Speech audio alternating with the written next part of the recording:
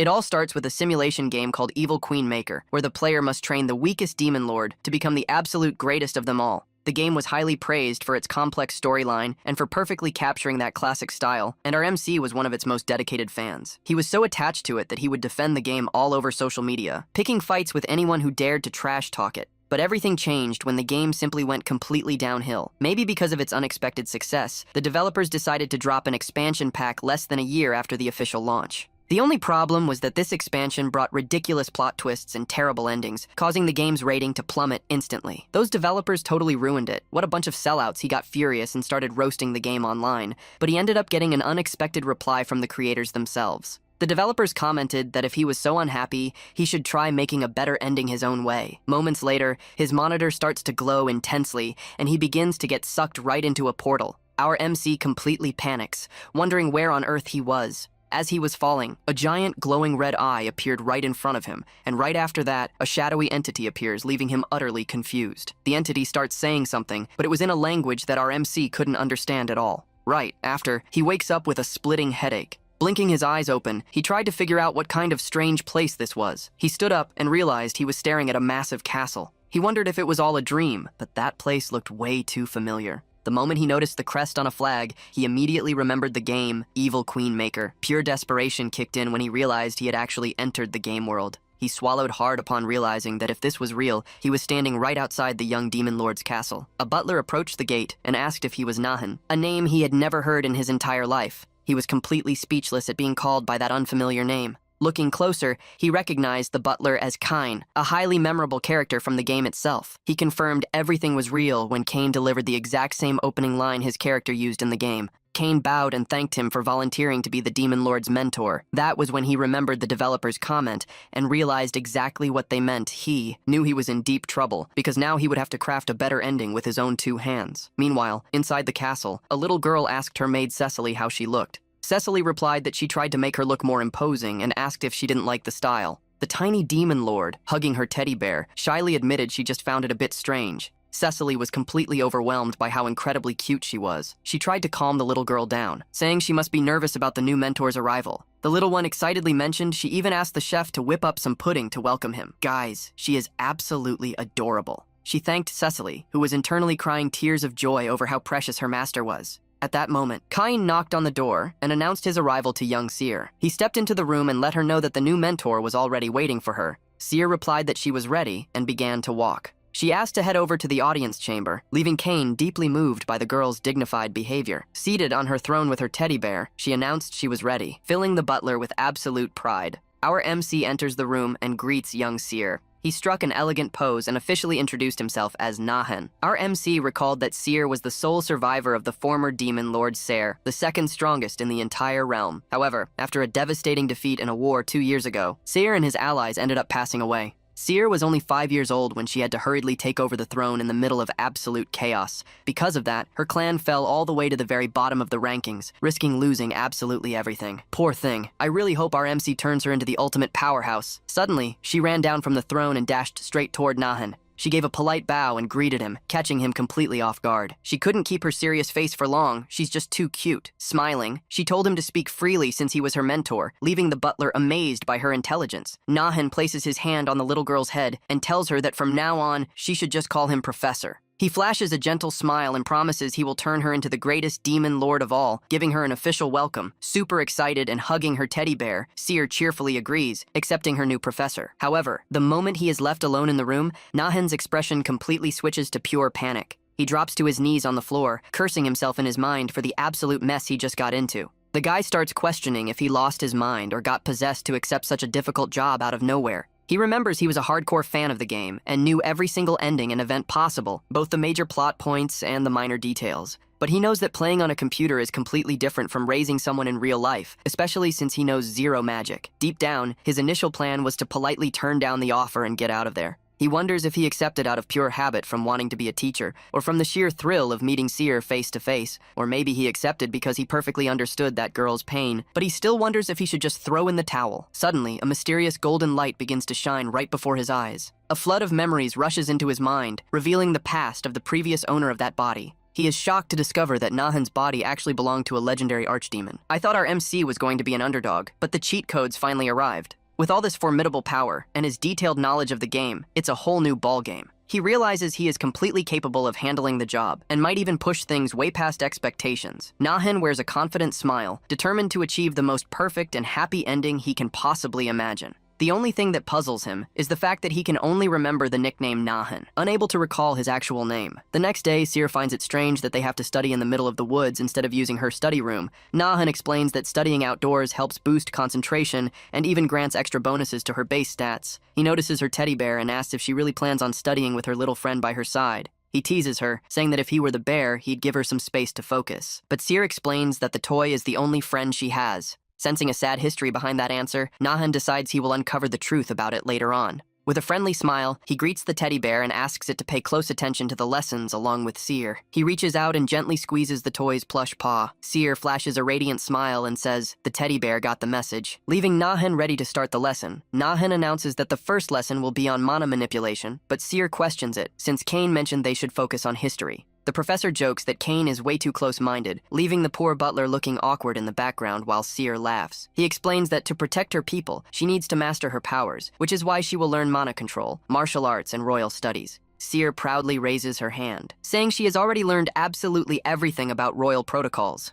He snaps his fingers and reminds her that royal studies are only useful when put into practice, finding it odd that she is so humble around others. At that exact moment, a glowing magical scroll appears, floating in the air right before them. She asks what that is, and Nahan explains it's a magical training journal to help her put her studies into action. He promises her some delicious pudding if she does her homework properly, keeping in mind that high affection levels are essential for leveling up in the game. He begins to explain that mana is split between core mana stored in the heart and usable mana that one can actually channel. Next, he asks what determines usable mana, leaving the little girl totally confused and unsure of the right answer. Nahan explains that powerful creatures have magical circuits in their bodies, and asks if she knows what their purpose is. Seer happily answers that the circuits are meant exactly to allow the proper flow of mana throughout the body. The professor nods and asks what happens if someone has a high number of circuits, and she deduces that way more mana can pass through. He is delighted by her quick response and praises the little girl's intelligence for picking up everything so fast.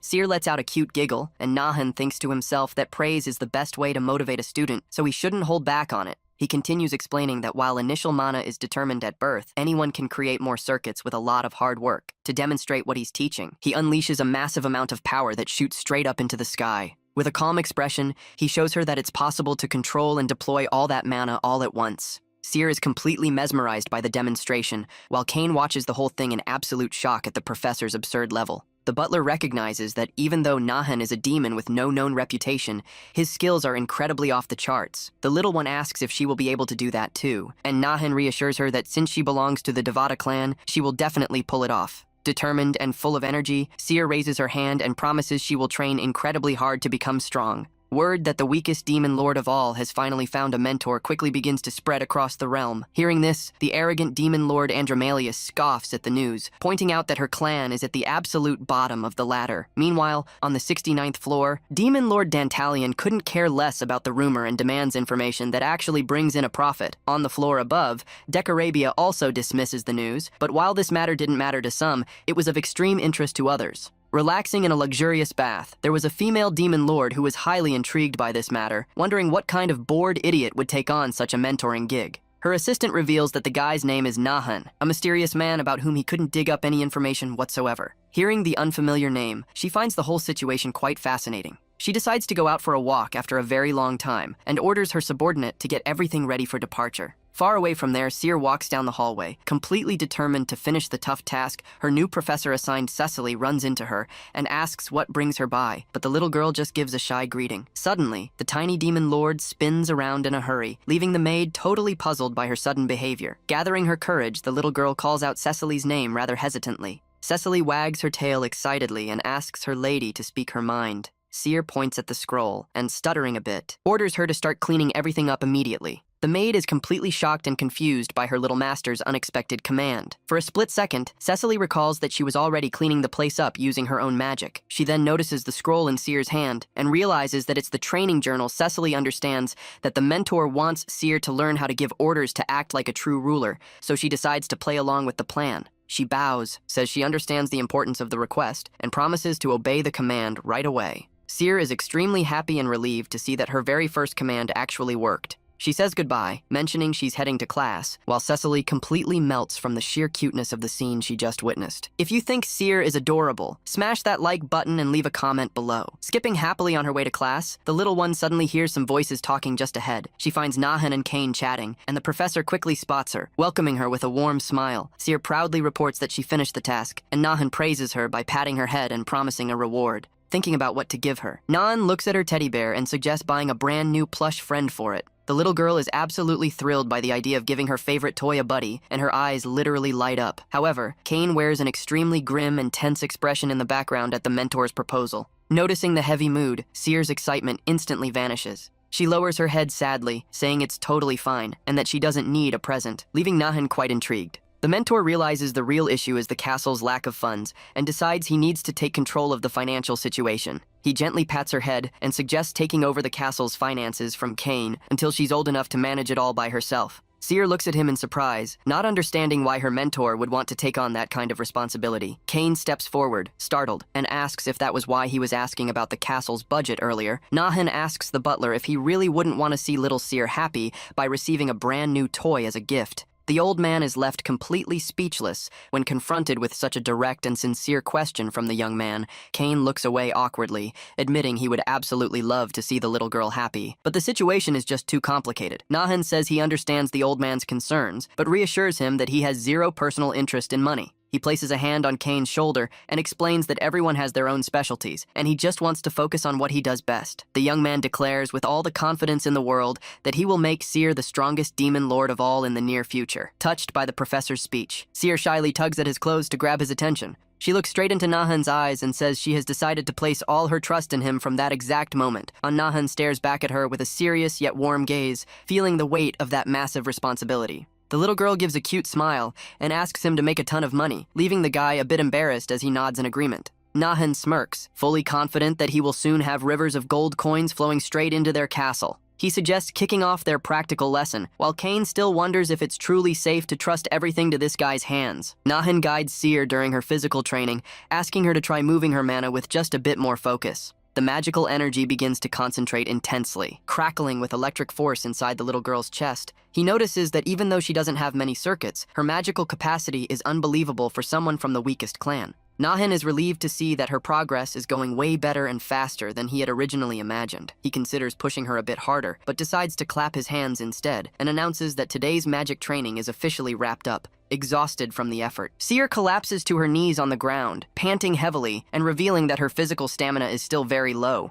The professor praises her effort and suggests a quick break before moving on to endurance training, which she accepts completely worn out. Moments later, little Seer restarts her running drills, carrying her inseparable teddy bear right along with her Curious. Nahan asks Kane if there's any special reason why she is so deeply attached to that specific toy. The old man reveals that the toy was a birthday gift from Seer's late father. The former demon lord Seer Nahan understands that Seer's passing was crucial to the main plot, and decides he will tell her the whole truth when Seer is fully ready to get her payback. Suddenly, one of the castle servants rushes over, calling out frantically for the chief butler. The servant Eldon explains, still out of breath, that an official letter has just arrived directly from the 71st floor. Kane gets extremely worried about what they could possibly be demanding, and Nahan notes that the old man's fear is totally understandable. The narrator explains that in the demon realm, a difference of just one floor represents a gargantuan disparity in power and military strength. Even so, Nahan flashes a confident smile and thinks there's no reason to panic, as he was expecting exactly this to happen. A few days later, a luxurious carriage arrives at the gate, and Nahan advises Kane to keep his cool so he doesn't show any weakness. Observing the carriage driver closely, the professor realizes right away that this is no ordinary driver. Nahan greets him with pure irony, and when the driver tries to play dumb, the professor states that he knows exactly who he really is. He reveals the driver's true identity as the wise Baphomet, leaving the disguised demon completely shell-shocked. Kane, Cecily, and Eldon watch the scene from a distance, thoroughly amazed by Nahan's sharp perception. Baphomet chuckles awkwardly upon being exposed, while a voice coming from inside the carriage finds the whole situation highly entertaining. The door swings open, revealing the beautiful and commanding demon lord Citri, who steps out of the carriage in a triumphant manner. Her striking and provocative presence leaves the castle servants completely flustered and blushing. With great elegance, Nahan gives a polite bow and formally greets ruler Sitri. She walks up to him and comments that since he saw right through Baphomet's disguise, the professor is definitely no ordinary person. Nahan agrees with a smile, saying that an average person would never be able to handle the role of mentoring a demon lord. Cain gets tense at the young man's boldness, fearing that his arrogance might end up provoking such a dangerous authority figure. When asked about the reason for her visit, Sitri suggests stepping inside, but Nahan blocks the way, demanding a valid justification. He reminds her that this is Seer's territory, and that even though she holds a higher rank, she cannot enter without legal permission. Irritated at being stopped by a mere instructor, Sitri swallows her pride and decides to cooperate just to achieve her true goal. She crosses her arms and states she came to discuss official business between the two territories, and Nahan finally allows her to enter. Baphomet notices that Nahan was clever to use her presence to reinforce the sovereignty and importance of Seer's clan. The professor apologizes for his bluntness and asks Cain to guide their distinguished guest to the castle's drawing room. Sitri orders Baphomet to wait outside, assuring him that the conversation inside will be quick, and he promptly obeys, walking through the castle. The female demon lord notes with disdain that the number of servants in the place has drastically decreased. Nahan explains that this is due to their financial crisis, while thinking to himself that the blame for this entire situation lies squarely on Sitri herself. He invites her to sit, and she mockingly asks when the little kid is going to show up for the business meeting. Sitri settles seductively onto the couch and states she came to handle an extremely urgent financial matter. The young man notices immediately that she is trying to use her charms to gain some sort of leverage over him. Nahan calmly states that she can negotiate directly with him, while Sitri thinks to herself that men are so easy to handle,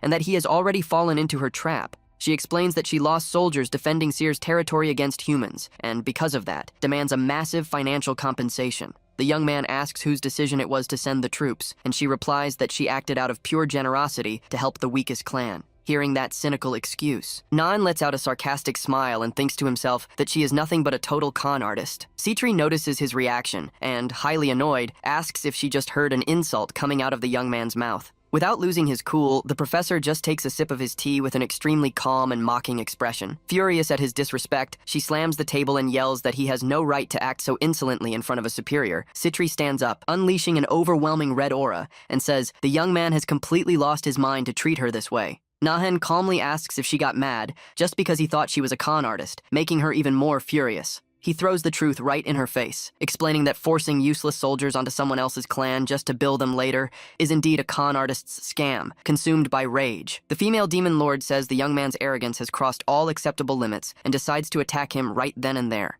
She conjures a powerful destructive spell that begins to rip the castle's drawing room apart. She warns him that this terrible destruction will be the exact punishment he brought upon himself for disrespecting her. The attack charges forward with full force, but Nahan keeps sitting peacefully, holding his teacup without moving a single muscle. He coolly comments that he was planning to settle things peacefully to spare her wounded pride. With total contempt for the strength of the enemy's attack, the young man simply raises his arm and snaps his fingers in the air. An absolute wave of overwhelming power is instantly unleashed, completely swallowing and canceling out Sitri's magic. The female demon lord is left completely shell-shocked to see that her powerful flames were put out with utter ease. Worried about his lady's safety, Baphomet quickly steps into the middle of the dispute to try and calm things down. The wise demon suggests they settle this misunderstanding through a good talk. Like the civilized demons they are, Nahan stares at him with a mysterious gaze and lets them know that he has an excellent business proposal to pitch to her. The crushing presence of a giant eye looms behind the young man, leaving her trembling and terrified as she recognizes that colossal force, even while sweating from nervousness. She tries to keep her composure and says he won't have any choice but to listen to her proposal too.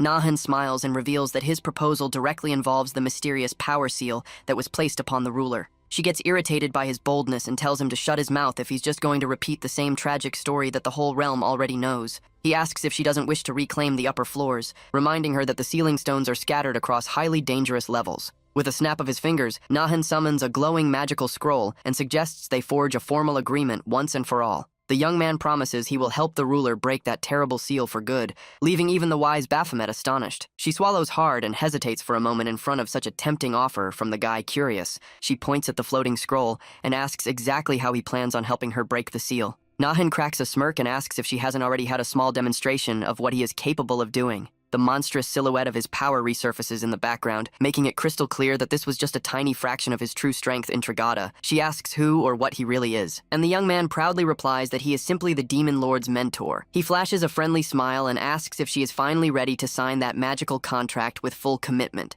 She finishes drafting the document, and Nahan celebrates silently, noting that the deal will bring rivers of money and total security to Seer's castle. He knows the only reason she accepted the heavily one-sided terms was the clause stating he will provide full and unlimited backing to her. The ruler analyzes the contract, thinking that this colossal power, even if it's just a minuscule fraction, is absolutely staggering. She wears a confident smile and concludes that it's a risky bet, but it's definitely worth a shot. She demands that he also sign using his blood seal, and the professor calmly agrees to her condition. Using a small dagger, Nahan makes a cut on his finger and presses his thumbprint onto the official scroll. Both bloody prints glow intensely on the paper, sealing the fate of this major alliance once and for all. The magical scroll rolls up on its own and begins to float in the air under the watchful eyes of both demons. The contract is enveloped by a powerful red energy, finalizing the indestructible magical agreement between them. Nahan puts the dagger away and says he looks forward to working alongside her from this moment on. She nods seriously, clenching her fist and accepting the business partnership with the mysterious young man. Right after, Nahan introduces her to Seer, letting her know that from now on, the ruler will be a great ally of theirs in the realm.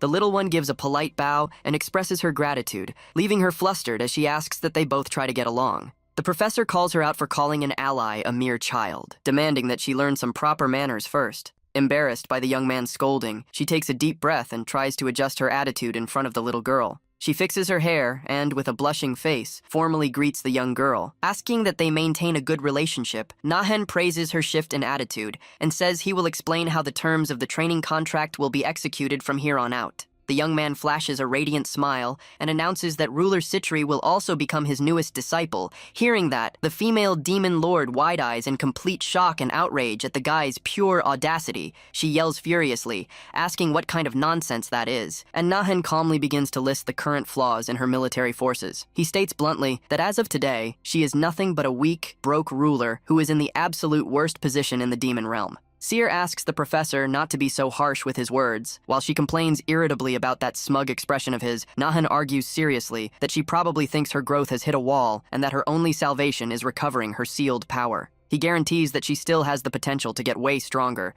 leaving the female demon lord confused and intrigued by the revelation. She tightens her trembling fists, thinking that if he truly possesses that absurd level of power, maybe this isn't a lie after all. The professor remembers she was Seer's biggest supporter in the game and decides he is going to genuinely help her reclaim her former strength. She tells him not to play around with serious matters, stating he should focus on the contract and leave for the day. He suggests she come visit him whenever she's free, leaving the lady furious that he's demanding a ruler go to him. Suddenly, Seer tightly hugs the professor's arm and glares at her rival with pure jealousy, making it clear that Nahan is exclusively her mentor. Amused by the little girl's jealousy, she gives in and agrees to set up weekly meetings for the training sessions with the young man. Nahan accepts the terms, but she gets annoyed, thinking he's implying she'll be desperate to see him. The young man just smiles mysteriously and thinks to himself that although he secured the alliance, there's still a massive problem left to solve. Meanwhile, the soldiers sent by her are complaining heavily about being left on guard duty at Seersbrook Castle. Epsilon loses his temper and tells his colleague Zeta to go crawling back to their old boss if he's so unhappy. Sparking an argument, Vice Commander Varuna arrives and breaks up the fight. While the narrator points out that Seer's soldiers were also sick of all the commotion, Epsilon apologizes and promises to discipline his subordinates, hearing from Varuna that they should focus on training instead of wasting time on nonsense. One of the soldiers asks the vice commander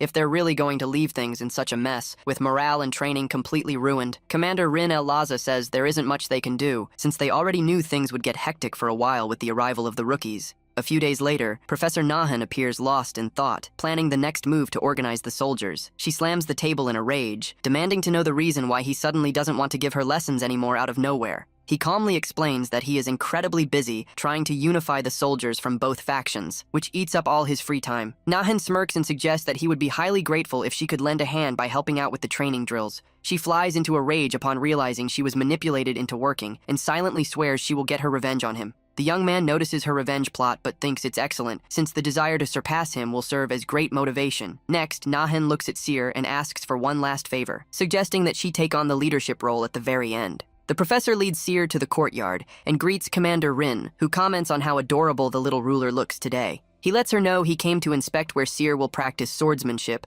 asking Rin to just call him by his name and saying he has some unfinished business to handle there. Varuna watches the two from afar, thinking with disdain that Nahan is acting way too smug for someone who is just a newcomer. The young man smiles and asks if Varuna has a problem with that, and when the vice commander questions if he has ever led an army, he admits he hasn't. Varuna smiles superiorly and comments that uniting soldiers from different backgrounds and factions is far from a simple task. Nahan doesn't flinch and mockingly asks if he would like to watch firsthand how he intends to solve that exact problem. Military man glares at him with a sharp gaze, challenging the professor and saying he will watch very closely to see the outcome. Shortly after, the soldiers who were training stop what they're doing, completely confused as they spot the little demon lord approaching the warriors on the training field, start whispering among themselves, curious about the trio's presence and wanting to know who the guy is. Nahan analyzes Vice Commander Varuna, knowing he is loyal and skilled, but that this respect right now is solely reserved for Sire. The professor decides to use this perfect opportunity for a show of force to win over the military man's loyalty and respect for good. Nahan approaches the lizardman Epsilon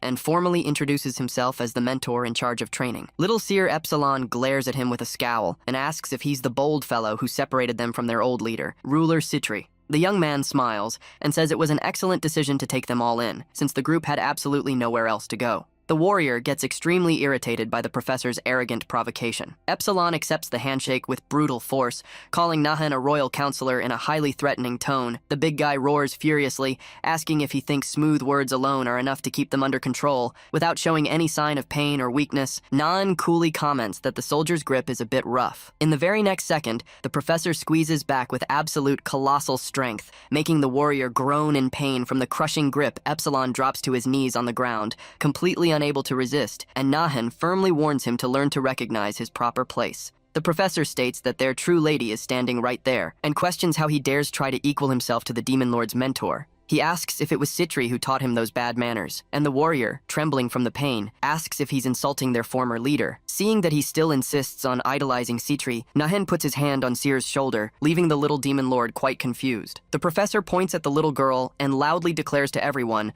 that their one and only true leader from now on is Seer Epsilon, looks at the little one and is completely disarmed upon realizing just how incredibly cute and precious the little girl is. He tries to pull himself together and proudly shouts that his only leader is Citri, making Nahan praise his sheer determination. The professor regrets that this is their choice and begins to focus his magical energy to teach the group of rebels a lesson. A crushing gravitational pressure is unleashed upon the training field, forcing all the new recruits to drop to their knees. Epsilon and his comrades scream in agony, being completely flattened against the ground by Nahan's overwhelming force. Varuna watches the whole thing in absolute state of shock, thoroughly impressed and terrified to witness that absurd level of magical power. Walking calmly among them, the professor says that disobedient dogs are of no use, but decides to give the group one final chance. He asks if they will keep denying reality until they completely vanish, or if they prefer to place their hopes in a brand new future. The warrior replies that being demons, they have no choice but to follow the orders their former leader signed, satisfied. Nahan says that level of loyalty is useful, and warns that he will hold them accountable for those words from then on.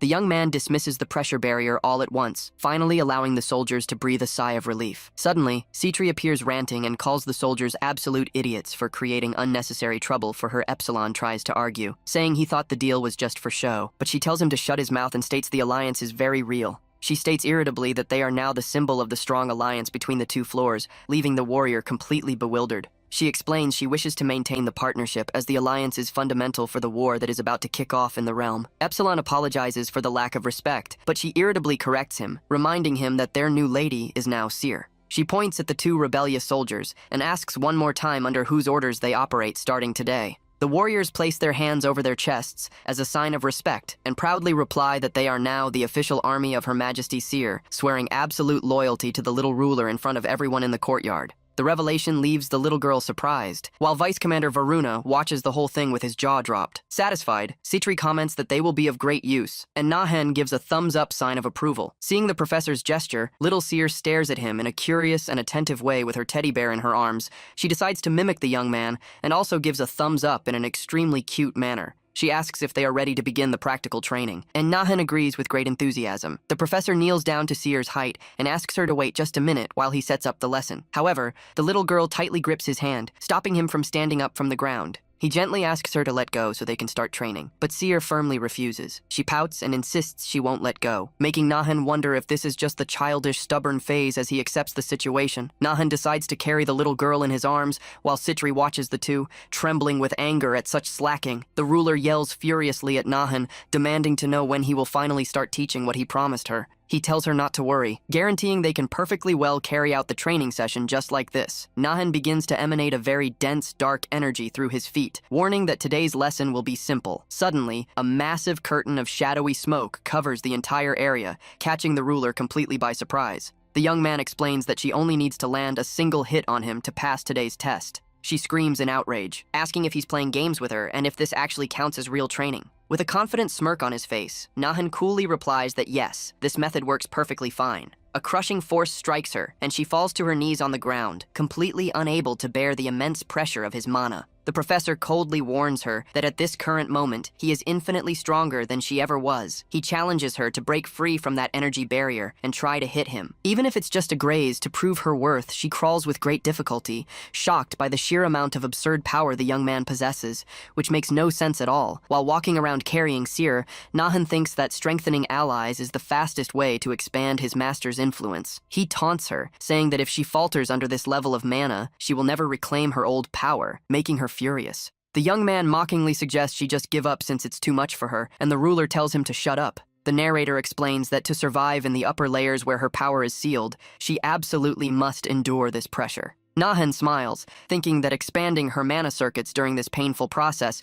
will be just an extra added bonus. The young man tells little Seer to watch everything very closely, as that is the true goal of the training. She asks the reason for it, and the professor thinks to himself that sooner or later, she will also need to go through this training. While she crawls from exhaustion in the background, Nahan knows that Seer will have to master this exact same technique in the future anyway. The sun begins to set, and the professor teases, asking her not to overexert herself too much, considering her advanced age, worn out and drenched in sweat. The ruler tells him to shut his mouth while trying to stand up from the ground with great difficulty. She swears she will still land a punch on his face today, and Nahan peacefully sips his tea, rooting for her to pull it off. He notes with surprise how fast she's adapting to the pressure, realizing she truly deserves her title as the 12th Seer tugs at the professor's sleeve and asks to have a lesson too. But Nahan reminds her that her training was already done in the morning. He knows that pushing her too hard would be bad, but looking into the little one's shining eyes, he gives in and decides to teach something more advanced. Nahan snaps his fingers in the air to kick off a new practical magic demonstration for his student. The dark pressure on her suddenly vanishes, leaving the ruler lying on the floor, not understanding what just happened.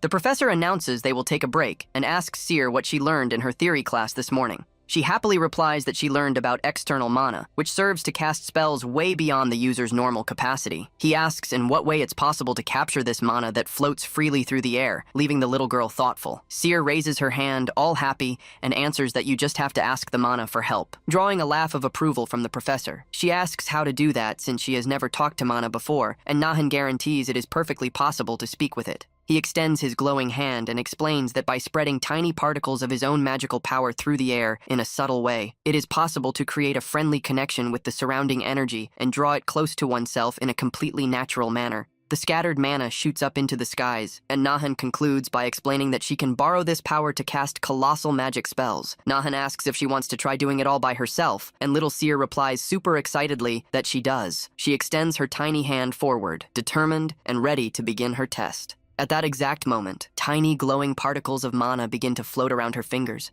The young man guides her to spread her mana very slowly and widely, while she watches everything in surprise from behind. Faced with so much power, she wonders if this is truly the mana of a mere 7-year-old child. She swallows hard and realizes she needs to protect this alliance between them at all costs. Nahan praises the girl and asks her to try gathering the mana, and Seer immediately agrees while focusing the energy. She finds the sensation strange, but Nahan explains that this odd feeling is just the floating mana she just attracted. The professor tells her to combine a fraction of her mana with the external energy and asks her to picture a bright flame in her mind out of nowhere. A terrifying flame in the shape of a burning skull appears right after the incantation. The little flaming skull hovers on the tip of the young man's finger and lets out a tiny roar. Nahan tells Seer to try now, but she yells, telling him to wait just a second. She asks irritably what on earth he is teaching, and when Nahan questions if there's an issue, she says that is ancient lost magic. Nahan looks at the tiny flame in his hand and is genuinely surprised to learn that this is indeed ancient lost magic. He admits she is right, and, when questioned about how he knows it, says he needs to finish the lesson first. The young man smiles and asks Seer if she can copy what she just saw, and the girl enthusiastically replies that she can. She closes her eyes in deep focus, mentalizes the flame, and begins to cast the spell. Glowing, flaming magical symbols appear right above her tiny hand. Seer manages to create the tiny fire skull and joyfully celebrates, receiving high praise from her professor. While he mentions she will need to practice this constantly, she sneaks up quietly behind him with a clenched fist. Nahan warns her that trying to hit him only counts during actual training, and she tries to excuse herself by stuttering that wasn't what she was going to do. The ruler asks him to teach her this ancient magic too, but Nahan coldly replies that he won't do that. She complains, saying she is also his student, but the young man explains they haven't built up enough mutual trust yet. He thinks about leveraging this and suggests out loud that maybe he'd change his mind if their relationship got closer. She turns extremely red and asks, stuttering, if they really need to get closer. She tries to calm down, thinking she will only do this to manage to get stronger. She sheepishly asks what his ideal type is, leaving Nahen and Little Seer totally confused. She says that to get closer, they should know each other's tastes, but Nahan explains he was talking about trust between their respective floors. Deeply embarrassed, she tells him to forget what she said, and Nahan warns that she should bring a better offer next time Little Seer just watches the entire situation, completely failing to understand absolutely anything that is going on there. A new day dawns, and sunlight streams through a large, ornate glass window inside the castle. Nahan remembers that the body he possesses masters ancient magic, precisely because he is one of the archdemons. He recalls that his true identity was never revealed in the game, but finds it strange that his own body fears other demons. The young man decides not to waste time on what he doesn't know, since he needs to solve several urgent problems one by one. He grabs some paperwork and focuses on his most pressing goal at the moment, which is territorial expansion. Since they can't go to the human world yet and Citri's floor is an ally, the only option left is the 70th floor. He considers allying with Citri for the attack, but spots something highly interesting in the paperwork that could switch up his strategy. The next day, Little Seer comes running into the office, calling out loudly for her dear professor. Commander Rin apologizes and explains that the young ruler highly insisted on tagging along for that meeting. Nahan says it's totally fine, and thanks the commander for coming by so quickly to give her take on the matter. The young man confirms he called her to talk about territorial expansion. Leaving the warrior completely shell-shocked, Rin warns that conquering the 70th floor will be tough and that they would be at a disadvantage even with Citri's help. She suggests extreme caution if he's thinking about an all-out war, but the young man simply slides a document in her direction. The warrior analyzes the paperwork and notices that his plan avoids a direct clash to make victory possible. Nahan asks what she thinks of the idea and confidently states that this is a practically foolproof move. She agrees that the plan is indeed viable, provided they manage to avoid a direct head-on combat. The young man wants to know her final opinion and reinforces that he heavily believes in the success of this strategy of theirs. Rin says they will need infiltration and suggests calling Epsilon, but Nahan fears the warrior might end up causing a scene. The young man reassures the commander, saying everything will be fine, and guarantees that their ally will behave perfectly well. Now he suggests forming a legion with the new recruits to avoid any kind of complaints among his soldiers. Rin explains that this will also help spark the loyalty of the integrated troops toward young Seer, and Nahan asks in what way. She says that if the soldiers see a legion of their own, they will take a liking to Seer, and Nahan agrees while secretly planning to bill Citri for the costs. Nahan asks what Seer thinks of all this, and the little one replies with a massive smile that she accepts any decision of his. Just then, she approaches and says she also wants to help out with the invasion plan for the 70th floor. She complains that he doesn't seem to trust her, and Nahan looks away, thinking about the massive power gap that exists in the game. The young man asks where Seer is going when he sees her suddenly jump from her garden chair and start running. The girl lies down on the ground right next to her and says in a cute way that they should train and do that together. Seer comments innocently that people say it's less tiring to train together, making the professor let out a little chuckle. She looks to the side, completely shocked by such a pure and unexpected attitude from the little ruler. She realizes that dealing with someone so pure and innocent can be a real challenge in its own unique way. Nahan approaches and warns that the little girl is going to end up getting her teddy bear completely dirty in the dirt. The young man proposes they take a bath to clean the bear and then asks Butler Kane to take care of his master. She comments that he seems to have a real knack for kids, and Nahan replies that it's not exactly a matter of experience. The young man explains that he simply thinks and acts in the way that would make Seer feel most comfortable and secure. He then teases, asking if she acts without thinking, which gets her highly irritated and screaming from pure embarrassment. The professor snaps his fingers to pause the training and suggests they continue their chat about the invasion of the 70th floor. He wants to know the reason for so much interest, and she says it's because they are allies, but she knows he wouldn't believe it if it were just that. She decides to be honest and reveals that her floor was also already getting ready for a war in the future. Nahan gets worried, seeing that events are taking place earlier than they should, wondering if he changed the course of history. She agrees to collaborate regardless and asks how he plans for her to help in this crucial mission. Nahan suggests she make a direct frontal attack, and although she fears heavy losses, he guarantees her forces won't suffer much. She realizes he just wants her to fake the attack, and although he praises her for being quick, the ruler doesn't feel highly praised. She questions why she should serve as bait for him, and the young man simply shows a scroll with the detailed plan. Upon reading the document, she discovers that the ruler of the 70th floor insulted the Aaron Raiders clan, which holds major power in the region. She thinks it's a great opportunity, and Nahan confirms that his true goal is to bring that clan over to their side. Nahan says he will send a person they won't be able to turn down, and the ruler quickly guesses exactly who he is talking about. She asks about the profit split, and Nahan surprises her by offering a fair 50-50 split without trying to grab more. The young man smiles and explains that since they are allies, this kind of balanced agreement is ideal to maintain the partnership. She recalls that he didn't trust her completely before, but Nahan replies that it's up to her to decide whether to believe it or not. Suddenly, the young man emanates a terrifying dark energy that leaves the ruler trembling in absolute dread. With a wicked smile, he says it's time to get back to training, and she screams, complaining that that's just pure malice. Later on, the little ruler's teddy bear appears completely clean and smelling incredibly fresh. Seer happily runs through the hallways with the toy in her hands and calls out for her professor, while Kane follows close behind. Nahan affectionately picks her up and comments that the teddy bear is way cleaner now, and she radiantly agrees. However, he notices a red streak in her hair and asks if she ended up coloring her hair during the bath. Butler Kane approaches and explains that members of the Devada clan have the unique ability to store external mana within their hair. Nahan realizes she stored mana from their last lesson, but gets confused because this power-storing mechanic was never in the game. Kane confirms that the hair goes back to normal after the mana is spent, mentioning that the former leader had half his hair red from holding so much power. The young man realizes that with this mana storage, even little Seer will be capable of casting incredibly powerful spells. Affectionately, he lets her know that from now on, she will need to train a lot to gather this kind of energy, and she accepts on the spot right after. He looks at the butler and asks where the commander of their forces took off to at this moment. Meanwhile, on the 70th floor, which is ruled by Andromalius, the dark night covers the houses of a small village.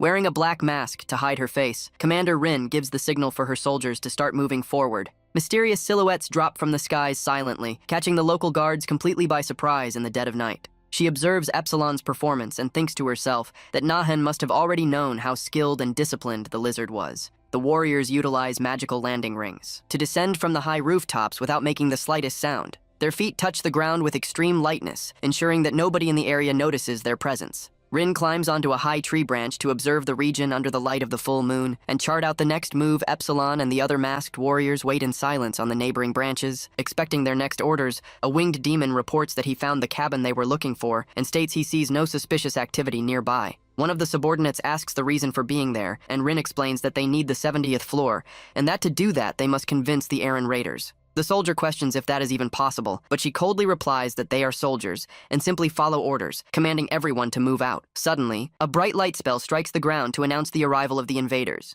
A powerful magical barrier completely surrounds the cabin in the middle of the woods to prevent any escape. One of the soldiers is suddenly caught off guard when a mysterious voice commands him to stop exactly where he is. The door swings open, and two powerful demon guards step out of the cabin, ready for combat against Rin's group. The guards demand that they identify themselves. While Rin notices that the strength of Aaron's subordinates is superior to what she imagined, heavy footsteps are heard from inside the cabin, accompanied by a voice asking if they are Seer's messengers. The leader of the clan, Aaron Raiders, appears at the door holding his pipe in an imposing and calm manner. He looks closely at the masked group and asks which one of them is the true leader of that mission. Without hesitating, Rin reaches up to her face and begins to remove the black mask that was hiding her identity. She reveals her beautiful blue eyes and hair, replying with great firmness that she is the leader of the group. Aaron is shocked to recognize her as one of the 4 swords of Seer, while his guards whisper among themselves. Saying that all of them were supposed to be dead, Rin lets them know she abandoned that title a long time ago, and that she now serves solely as the sword of her master. Seer Aaron is surprised to learn that Seer plans to conquer the 70th floor, and questions if she really thinks that's possible. Now inside the cabin, Rin guarantees that victory is more than possible. Making the clan leader question the reason for so much certainty, Rin says they would manage to defeat Andromalius with ease, and Aaron admits that, coming from her, he believes those bold words. He reminds her that a war is different and suggests she came there precisely because she needs the help of someone who knows the region well. The female warrior explains she can't reveal all her cards on the table, but decides to share a highly important detail with him. She reveals that alongside the young ruler stands someone so absurdly powerful that not even 100 warriors like her would be capable of scratching him. Aaron swallows hard, extremely tense from hearing such an impactful statement coming from one of the legendary 4 swords. The leader tries to chuckle, saying she must be joking, but Rin seriously asks if she looks like the type of person who plays around. Aaron says they wouldn't need help if they were so strong, and Rin explains they don't want to draw the attention of the upper floors. With a dark gaze, she warns him to keep in mind that, whether he believes it or not, he won't manage to escape the disaster either. Eren is left wondering if that is a threat or a test, but he knows very well what a warrior of that caliber is capable of doing. The leader asks to hear her proposal, and Rin demands passage for Citri's troops and assistance to corner the enemy ruler during the attack. She promises status and rich rewards, asking if he prefers to let go of a rotten rope to hold on to a brand new, highly sturdy one. The negotiations wrap up successfully, and back at the castle, Nan praises the commander for the excellent job of persuasion she pulled off. He lets her know the departure will be soon, and asks her to rest and get ready, and the warrior agrees, calling the young man Professor. Noticing that the commander hesitated before leaving, Nan asks if she has something important to tell him. She apologizes for the intrusion and asks why he willingly accepts being known merely as Seer's simple tutor. He fires back, saying that being the ruler's tutor is no small position, but Rin insists that this role is way too low for his sheer power. She questions why someone so powerful would choose the 72nd floor, saying that makes absolutely no real sense. The young man realizes she fears he might want to usurp the throne in the future, admitting that this concern of hers is perfectly understandable. Nahan sees she is completely serious, and realizes that if he makes up some silly excuse, she won't buy it, leaving him no choice but to be honest.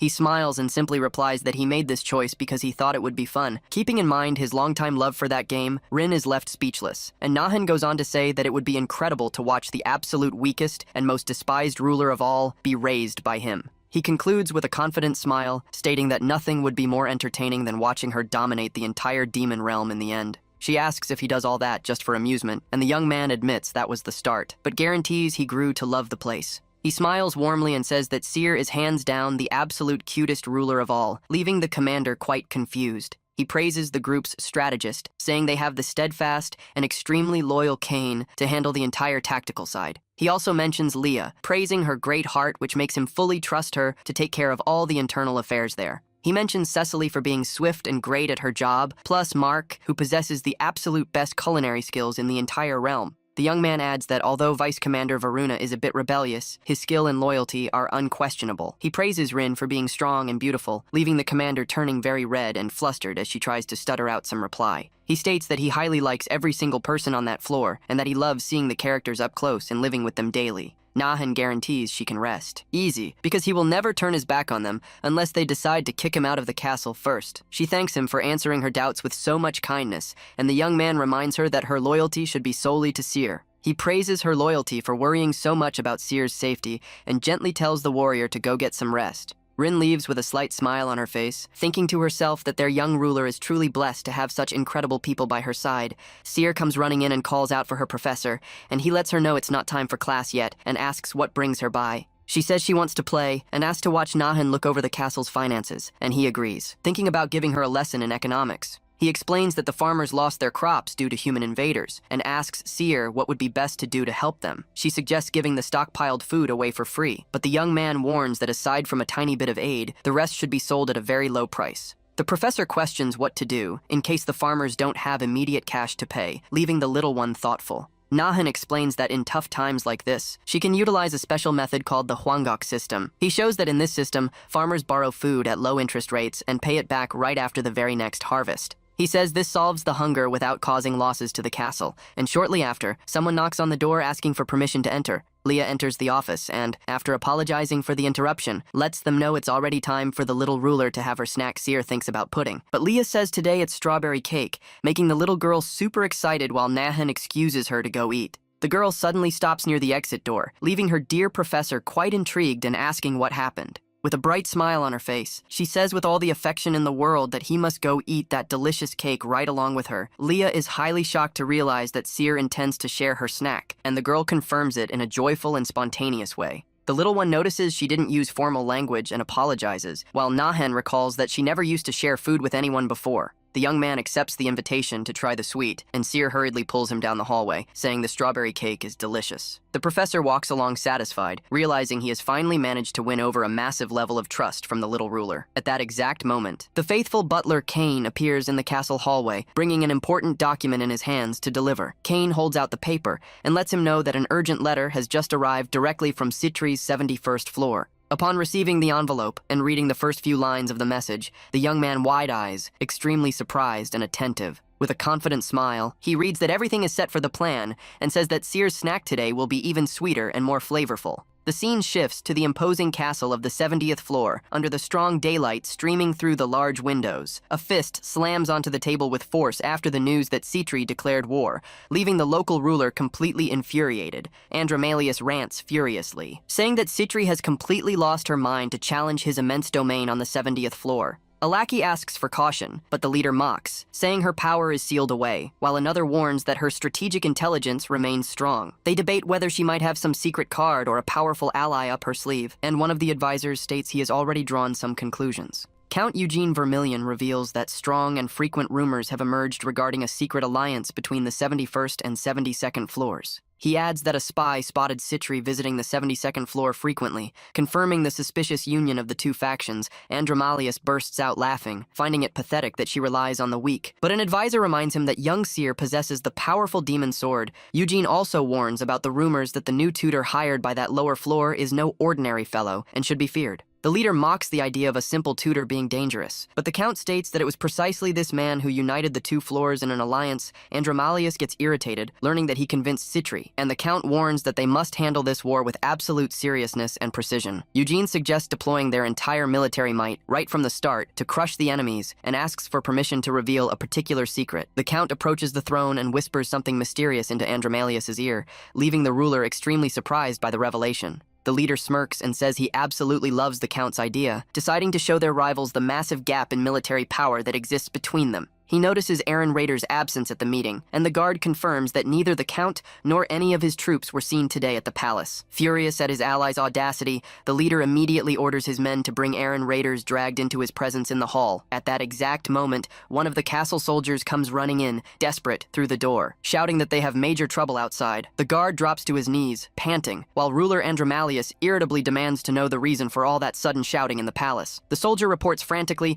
that Citri's troops have already arrived and are setting up camp right in front of the castle's main gates. The leader of the 70th floor is left completely shell-shocked and speechless. Upon receiving that news of immediate invasion so close by, he rants and slams the table as he realizes the terrible possibility that the traitor Aaron Raiders might be involved in this entire story. Eugene Vermilion asks for authorization to launch an immediate counterattack, guaranteeing that their troops are already set to crush the invaders. All the officers present in the Grand Hall begin to shout in unison, demanding the death of the foolish Citri and the Grand Traitor Aaron Raiders. Andromalius agrees and orders all soldiers to prepare for combat and exterminate all those arrogant invaders all at once. Meanwhile, back at the Devada castle, Nahan carefully places a heavy armor helmet onto the head of the little ruler Seer. She complains that the gear is way too stuffy, but the professor explains that the armor can save her life and asks her to hang tough. The young man promises he will give her a beautiful slice of cake when they return if she behaves well, and the girl happily accepts the deal. Nahan asks the butler about the commander, and upon learning that she must have already started the mission, says they also need to hurry up holding the little ruler in his arms. The professor says goodbye to the faithful butler Kane, who wishes them both great luck in the upcoming clash. Standing before a massive glowing blue portal, Nahan asks if everything is ready, and Vice Commander Varuna replies that he was already waiting for him. Varuna explains that ruler Citri provided a temporary portal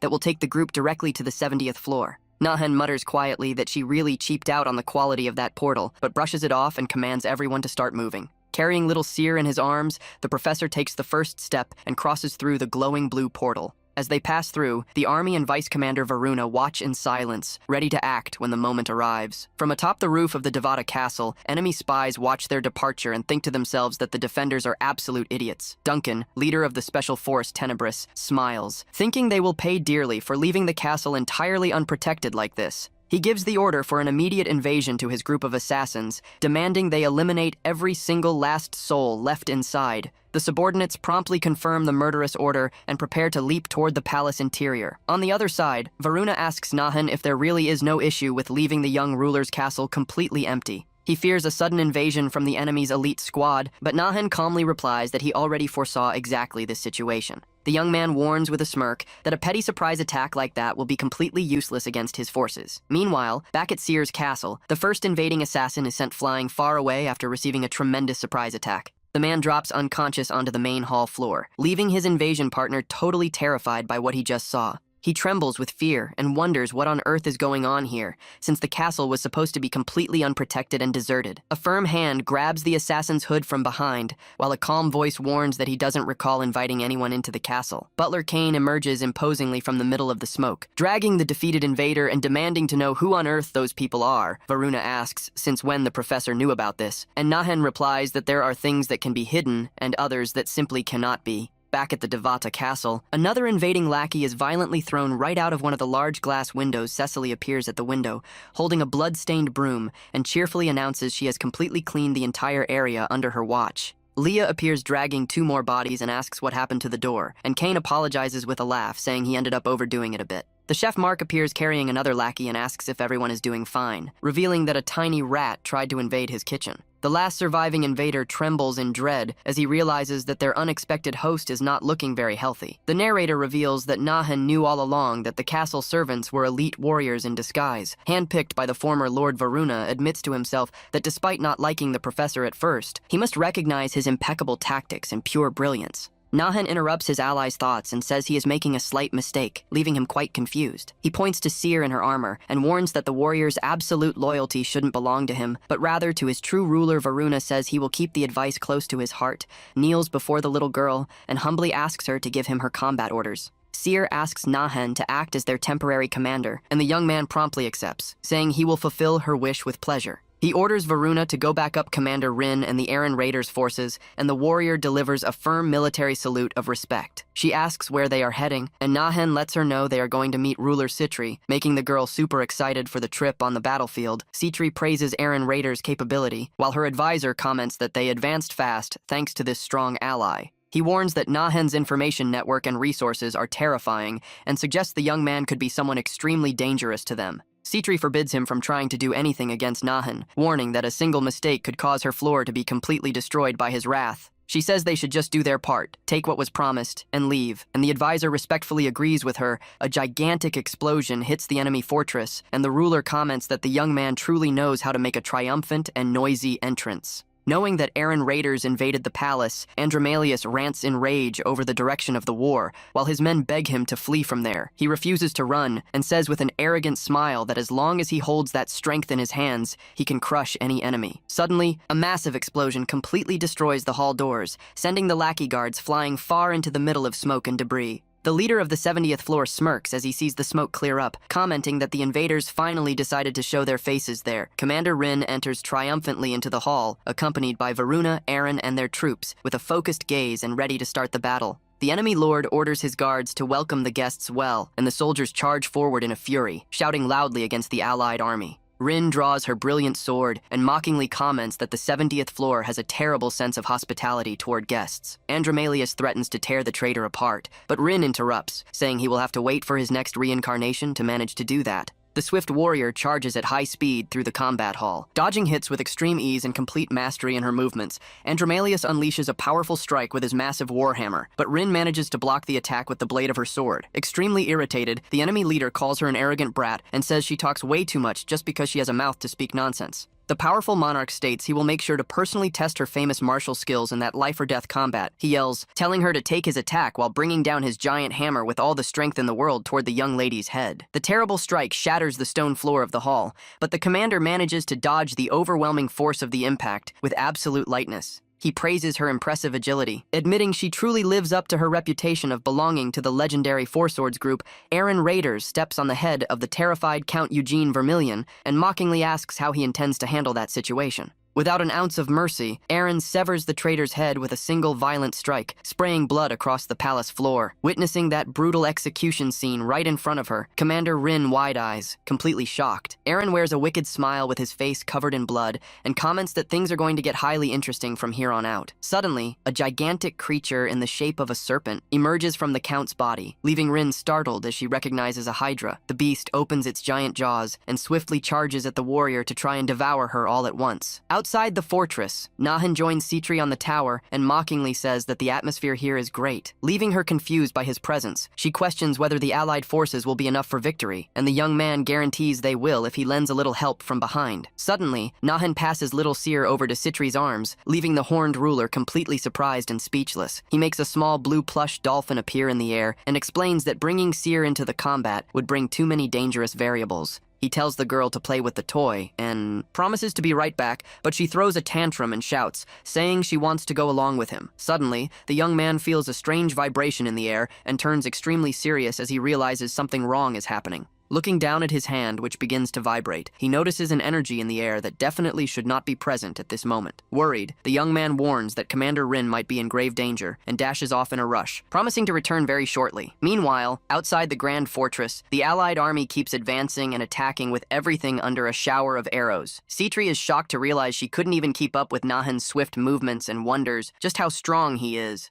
The advisor suggests taking the chance to flee, but she tells him to shut up. Knowing that Nahan is merely testing her loyalty, she orders him to forget any betrayal plans and treats Seer with the exact same absolute respect he shows for her, holding her blue plush whale. Seer smiles happily, while ruler Citri finds the girl's taste for that toy rather curious. Back at the battle in the palace, one of the enemy soldiers is struck in the chest by a sharp spear and falls down spitting blood. Vice Commander Varuna observes the combat around him with a very serious and focused gaze, keeping his sword drawn. However, Andromalius suddenly appears and unleashes a crushing strike that sends Varuna flying far away with violence. The Vice Commander collides hard against the stone wall of the hall and falls unconscious, leaving Aaron Raiders in pure shock. The enemy lord mocks Aaron Raiders' terror and says that this is the end for them. Commanding the warrior to fight until his very last breath, Rin is crushed by the strength of the giant serpent and realizes that that monster holds an absurd power that rivals a demon lord's. As the Hydra's jaws close in to swallow her, the female warrior wonders if her journey will truly end in that tragic way. She closes her eyes, accepting her fate, and mentally apologizes to her dear Master Seer for failing to protect her. However, hearing a strange sound, the commander opens her eyes and wonders, intrigued, what on earth is happening there? She watches in awe as the giant creature's head is sliced right in half by an extremely powerful and high-speed shadowy force. Andromalius appears fallen on the combat hall floor and completely out of breath, asks who on earth the invader is.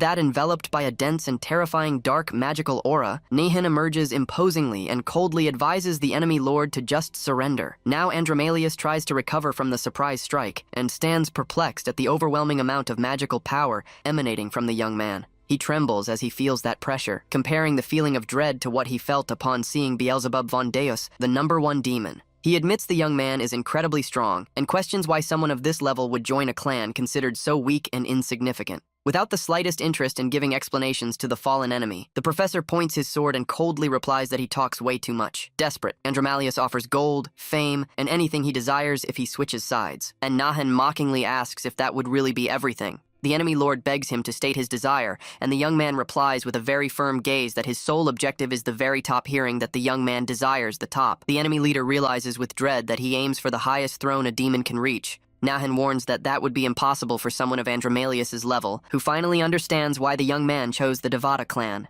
With a freezing gaze and without any hesitation, the young man warns that he won't forgive the enemy for trying to obtain a power he cannot control. Andromalius chuckles mockingly and states that, in war, what matters is winning at all costs, even if he needs to resort to dirty tricks to do so. Before the enemy lord can even finish speaking, the young man unleashes a swift and deadly sword slash to wrap up the matter. With the combat properly concluded, Nahan shears his weapon back into its scabbard in an extremely calm and imposing manner in the hall. Right after, the professor raises his voice in a commanding way to announce to all the warriors in the palace that the war has finally ended outside. His voice echoes, ordering the enemy soldiers to drop their weapons immediately, revealing that their leader has been defeated. He guarantees to spare the lives of whoever surrenders and promises death to the rebels, leaving the rival soldiers completely shocked by the defeat. In the Allied camp, Citri is highly impressed by Nahan's speed in wrapping up the war, admitting that coming from him, anything is possible. Recognizing her dear professor's voice echoing across the battlefield, little Seer celebrates in a highly joyful and cute way. Rin apologizes for lowering her guard during the fight, but the young man asks her not to blame herself so much for being away from combat for a long time.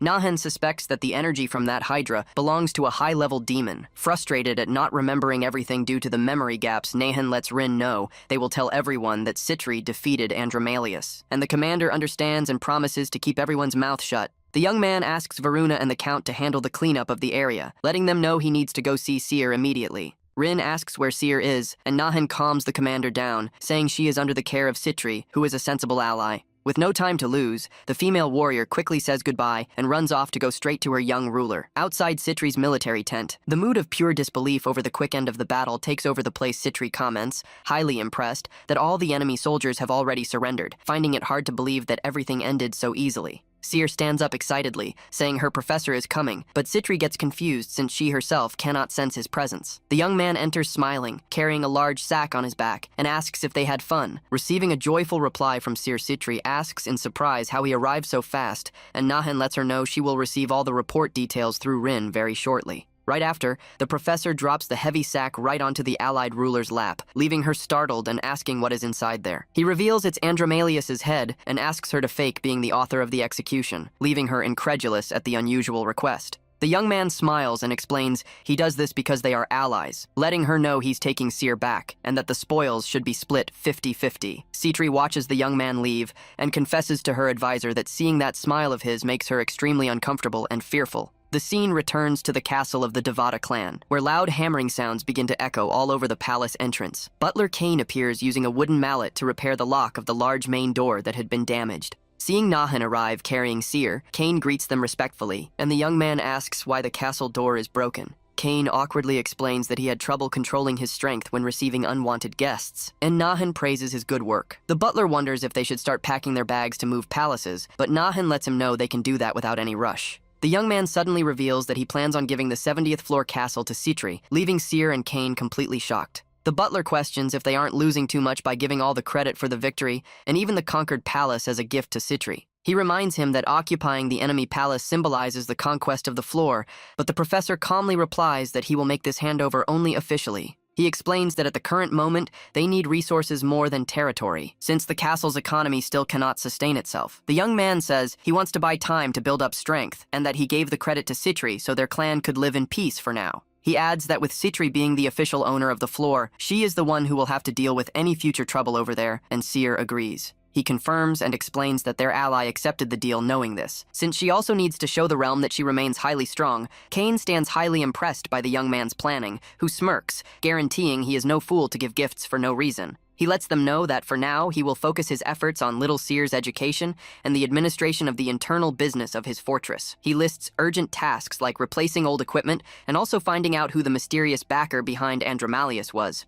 The faithful butler asks how. He had so much certainty that he would manage to convince Aaron raiders to join their side in the war. Nahan smirks, thinking to himself that he just got incredibly lucky because it was a side event he already knew from the game. Kane pretends to believe the luck excuse and thinks to himself that the young man is truly incredible and indispensable to protect young Seer. The professor begins to head up the palace stairs and leaves the responsibility of finishing the large door repair in Kane's hands. While they pass by Cecily, who is cleaning blood off the floor, Nahan lets the little one know that now he will focus heavily on her training as a ruler. He gently touches his pupil's forehead and reminds her that the true owner of that castle and leader of everything there is Seer von Devata. The little girl smiles and says his lessons are highly fun and that she and her teddy bear will make sure to learn absolutely everything. He thanks her for her affection and thinks to himself, satisfied that the teaching method he chose worked out and that he is also highly enjoying the routine. The young man tries to put her down on the floor to go catch up on the piled-up work, but Seer clings to him and loudly shouts that she doesn't want to. The girl quotes a piece of advice from Cecily about resting after working hard, leaving the guy flustered and letting out an awkward laugh. With an extremely cute pout on her face, she affectionately begs for her dear professor to go take a nap right along with her. Nahan realizes she will get highly upset if he refuses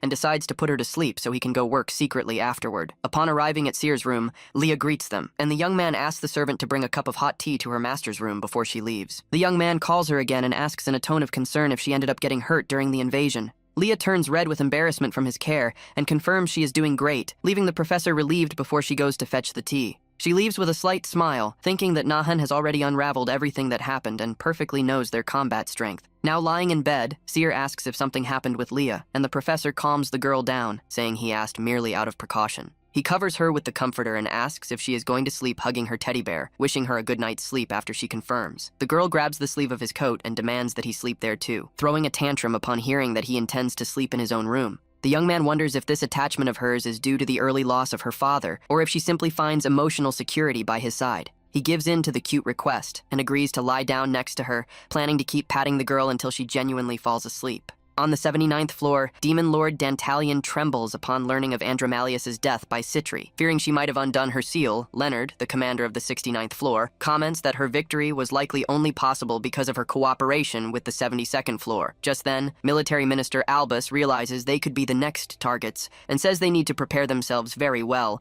Albus suggests sending a letter to Decarabia on the 68th floor, and his lord asks if he plans on forming an alliance. Hearing that there is no better path, he explains that Andromalius was the only one whose martial strength surpassed his own, so if he stands still, he will definitely be the next to fall. The Lord tells him to stop talking and quickly prepare the letter, stating that Decarabia will have no reason to turn down the proposal. Meanwhile, someone knocks on the door and lets Nahen know that the tea is already set. Leah enters the room bringing the tray and wishes them peaceful dreams. Seeing Nahen and Seer sleeping together in the bed, the servant deduces that both must have been highly tired. She watches the two resting peacefully and once again wishes that they have good dreams. Later on, Nahen complains that she took a whole entire week to split the assets from the conquest, and Citri fires back saying she ran all the way here as soon as she finished everything. Citri explains that the territories and troops have already been divided, leaving only the treasures, and Nahen praises her upon noting that the split was done in a fair way. She asks if they can pick the treasures first for having delivered Andromalius's head, and the young man thinks to himself that he doesn't care. As long as it's fair, Nahen says she will be busy with the occupied territories, but asks that she show up at least once a week to train and not waste their effort.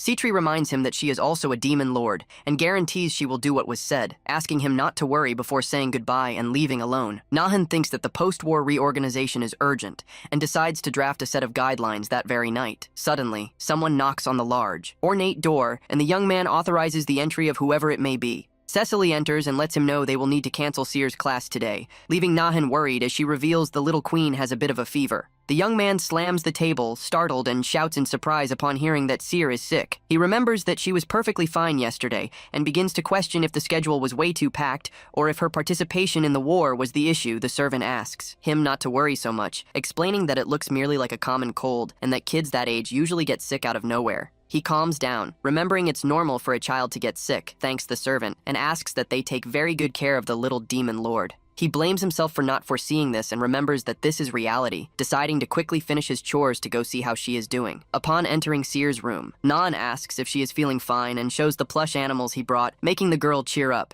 She is radiant with the gift, tightly hugs the plush bears, and thanks her professor with a massive smile. The young man smiles and says that isn't all, revealing he brought even more plushies of different animals for her Seer, ends up buried under so many toys and asks, startled, for the professor to stop giving her more plushies. Sometime later, the little girl sleeps peacefully while muttering in her dream that there are too many dolls. Holding just the third plush toy, Nahen stands quite confused by her comment during her sleep. He realizes she is dreaming about too many toys and wonders what exactly the little girl is dreaming about. The young man touches her forehead and is relieved to see that the fever broke, deciding to work right there in the room to keep watching over her. Suddenly, the girl wakes up and calls him, startling the professor who is adjusting a chair and quickly apologizes for making noise. While caressing her head, Nahen asks how she is feeling and confirms he was highly worried when the girl asks. The professor tells her to sleep a bit more while he watches over her, but she asks to look over the paperwork with him, being instructed to rest today. He warns that if she doesn't get better soon, she will miss out on tomorrow's pudding, which she couldn't eat today, leaving the little girl shocked at the terrible idea. The young man lets out a friendly laugh and once again wishes that she has good dreams while resting. Kine delivers the treasure report, sent by Rin, and Nahen reveals that there is a very specific item from the 70th floor that he needs to obtain. He remembers that equipment is crucial in the game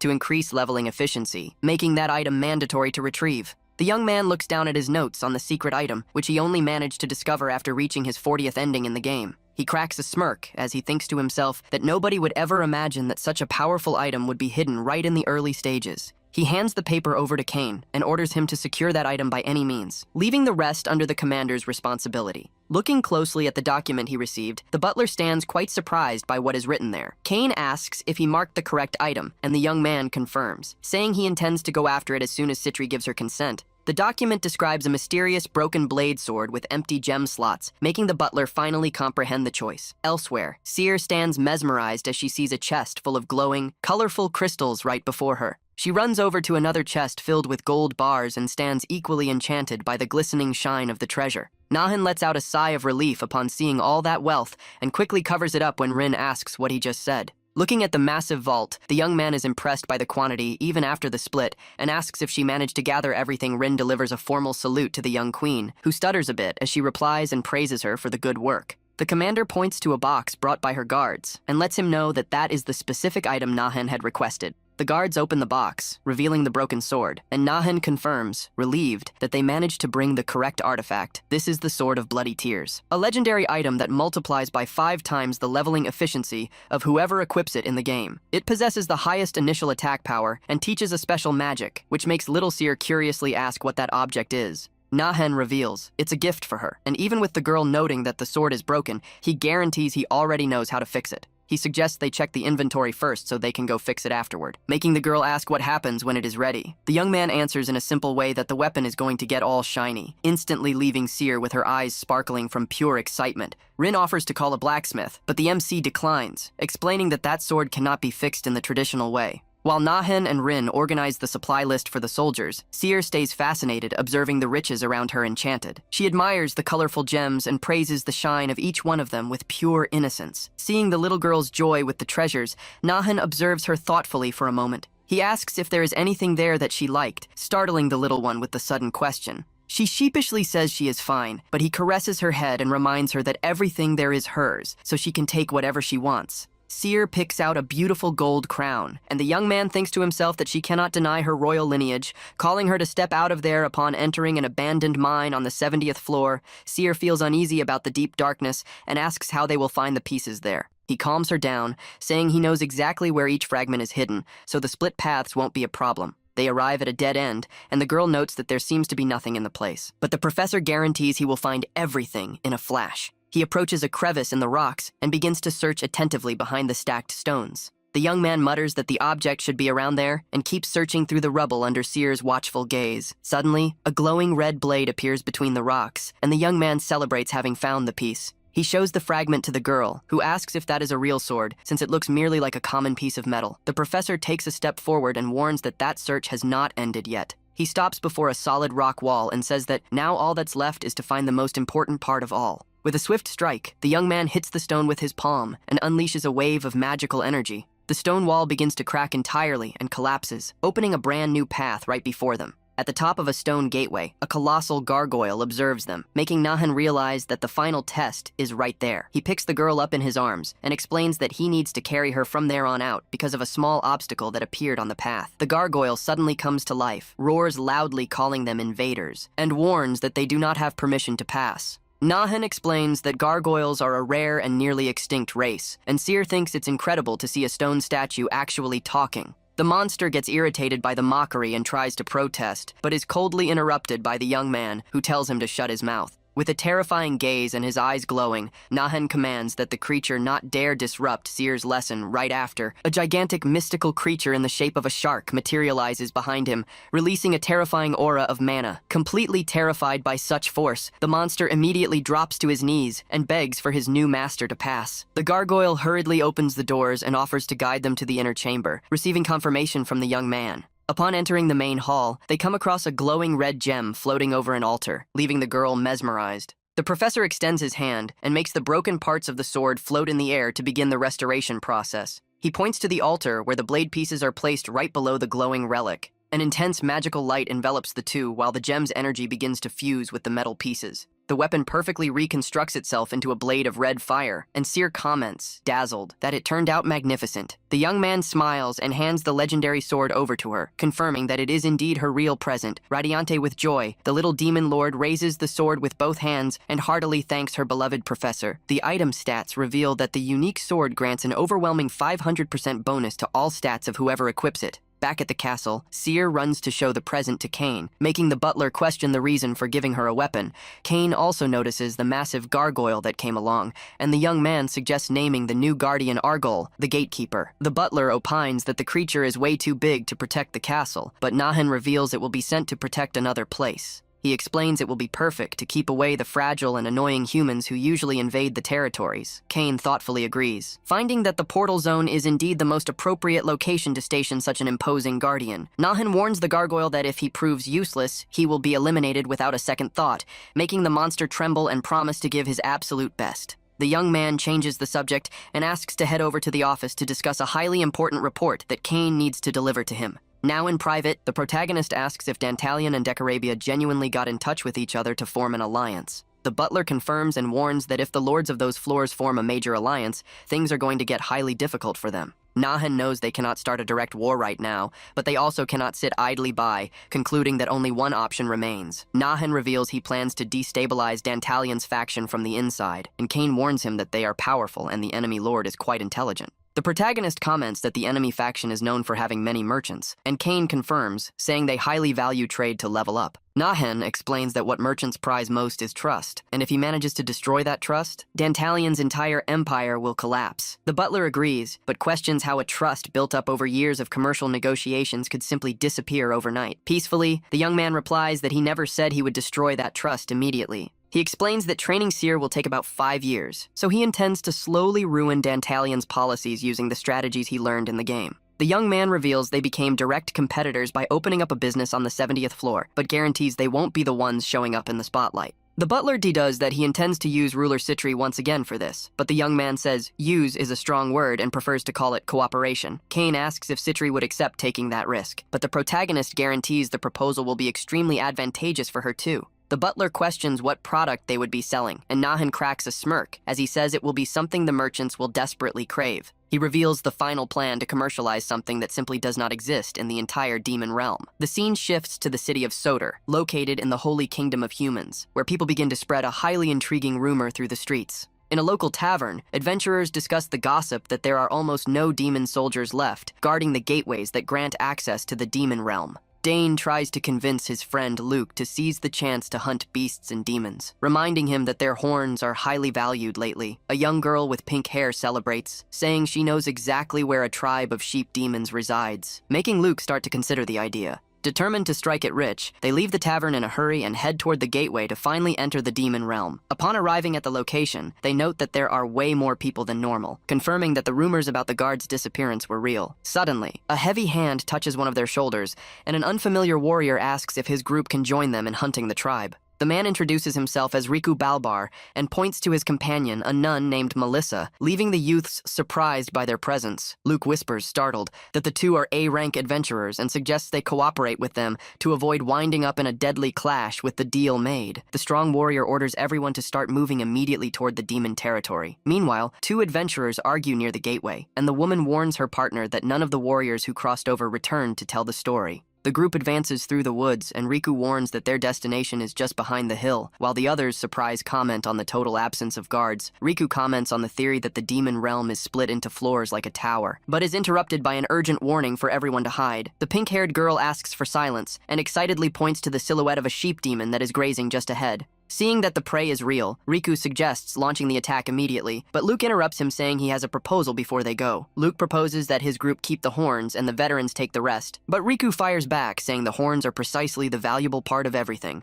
With an intimidating smile, the man grabs Luke's arm and threateningly reminds him that he still has a bright future ahead of him. He activates his holy energy alongside the nun and advises him to accept the conditions if he wants to return home with all his limbs intact. Nervous, Luke realizes there is no way they can face 2 elite adventurers blessed by divine power and regrets having accepted their company. Luke ends up giving in and says Riku will have to fight alone, hearing from the brute that he never needed the help of amateurs in the first place anyway. Suddenly, the ground begins to shake violently, throwing the group off balance and interrupting the argument with a major scare. Dane shouts, startled, not understanding if that is an earthquake. While Luke tries to stand up and asks if everyone in his group is doing fine, Riku gets furious with the shaking and complains that the terrible noise will end up scaring off all the sheep monsters in the area. At that exact moment, Argol descends from the skies with his wings spread wide and warns in a threatening tone that he finally found the last invading little mice. Looking up and coming face to face with the colossal stone creature, Riku stands completely shell-shocked and speechless. Luke shouts that they need to flee from there immediately upon confirming it's a gargoyle, ignoring the A-rank warriors to save their own skins. However, the young man notices that the pink-haired girl is paralyzed with panic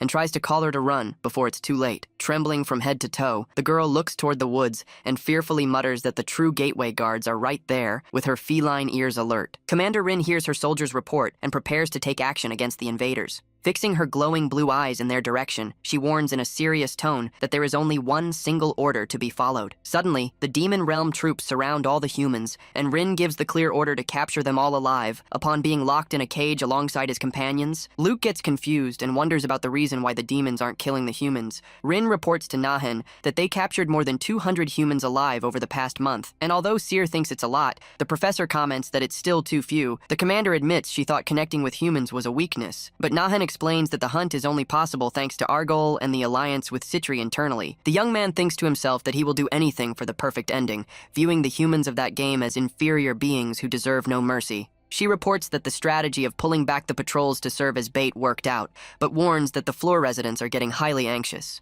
With Seer in his lap, Nahan reflects that they cannot let the people lose trust, but stresses that they still need more humans either way. The young man switches up plans and asks the commander if she knows anyone who is an expert at manipulating and controlling people's minds. With a dark smile and his eyes glowing, Nahan concludes that for the final touch, he will make the humans themselves feel the urge to go over there. In the Adventurers Guild of Soder City, a warrior shouts irritably saying they also need to make a living, but the receptionist apologizes. Other adventurers whisper about people's desperation to enter the demon realm, noting that even AA rank warriors are left with no options. Suddenly, the guild doors are violently thrown open, and someone desperately begs for help. It's Luke, who appears completely exhausted and battered at the entrance, leaving everyone in the guild startled by his state of health. He reveals he just escaped from the demon realm and warns that all the missing people are being kept as prisoners there. Luke begs them to save Eerie and Dane from there, while receptionist Angela tries to calm him down to better understand the situation. The guild master and S-rank adventurer, Adelberg Glance, appears coming down the stairs and asks the youth if he knows why the demons are capturing humans. The young man says he doesn't know because he didn't have time to investigate, but Adelberg insists on the question in a highly suspicious manner. The master confesses he has his doubts, and Luke asks if he genuinely suspects someone who almost died. Managing to escape, Adelberg questions how a mere C-rank adventurer like him would have the capacity to escape all by himself from such a dangerous place. He points out that, above all else, the youth's heartbeat sounds exactly like the heartbeat of a liar. The leader notes that the young man's heart rhythm calmed down suddenly, as if it had been altered on purpose, sensing a highly foul stench in the air. Upon being accused of having been mentally manipulated by the demons, Luke gives a cynical and sarcastic smile, mocking Adelberg's deduction. He praises the S-rank adventurer's sharp intuition and swiftly advances with his weapon to attack him by surprise. However, Adelberg is incredibly fast and takes him down in a single move, ordering Angela to notify the other guilds immediately. He commands her to warn everyone to never enter the demon realm again, and the receptionist agrees with her master's command. The leader orders the city gateway to be completely closed, but is interrupted by a guard who arrives running and shouting. Adelberg asks what happened, and the man tries to catch his breath to manage to speak. The guard worriedly reveals that the guilds of other regions have already begun to mobilize en masse. At the Dorhan fortress, the warriors of the Northern Alliance crowd together and excitedly shout to invade and slice off the demons' heads. Meanwhile, in the capital of the Bismarck Empire, other groups rush to the gateways to ensure they won't lose the chance to the Northerners. In Babylon, capital of the Holy Kingdom, the holy warriors raise their swords and claim that the celestial deity stands by their side. A few days prior, in Nahan's office, Rin warned that the humans under mind control were set to serve as bait for the adventurers. Nahan recommended sending the bait to Soder City last, explaining to the commander that a highly troublesome man lives over there. The young man knows that Adelberg Glance is the local guildmaster and the biggest killer in the game, so he rigged everything so he would stay one step behind. Back in the present, Varuna comments, highly impressed, upon seeing the massive amount of humans arriving, and Rin says Nahan's plan is a total success. The commander praises Nahan's pure genius and reminds him that for the strategy to work out, they need to do their part on the battlefield. Varuna then orders the soldiers to ready the mana net cannons to capture the largest number of adventurers possible all at once. At that moment, Rin gives the order for Argol to launch the attack, and the invaders get confused as they realize the sky darkened out of nowhere.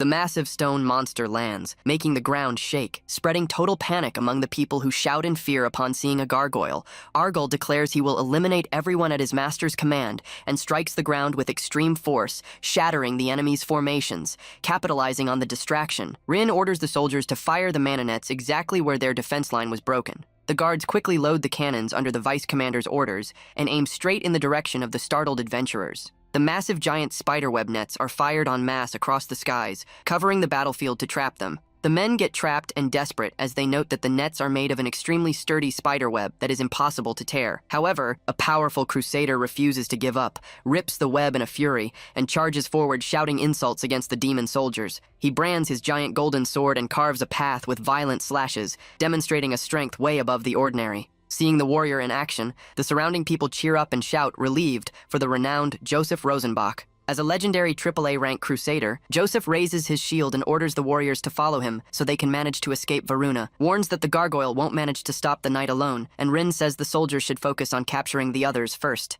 A strong warrior from the Asura clan offers to settle the situation and steps forward readily to intercept the powerful crusader, with a trident in hand and an immense purple flame all around. He guarantees he won't be defeated easily this time around. In the blink of an eye, the Asura clan demon charges at the enemy with an absurd speed that is impossible to keep up with. Joseph is caught totally by surprise by the swift move and barely has time to raise his sword to try and defend himself. The crusader is struck head-on by an overwhelming blow that slices his armor and throws him to the ground severely wounded. The Asura clan warrior wears a cruel smile and comments that weak pests, like them, shouldn't meddle in the demon realm. He observes the elite knight fallen and defeated on the ground, demonstrating the overwhelming superiority of Nahan's forces. In total panic upon seeing the strongest warrior fall, the other adventurers begin to flee desperately to save their lives. The combat leader is amused by the scene and orders his subordinates to play around a bit before capturing all the survivors. Back at the castle, Nahan praises the perfect outcome with minimal losses, and Rin expresses her gratitude, reminding him that they merely followed his orders.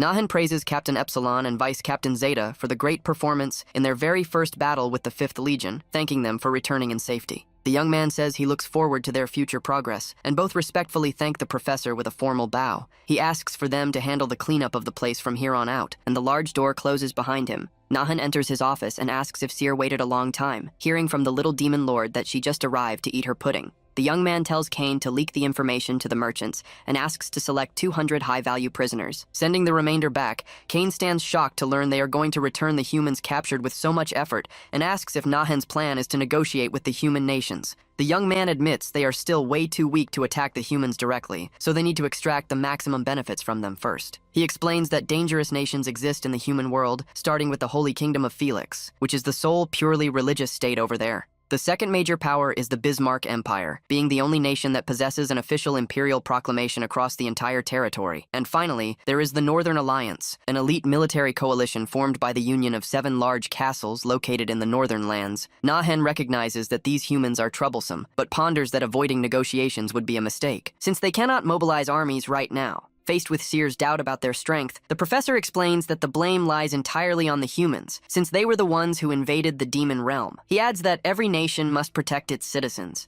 and if the kings refuse the exchange for money, they will totally lose their people's trust. Seer asks if that is really so important, and Nahan confirms, saying that maintaining the power base is what's most vital for any demon. Lord Kane agrees to select the most valuable prisoners, and the protagonist also asks for him to bring the most skilled blacksmiths he can find. The little one asks what he plans to do with the blacksmiths, and the young man replies mysteriously that he intends to create a product based on what he learned from the humans. In the Imperial Palace, Emperor Claude stands indignant upon reading the letter with ransom demands, as he thought the demon realm was just a playground. The advisors fear that some drastic change has occurred there, and ponder whether the demons intend to invade the human world for good. The Emperor agrees to pay and asks the amount demanded, being informed that they requested gold, silver, and 2 tons of iron ore for 20 hostages. While some suggest punishing the demons for the abuse, other advisors beg for His Majesty to fulfill the requests to save the citizens' lives. Marquis Levin Ebert explains that the incident was solely the guild's fault, which means the Empire holds no formal justification to strike back. The Emperor snaps back irritably, saying, "Justification doesn't matter when the enemy is the demon race," but the Marquis insists on his point. The nobleman argues that that is exactly the problem, since they still haven't managed to accurately measure the demon realm's current military strength. He reminds him that many of the captured adventurers were A rank or superior, possessing combat skills equivalent to official knights. Claude flies into a rage, noting that even elite warriors were captured with no chance of escape, lamenting having to yield to the demon's will. The Marquis reminds him that abandoning the people would destroy public trust, forcing the Emperor to swallow his pride and order the sending of the letter accepting the deal. The Emperor orders them to keep watching every single step of the demon realm, promising that one day he will get his revenge for such a heavy humiliation. Back at the office,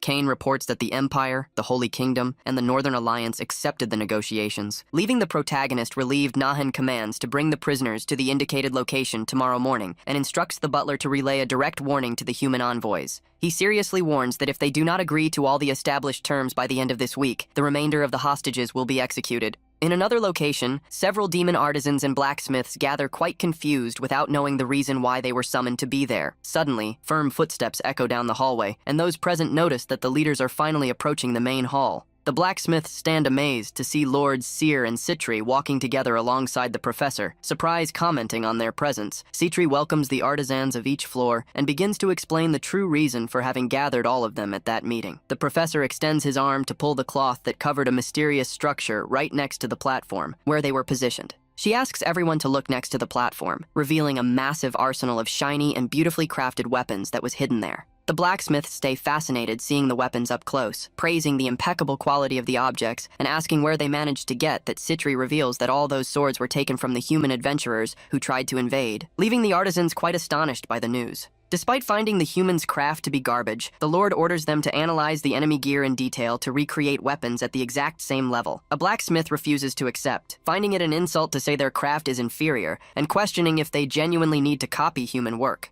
Nahan appears holding 2 swords and orders them to start the research immediately, asking them to stop wasting resources creating mediocre weapons. The blacksmith complains about the royal professor's harsh words, but the young man fires back, saying coolly that it's not just a provocation, but rather the pure truth. The protagonist asks for everyone's attention and proposes to ask a simple question to prove his point of view to the indignant artisans. He raises the sword made by the demons and asks what would happen if they slammed it with force against a sword manufactured by human blacksmiths. Nahan breaks the demon's weapon in a flash by clashing it against the human one and rhetorically asks which of the 2 they think would break. The blacksmith who was contesting the orders swallows hard upon seeing the shocking demonstration of the brutal quality gap between the weapons. He clarifies that he doesn't want them to copy everything identically, but rather analyze their secrets to forge something new and prove they are better. Despite hating humans, blacksmith Doomgrick decides to accept the challenge and states he will assume the responsibility of leading the metal research. Doomgrick warns that the analysis process will take time due to not knowing the human technique, but Nahan guarantees he will grant all the necessary time and resources. The young man suggests placing this blacksmith as the project leader, and Seer immediately agrees with the idea. Hearing from Citri that she also thinks it's a great choice, Nahan hands a badge over to Doomgrick and officially makes him the project leader, granting him total authority to command the other blacksmiths. Another blacksmith tries to protest, saying he has more experience and demands a vote, but the young man immediately orders him to be silent. He explains that a true leader must assume responsibilities and questions, how someone cowardly who didn't even try dares speak about leadership. Nahan asks if they are daring to challenge their lord's orders, making the rebels tremble with fear and deny any intention of revolt. He points to Seer and Citri, warning that disobeying Doomgrick would be the exact same as flouting the authority of the 2 little majesties present there. With a dark and terrifying gaze, the protagonist coldly orders that anyone who disobeys be executed immediately. Completely terrified by the deadly threat, the blacksmith who was protesting drops to his knees on the floor and bows before their authority. He and all the other artisans present declare absolute loyalty and promise to faithfully follow every single one of the young man's commands. Seer asks all happy if she did a good job, receiving a pat on the head from the professor, which gets Citri irritated for being ignored. The young man jokes, saying she is no longer a child to want praise, but ends up giving in and confirming that she did wonderfully well. Nahan suggests they discuss the new business and proposes officially using Citri's name as the shop owner in exchange for a generous slice of the profits. Interested in the financial proposal, she asks what the exact profit percentage would be that she'd receive for lending her identity. The young man proposes a 50-50 split, but she declines on the spot, calling him a con artist and refusing the idea of signing the deal. Faced with her refusal, Nahan feigns that he will look for someone else, making the Lord panic and quickly propose a rate of just 10%. With an intimidating gaze, he says she continues to be shameless and warns that if she receives 10%, she won't have rights to the new armaments. Citri reflects that Nahan's business is of the absolute highest quality and that the weapons produced by him will be at a totally incomparable level. She agrees to lower her share to keep the weapons in the deal, and the protagonist proposes closing at 5%, guaranteeing that the return will be massive. Citri questions how he can have so much certainty that the profit will be high, and Nahan jokes, saying he feels sad that she doesn't trust him. She decides to trust the plan and sign the contract, asking if he genuinely can replicate human weapons, which he confirms with ease. While she signs the agreement, Nahan remembers that the demon's armament technology fell highly behind due to negligence from previous lords. He points out that the army's armament level is critical for defense, this being the primary reason why Citri accepted his proposal. He delivers the copy of the signed document and jokingly warns that if she still holds any doubt, she is completely free to back out of the business. Upon reading closely, Citri stands horrified to realize that the weapons won't come for free and accuses the professor of changing the history of the signed deal. The young man explains that the supplied weapons are like a lease, since she is the one who will assume all the risk in case the business ends up failing in the future. Realizing the contract trap she accepted without reading properly, the Lord pointing her finger infuriated as she notes how she was tricked by the guy. Nahan merely gives a wicked smile and mockingly reminds her that nothing in this world comes for free, especially for demon lords. In the castle prison, Eri cries, fearing they won't make it out alive from there, and asks about Luke, but Dane asks for her to not lose hope just yet. Suddenly, the cell is opened, and one of the castle's armored guards enters to pull Dane out by force, leaving the prisoners startled. The youth tries to resist and shouts with all his might, demanding that the soldier release him immediately, but is dragged away without mercy. The guard also grabs Eri by the arm, and the two friends demand to know where they are being taken in the middle of that darkness. Nahan emerges from the shadows and commands the guards to stop, asking in a serious tone what the names are of each of the two captured adventurers. Next, the young man stares fixedly at them with his golden eyes and asks if they by any chance know an adventurer named Luke Dane, flies into a rage, thinking it's a sick joke, and accuses the demons of having captured Luke too, along with the rest of the group in the woods. Upon hearing their answer, Nahan gives a cynical smile as he confirms that Luke indeed operated out of Sodor City prior to the invasion. The young man immediately requests a paper and a pen from Kane. Leaving the butler intrigued by his master's sudden request, Nahan quickly draws and shows the portrait to the two youths, asking in a direct way if they recognize the person in the sketch. Upon seeing the perfect drawing of Luke, the friends stand extremely shocked and ask fearfully how the demon knows his appearance. Nahan asks Kane if this human was present in Rin's mind control operation, and the butler confirms that he was sent back. The protagonist gives a dark smile upon realizing he got immense luck and orders them to bring the two friends to his office right after. He begins to head up the dungeon stairs while silently reflecting on the direction of his strategic plan in the demon realm. The young man remembers that if the humans' hostility level in the game rises too much, 3 legendary heroes emerge to invade the demon realm. He knows that the main one of those heroes is precisely Luke, the hero of the sword, who is now falling straight into his trap in Sodor City. Nahan is certain that Adelberg would never leave a mind-controlled human in peace, guaranteeing that the danger be eliminated by themselves. Seated at his desk, he takes pride in managing to rid himself of one of the heroes without moving a single finger. While Kane enters bringing the youths, Nahan thinks to himself that Dane and Eri held fantastic skills in the game, being a massive waste to simply sell them as common slaves. Without beating around the bush, the young man looks directly at the two startled prisoners and directly proposes that they start working under his command. Kane protests, startled, saying that keeping humans around under Seer's command would bring severe political consequences for the castle. The butler questions a royal tutor's motives for sheltering inferior humans, but Nahan asks him to not worry, as he knows what he is doing. The young man stares at the youths and asks what their decision will be, promising to spare their lives and compensate their incredible combat skills. He warns that if they refuse, they will return to the dungeons and end up being sold as wretched slaves, having a tragic end just like Luke's. Nahan shocks the youth by coolly revealing that the reason Luke isn't there with them is simply because he is dead. Upon hearing the terrible news about her friend's fate, Eri falls into a complete state of shock. Unable to believe what she heard, Dane tries to charge forward, irritated, accusing them of having taken his friend, but is held back by Kane while Nahan clarifies that they weren't the killers. He explains mockingly that he sent the youth on a mission, and it seems the human guild master himself killed him, leaving the choice to believe it or not up to them. Eri cries, thinking that their own guildmaster killed her friend. While the protagonist repeats the work proposal so they can decide, Dane questions with anger about working under a demon's orders, asking if he genuinely will spare their lives in case they accept. With her head lowered and quite shaken up, the young pink-haired girl decides to accept the work proposal offered by the protagonist. Dane accuses her of being crazy for believing a demon's payment promises, but she fires back, asking what the difference is between them and the humans. She remembers with resentment that the humans despised and ignored them for being weak and poor, leaving the youth furious as he recalls the mistreatment. Eri shouts that she doesn't want to die and refuses to turn into a wretched slave, stating she will grasp any chance at survival that appears. She agrees to make a pact with the demon himself to save herself. While Nahan observes them in an imposing way with his terrifying purple aura, with no other viable way out left to guarantee his own survival, Dane bites his lips with extreme frustration and hatred. The youth accepts the deal, demanding that he fulfill the promise, and Nahan says coolly that they must train, since currently they are useless to him. The young man displays 3 fingers and warns that they have exactly 3 years to prove their worth, alerting that they won't have a future if they fail the test. The next day, Nahan announces that today they will have a swordsmanship class, leaving little Seer extremely excited as she loves training with the sword.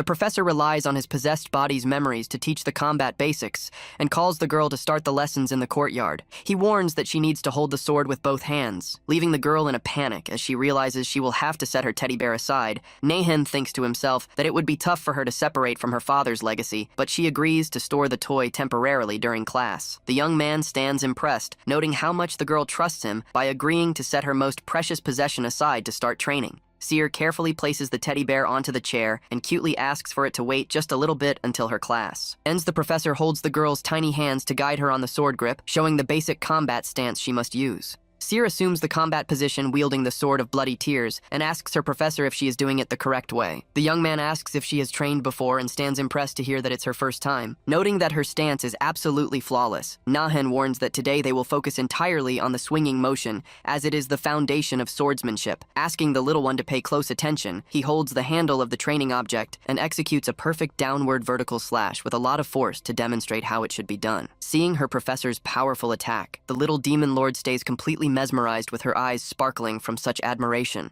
He asks if she managed to understand the move and says, now it's her turn to try, receiving a super enthusiastic reply from the little girl. Seer takes a step forward firmly and raises her legendary glowing red sword above her head to prepare to strike. As she brings down the blade, she releases an absurd amount of accumulated energy that creates a colossal shockwave across the entire training courtyard. The professor turns completely pale and sweats from panic, witnessing the unbelievable destructive power generated by the girl's simple strike. Nahan looks shocked at the power of the Sword of Bloody Tears, thinking that its extra stat effect is highly different from what was in the game. The girl asks, smiling, if she did it the right way, and the professor stutters, startled as he confirms she did incredibly wonderfully. Looking at the damage on the ground, he decides to end class for today and warns that from now on they will use only wooden swords in their training. Seer agrees to the new training rules, but suddenly switches subjects as she recalls something highly important about the castle. With a dark glare of jealousy, the little one questions about the presence of new humans in the castle and demands direct explanations about what happened. The young man gets startled and explains that those youths were only brought in to serve as servants, guaranteeing that she continues to be his sole disciple. She pouts and accuses the professor of lying for also teaching ruler Citri, but Nahan clarifies that with her it's just a useful commercial transaction. Seer stares at him up close with her large blue eyes and cutely asks if he will always be the exclusive professor solely for her. Nahan smiles with tenderness in front of the childish jealousy and affectionately confirms that she indeed is his one and only beloved disciple in the castle. The girl celebrates all goofy with the affectionate answer, but the cuteness is cut short by Kane, who appears calling the young man aside in the courtyard. The butler whispers a confidential warning into Nahan's ear, who stands quite surprised to discover that Seer's birthday is highly close by. The young man lets out a long sigh and stays quite thoughtful, realizing that now he holds a major concern to solve with urgency. He goes after Citri to ask for help, and she complains about him bringing this matter up suddenly. Hearing from the young man if there's a scheduled time for it, the Lord stands up and asks him to share the problem with his older sister, making Nahan mentally grumble about the nickname she used. Upon learning that the matter involves Ciri, she asks, smiling, if something happened or if the two ended up fighting during training. Citri tries to joke and asks if he's worried about the birthday gift, but the young man tells her to stop fooling around and focus on the subject. The Lord suggests giving simple things like dolls, pudding, or cake, but Nahan ponders that those common gifts are way too simple for the occasion. He thinks to himself that raising the little queen's affection level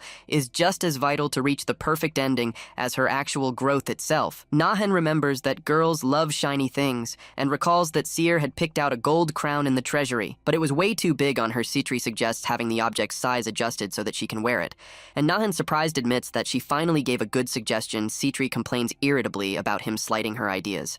While Nahan thinks about how to sneak into Seer's room to grab the crown hidden, Nahan begins to walk through the castle hallways in a silent manner so as to not draw anyone's attention. He walks accompanied by the maid and asks if she is certain that Seer genuinely stepped out to eat some snacks. The maid, Cecily, confirms, smiling, that the little lord is in the dining hall eating the pudding the chef prepared. Revealing that she volunteered to help with the surprise, Nahan reaches the youth's room door and turns the knob very slowly to enter without making noise. Suddenly, Seer appears running down the hallway shouting for the professor, leaving Nahan and the maid completely surprised by that unexpected encounter. The child tightly hugs him, saying she felt he was going to her room, leaving the young man shocked to discover that she manages to track his magical energy. Nahan gets tense with the situation, while Cecily mentally blames herself for almost ruining the entire birthday surprise plan. The little demon lord asks, confused, what he was doing there, and Nahan improvises an excuse, saying the weather is great for them to take a walk together. The young man lets her know he will walk a bit with the child and winks at Cecily, who nods back, guaranteeing she will take care of everything in their absence. Outside, the child looks up at the starry sky, mesmerized, and comments on how beautiful the full moon is tonight. Nahan caresses the youth's head and asks if he likes shiny things, feeling relieved for having chosen to adjust the gold crown as a gift. In an affectionate tone, the professor asks for him to always stay healthy and tells him to let him know in case things get tough, without needing to endure everything alone. The youth answers that he highly likes his professor and all his lessons, guaranteeing that nothing is truly tough for him. Seer joyfully asks to learn even more, and Nahan agrees on the condition that he rest whenever he needs to, because resting also makes up part of learning. The child happily accepts, and the professor observes that sincere smile, wishing from the bottom of his heart that he never lose that purity and kindness. Looking up at the top of the castle, Nahan sees the maid signal that the mission was pulled off with success and suggests they head back inside. On the 70th floor, the young man visits Doomgrick's blacksmith workshop and greets him warmly after spending some time without seeing each other. He shows the gold crown and explains that he wishes to commission a size adjustment for Lord Seer, keeping the original design identical to what it already is. The blacksmith guarantees he knows someone capable of doing the service and asks the deadline, hearing from Nahan that he needs it in 1 week and that everything must be kept secret. Nahan seizes the chance to ask about the progress of their research, and the blacksmith confesses that they already created a prototype, but that he still feels ashamed to show it. The young man reassures him, saying there is no rush, as long as they do a good job, leaving the demon motivated to strive to his utmost to achieve success, satisfied for having prepared the perfect gift. Nahan walks back thinking about the party preparations, until he hears a scandalous crying coming from afar. Upon arriving at the scene, he finds the maids trying to calm the little lord and asks, startled, what exactly is happening there at that moment. The green-horned servant offers a delicious pudding to try and calm him down while they wait, but Seer refuses in tears, bawling a resounding no. Everybody stands in shock and with their mouths wide open to see the little demon lord reject his favorite sweet in that utterly desperate way. While the servants continue disbelieving the refusal of the sweet, the youth cries quietly, feeling deep lack of his beloved professor. In the exact same instant, he spots Nahan. Seer runs in his direction, crying rivers of tears, and throws himself into his arms in a tight hug. The young man catches him with a lot of affection, confirming he is there, and asks in a gentle way the real motive for so much crying and desperation. The maids explain that he came looking for the tutor without knowing he had gone out, and ended up panicking, thinking his master had left for good. The young man smiles gently, apologizing for leaving without warning, explaining it was just to settle a quick problem and suggests they enter the castle. With the little one in his lap, Nahan admits he was careless and asks affectionately what left him so worried to the point of making him shed so many tears. With his eyes full of tears, the youth confesses he got highly afraid of his master abandoning him, making the young man try to reassure him immediately. He promises he will take care of him with all due diligence until he grows up strong and healthy to manage to reach the top of the demon world all by himself. The child wide-eyes his tear-filled shiny eyes and asks in a very direct way if he will leave for real when that day finally arrives. Nahan swallows hard, realizing his real plan is indeed to return to his original world after concluding the game, but recognizes he cannot reveal that to him. He lies, saying he would never do that, and promises he will always stay by his side, making the youth hopefully ask if that is truly real. Nahan confirms and suggests they eat pudding together to celebrate, but the youth's mind notices on the spot that that was his professor's very first lie, even while being carried. Seer realizes that the master intends to leave as soon as he reaches his objective, and concludes in a dark way that he cannot let that happen. With increasingly obsessive thoughts, he decides that the professor belongs solely to him, and that because of that, he must remain by his side forever and ever. The youth sketches a terrifyingly focused smile, thinking that if he strives and trains even more, his master will definitely never consider abandoning him. The youth swears to himself that he will never let him leave, and the scene advances 1 week in time, arriving at the big day of the little lord's birthday party. Nahan enters the hall holding hands with the birthday boy, who wears a beautiful red festive outfit, while the guests applaud and deliver congratulations. The child thanks everyone in a cute way, making the commander comment on how adorable he looks, while her subordinate merely sighs at her attitude. The young officer approaches and delivers a small box, saying it's a gift he and the commander prepared, leaving the little one excited to open it. Seer opens the wrapping and stays enchanted to see a beautiful shiny red ribbon, thanking them in a gentle way for the beautiful and simple token he received from them. Citri arrives saying she found the gift way too simple, and provocatively asks if everyone is anxious for the grand gift she herself brought to the party. With a confident smile, the Lord claps her hands in an elegant way and orders her servants to bring the big surprise she prepared with so much care. Nahan smacks his hand against his own forehead, forecasting the disaster, while the youth stares at the covered mysterious object without understanding absolutely anything that is there. She reveals a gigantic golden statue of himself and says a demon king needs to command respect, proudly completing that she found the result highly cute.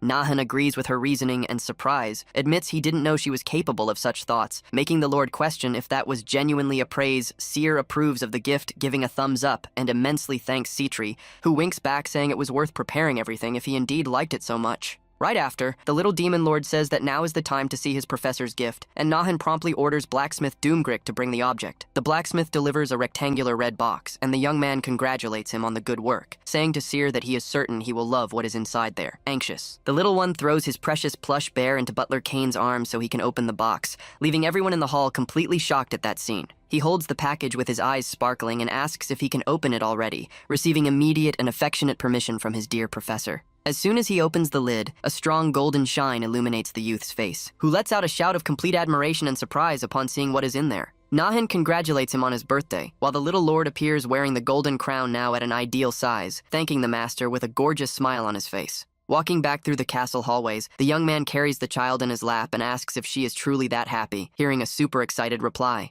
While caressing the youth's head, the young man notes that his hair is turning red and thinks that this is a clear sign that he is getting used to storing mana. Suddenly, the professor stops in the middle of the path and asks the youth to wait a second, leaving the child curious and confused about what could be happening there. Upon brushing aside the hair strands near the crown, Nan feels something sharp and goes into shock upon realizing that what he just found is actually the sprouting of a horn. The desperate young man asks Kane if there is something wrong with Seer's health, but the butler calms the master, explaining it is the perfectly natural process of a demon king. Kane comments in an intrigued way that sometimes he wonders what the young man used to do in the past, leaving Nahan apprehensive, thinking he suspects his origins. The professor sighs relieved, confessing he thought he was sick, and Seer makes a mad pout, guaranteeing he is doing great, making Nahan smile relieved. The butler warns in a serious way that demons' horns are extremely sensitive and require a lot of care, and the young master agrees, knowing he needs to take the warning seriously. In the outer courtyard, Doomgrick warns that he prepared everything as requested, and Nahan praises the look before asking where the weapon prototype he had commissioned is. The blacksmith gets tense, realizing he intends to test the weapon on the spot, but the young man tries to calm him down peacefully, saying there is no problem at all in case the test fails. He explains that a good result would be perfect, but that one also acquires a lot of experience through failures, serving as motivation to achieve even greater accomplishments. With an encouraging smile, the young man asks him to not get so nervous, receiving a respectful and much more relieved answer from his talented, trusted blacksmith. Upon analyzing closely the external finish of the metal blade, Nahan comments quite satisfied that the look of the sword turned out excellent and very well polished on the outside. The professor asks in a preventive way for Seer to take a few steps back and move away a bit, alerting that it can be quite dangerous to stay nearby in the test. Everyone observes in absolute silence while the young man positions himself in the center of the training courtyard, firmly holding the new weapon to kick off the grand demonstration. He executes a swift and precise vertical slash in the air, releasing a trail of glowing bluish energy that cuts the wind with immense force and impressive speed. The blacksmith swallows hard with a lot of apprehension while anxiously waiting for the final verdict, until he hears the young man call him in a calm and serious way after the attack. Upon sheathing the sword with total dexterity, Nahan breaks the silent suspense and directly congratulates the demon blacksmith for having done a truly incredible job. The other blacksmith celebrates euphoric for his companion, while Nahan explains that it's enough to adjust the cutting edge just a bit more so that the weapon is ready for commercialization. The young man pats his shoulder, saying he expects the same quality level for the next shipments, leaving the blacksmith excited to promise that he will do his best. Seer runs excitedly in his direction, asking if they will finally kick off that business plan, and the professor confirms, smiling, that everything can start right now. Meanwhile, on the 69th floor, a demon noble begins an intriguing conversation, asking Lord Bennett if he found out about the latest news in the region Lord Wayne shares, that he heard rumors about the sale of rare weapons on the 70th floor. But Bennett doubts it, and comments that news lacking credibility amounts to nothing but gossip. Wayne insists, saying they are humans' weapons, and that there are models of their own manufacturing, but Bennett disdains, stating that any gear made in the demon realm is garbage. Wayne asks what he would do if the pieces were equivalent to the humans, and Bennett steps back surprised, saying that although he doubts it, he intends to go to the location to check closely. Bennett reflects that the investment would be worth it in case it's true, while Wayne decides to accompany him on the trip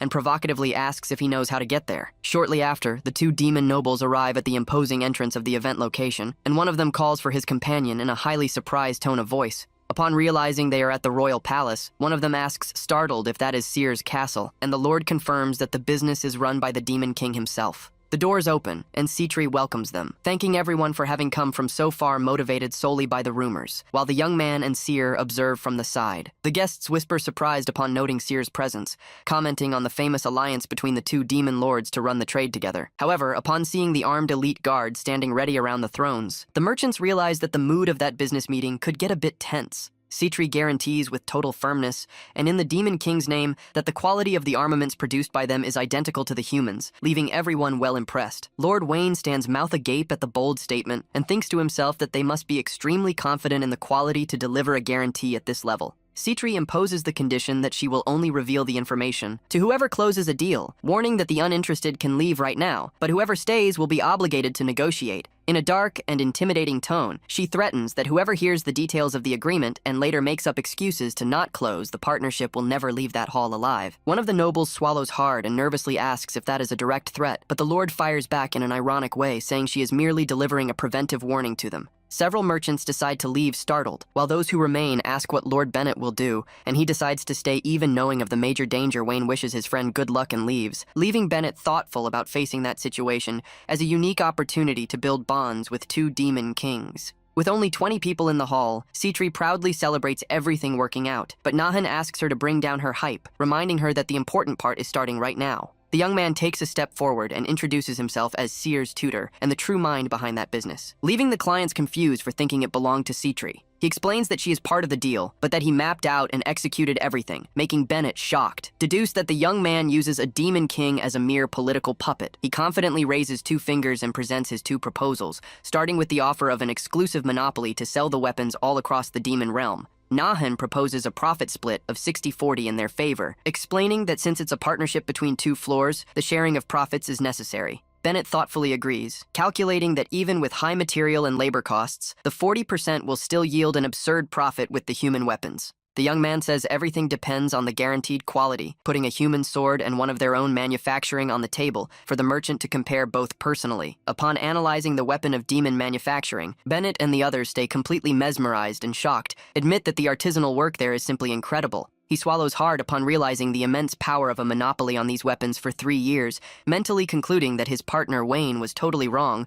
Bennett asks what the quantity supplied monthly will be, and Nahan answers that it will be 400 blades per month, which the trader finds too few for business. The young man praises his speed with numbers, but smilingly reveals that the plan involves supplying complete combat armaments, not limiting itself merely to swords. The merchant realizes that this includes armor and helmets, while Nahan snaps his fingers to signal the revelation of his castle's full war equipment list. Nahan confirms he will trade most types of military gear, delivering the detailed documents directly into the hands of the highly surprised merchants. He reads the list, which includes spears, axes, and heavy and light armor, thinking dazzled that that colossal variety of items is perfect to launch a mega business.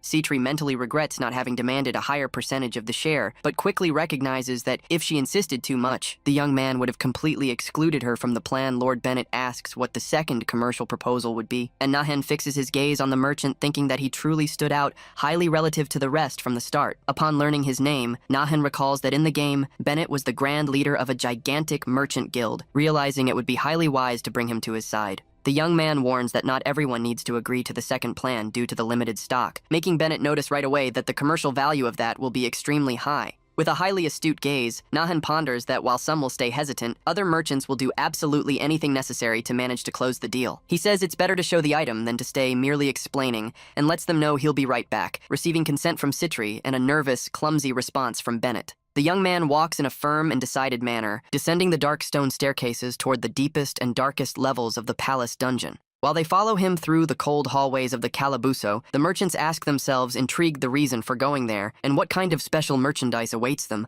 upon arriving at the cells. Nayan presents the second business, revealing that the merchandises are human prisoners who were recently captured by his troops on the floor. The humans desperately beg for freedom, banging on the bars, leaving the merchant startled to see real people locked up in the demon's dungeon. Bennett asks if he proposes slave trafficking, and the young man praises his sharp perception, confirming he already selected the useful ones. Although future stock is unpredictable, Nahan recognizes the risks involved and guarantees he won't force them into anything, asking for only those interested in the human trade to remain at the auction site. The merchant internally evaluates that human slaves are temperamental and difficult to control, in addition to the fact that the vast majority of demons despise that weak race. He realizes that for high-class demons, the story is highly different, and that is a guaranteed gold mine. While some begin to accept, Nahan observes that only 5 courageous merchants remained after the dismissals, and satisfied comments that this number is perfect to proceed with the presentation. The young man points to one of the cells and explains that those captured humans are destined for heavy manual labor, being excellent for pulling off domestic tasks. In another cell, he shows humans of beautiful appearance and coolly explains that those specific individuals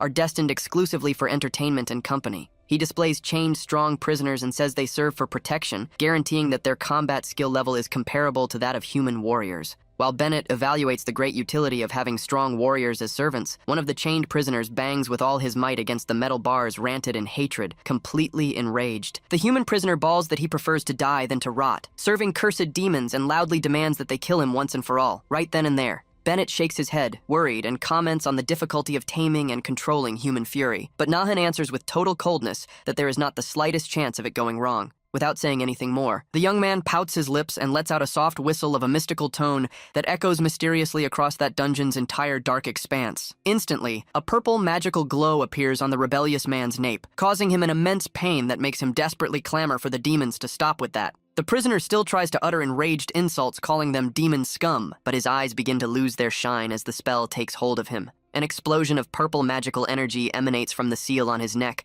while he drops to his knees on the ground, muttering his last death vow in a completely weakened way. Bennett wide-eyes his blue eyes in pure dread and awe upon witnessing the terrifying efficiency of that mysterious containment and swift punishment method of the professor. The young man calmly explains that he engraved a customizable curse onto each of the slaves' napes, while the prisoners groan in agony fallen on the damp stone floor. He displays a terrifying smile with his eyes glowing in red, and warns that if there is still hesitation, he can include a bonus brainwashing spell on all of them. Back on the 69th floor, Wayne desperately runs up to Bennett asking where he obtained such valuable merchandise, and his partner reveals the commercial alliance. Wayne analyzes the incredible gleaming sword in his hands at Bennett's shop, and admits in a tone of deep disbelief that the quality of that metal piece is absurdly high. Wayne begs for him to sell him some units, offering to pay double the price, but Bennett refuses, gesturing a no with his fingers due to his exclusivity contract. Faced with Wayne's shock because of the high-level monopoly, Bennett victoriously warns that the market will undergo a colossal revolution and advises his companion to prepare. He meets up with his blonde employee and asks if everything is set, ordering him to spread the rumors about the auction, focusing on the high nobility of the entire demon realm. The subordinate questions if he is certain of that bold action, and Bennett smilingly guarantees that the influential demon nobles will love receiving new and interesting toys in the office. The young man receives a correspondence sent by the merchant and intrigued comments that the plan to conduct a human slave auction was an excellent idea. The butler agrees, saying the auction is the best strategy in light of the unstable stock, and the young man praises Bennett's intelligence, finding it foolish to go merely to watch. The professor plans something different and sketches an astute smile with his eyes glowing in gold, seriously considering the possibility of bringing 2 people along with them. Days later, he visits Bennett's massive shop on the 69th floor with the little lord, who stays mesmerized and lets out a shout of joy at the grandeur of the location. While Seer excitedly points to the shop's shiny things, the human captives Ari and Dane whisper in the corner, not understanding why the professor brought them along for shopping. Bennett welcomes them, bowing respectfully, and Nahan lets him know they came merely to take a look, asking if there are magical tools available in the shop's stock. While they walk toward the back of the shop, Merchant Bennett discreetly calls the young man in a highly apprehensive and curious tone. Bennett whispers, asking if the 2 companions are human, but Nahan cuts the topic, saying that is none of his business, and the merchant accepts the silence.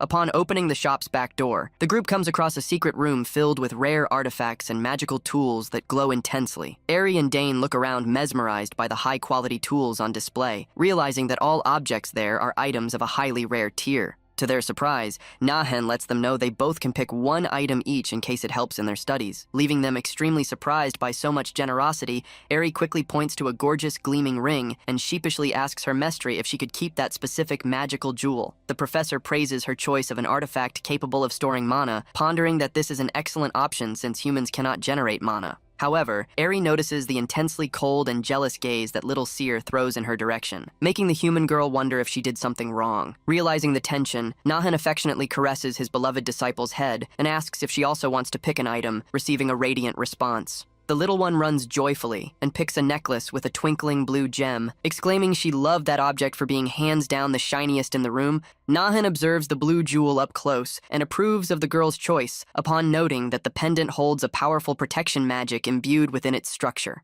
The young man lets Bennett know he will pay for everything later and orders the merchant to also recommend a good tool that matches perfectly with Dane's skills. Nahan asks how much time still remains for the main event, and the merchant consults his watch, guaranteeing that if they leave right now, they will arrive exactly on time. Upon leaving, the professor calls the two humans to accompany them, causing them to feel welcomed and realize that he truly assumed responsibility for them. Back at the grand auction hall, the presenter steps onto the stage enthusiastically announcing that the next lot available for bidding is ideal for entertainment. He guarantees that thanks to the magical rune mark, the slaves will never disobey their owners, starting the bidding at 5 gold coins for the demon audience. Witnessing that terrible human sale on the stage, Eri and Dane swallow hard, horrified, realizing that as a silent warning about their own lives, Nahan observes from the balcony and mentally praises the merchant's smarts for using the auction system to solve the stock issue and maximize profits. The little one turns to her mestre in an innocent way and asks the reason why he isn't selling his 2 human prisoners, since they seem to be worth quite a bit of gold.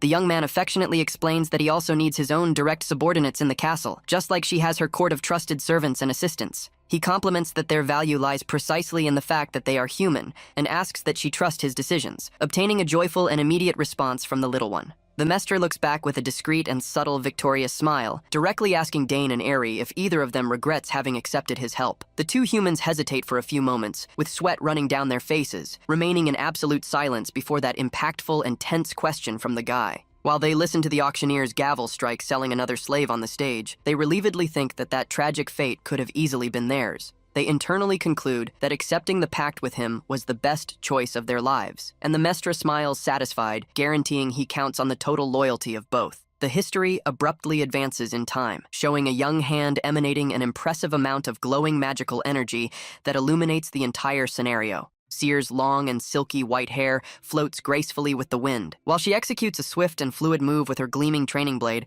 the professor observes the training closely and praises the girl from afar, commenting that she evolved in a fantastic way in controlling and storing her magical energy. Now displaying tiny golden horns and a visibly more mature appearance 5 years later, Seer runs smiling and full of excitement to talk to him. He recognizes her effort in mana training and proposes changing the location of today's lesson, causing the beautiful young demon to curiously ask if they're going somewhere fun. Nahan smilingly fires back that he doesn't guarantee fun, but that it is vital learning about business. Demanding that she not be lazy and receiving a resigned response from her walking in the evening, Nahan asks if she knows what important date today is, and explains that it is the exact day when the exclusive weapons sale contract expires. Seer detas that the merchants got in touch to try a renegotiation, but the professor calmly answers that there is no need to accept their proposal. She winks confidently, commenting that their war gear became famous, and because of that they no longer need intermediaries, being able to create their own sales network. The young man agrees and adds that other merchants are unhappy with the monopoly, and that by giving hope of a deal to them, they will receive offers with way better terms. He praises her discernment upon agreeing to end the monopoly, and adds that this is also the perfect moment for them to expand the human slave business.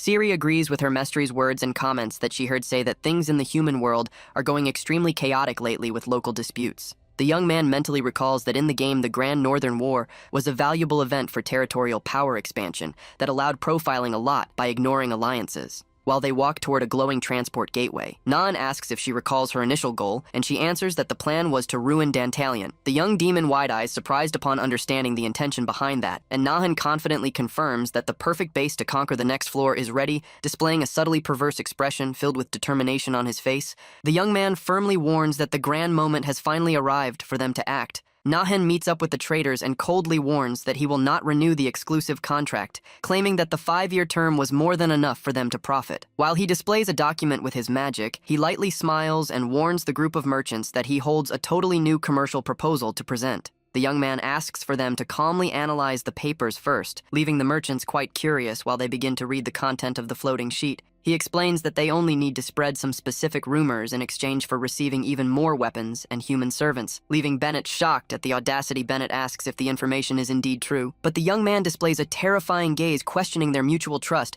and making the merchant fearfully apologize. The merchant swallows hard smoothly upon realizing that spreading that will turn Dantalion into their enemy. Knowing also that they cannot by any means break the alliance with Nahan, Sira asks the reason for him insisting on selling to them. And Nahan calmly answers that he prioritizes partnership, but Bennett notices the hidden message that they will be discarded if they refuse. Knowing that the partnership with him became vital for his guild, Bennett accepts the task and the others follow him, hearing the professor's thanks and wishes for success. As he watches the merchants leave the hall, still questioning the data they received, Citri warns that despite everything, Dantalion would never be careless with his finances. Citri complains that he should have told her about this massive plan beforehand, but Nahan fires back, saying she should visit him more often to practice. Annoyed, the Lord tells the young man to shut his mouth, claiming she can handle things on her own, and asks if he has any idea why she cannot visit them. Terrified, she reveals the reason is that little Seer is absolutely terrifying, but she agrees to visit more often and asks what the Prota's next move will be. With a clever look, Nahan instructs the Lord to just act completely normal as always, assuring her that the cracks in their alliance will form all on their own. The scene shifts to the 69th floor, showing the grand and imposing facade of the castle ruled by the powerful Demon Lord Dantalion inside the castle. Demon Lord Dantalion furiously crumples a report and demands answers regarding the news that he falsified weapon sales.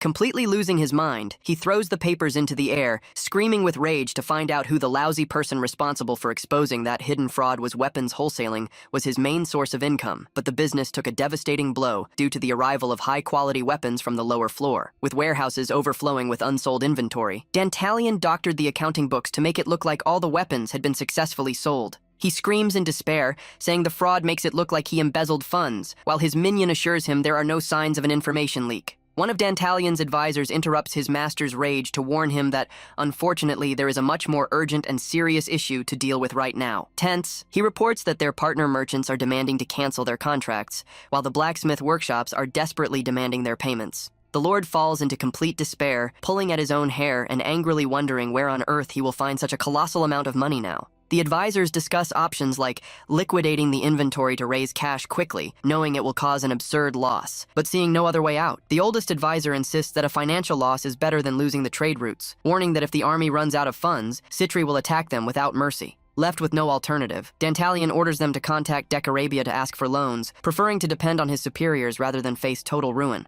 He concludes to himself that he would rather humiliate himself before his superiors than be completely wiped out by Lord Citri, who has been rising rapidly from the floor below. Knowing everything, Nahan smiles with satisfaction at seeing his enemy sink into trouble exactly as planned, finding that downfall to be a magnificent sight. The story then takes us to Nahan's brand new exquisite office, where the young man and seer are gathered to discuss the next steps of the mission. Nahan explains that Decarabia will drain every last resource from Dantalion in exchange for the loan, turning his rescue attempt into a terrible trap. The young demon lord asks how he knew the enemy was secretly hoarding weapons, and Nahan lies, giving the credit to the spy Dane to hide the fact that it came from the game. Seer admits she is surprised by how useful the captured humans are, and Nahan playfully asks if she doubts his choices, leaving the girl flustered and embarrassed. With her cheeks blushing with jealousy, she grumbles that her master has been paying too much attention to the new helpers, and the young man finds her childish attitude cute, even though she has grown. He calms her down by sweetly assuring her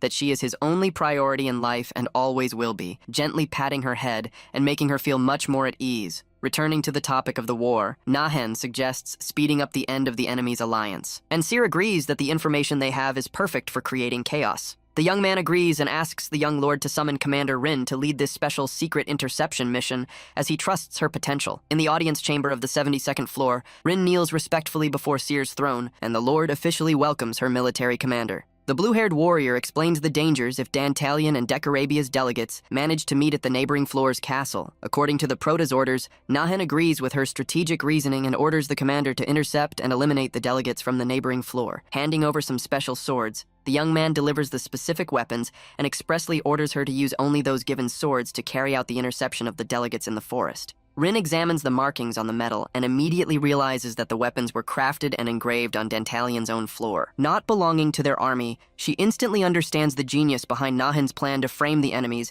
and concludes that this is yet another brilliant scheme by her mentor. With total determination, she swears to herself that she will execute the mission perfectly for the sake of her lord, who is finally showing the posture of a true queen, bursting with pride and happiness. Seer asks if she did the right thing, and Nahan confirms it, praising her imposing presence as a demon king, making her demand a reward for her success. Thinking about what treat to give the girl, the teacher asks what kind of cute plush doll she would like to win, as a reward this time for her achievement. To her mentor's great surprise, the demon girl suddenly changes her tone of voice and seriously replies that she does not want a simple doll this time. She turns her back and stomps away in anger, leaving Nahan completely confused and breaking into a cold sweat, as he wonders if that rebellious attitude is already due to puberty. In the portal zone between the floors, Rin instructs her team on the crucial importance of keeping their identities under absolute secrecy. Receiving support from Varuna, Rin divides the combat, ordering each warrior to take down 2 opponents, while one of the soldiers worriedly warns about the risk of elite escorts being in the convoy. He recognizes that the mission will become considerably dangerous and complicated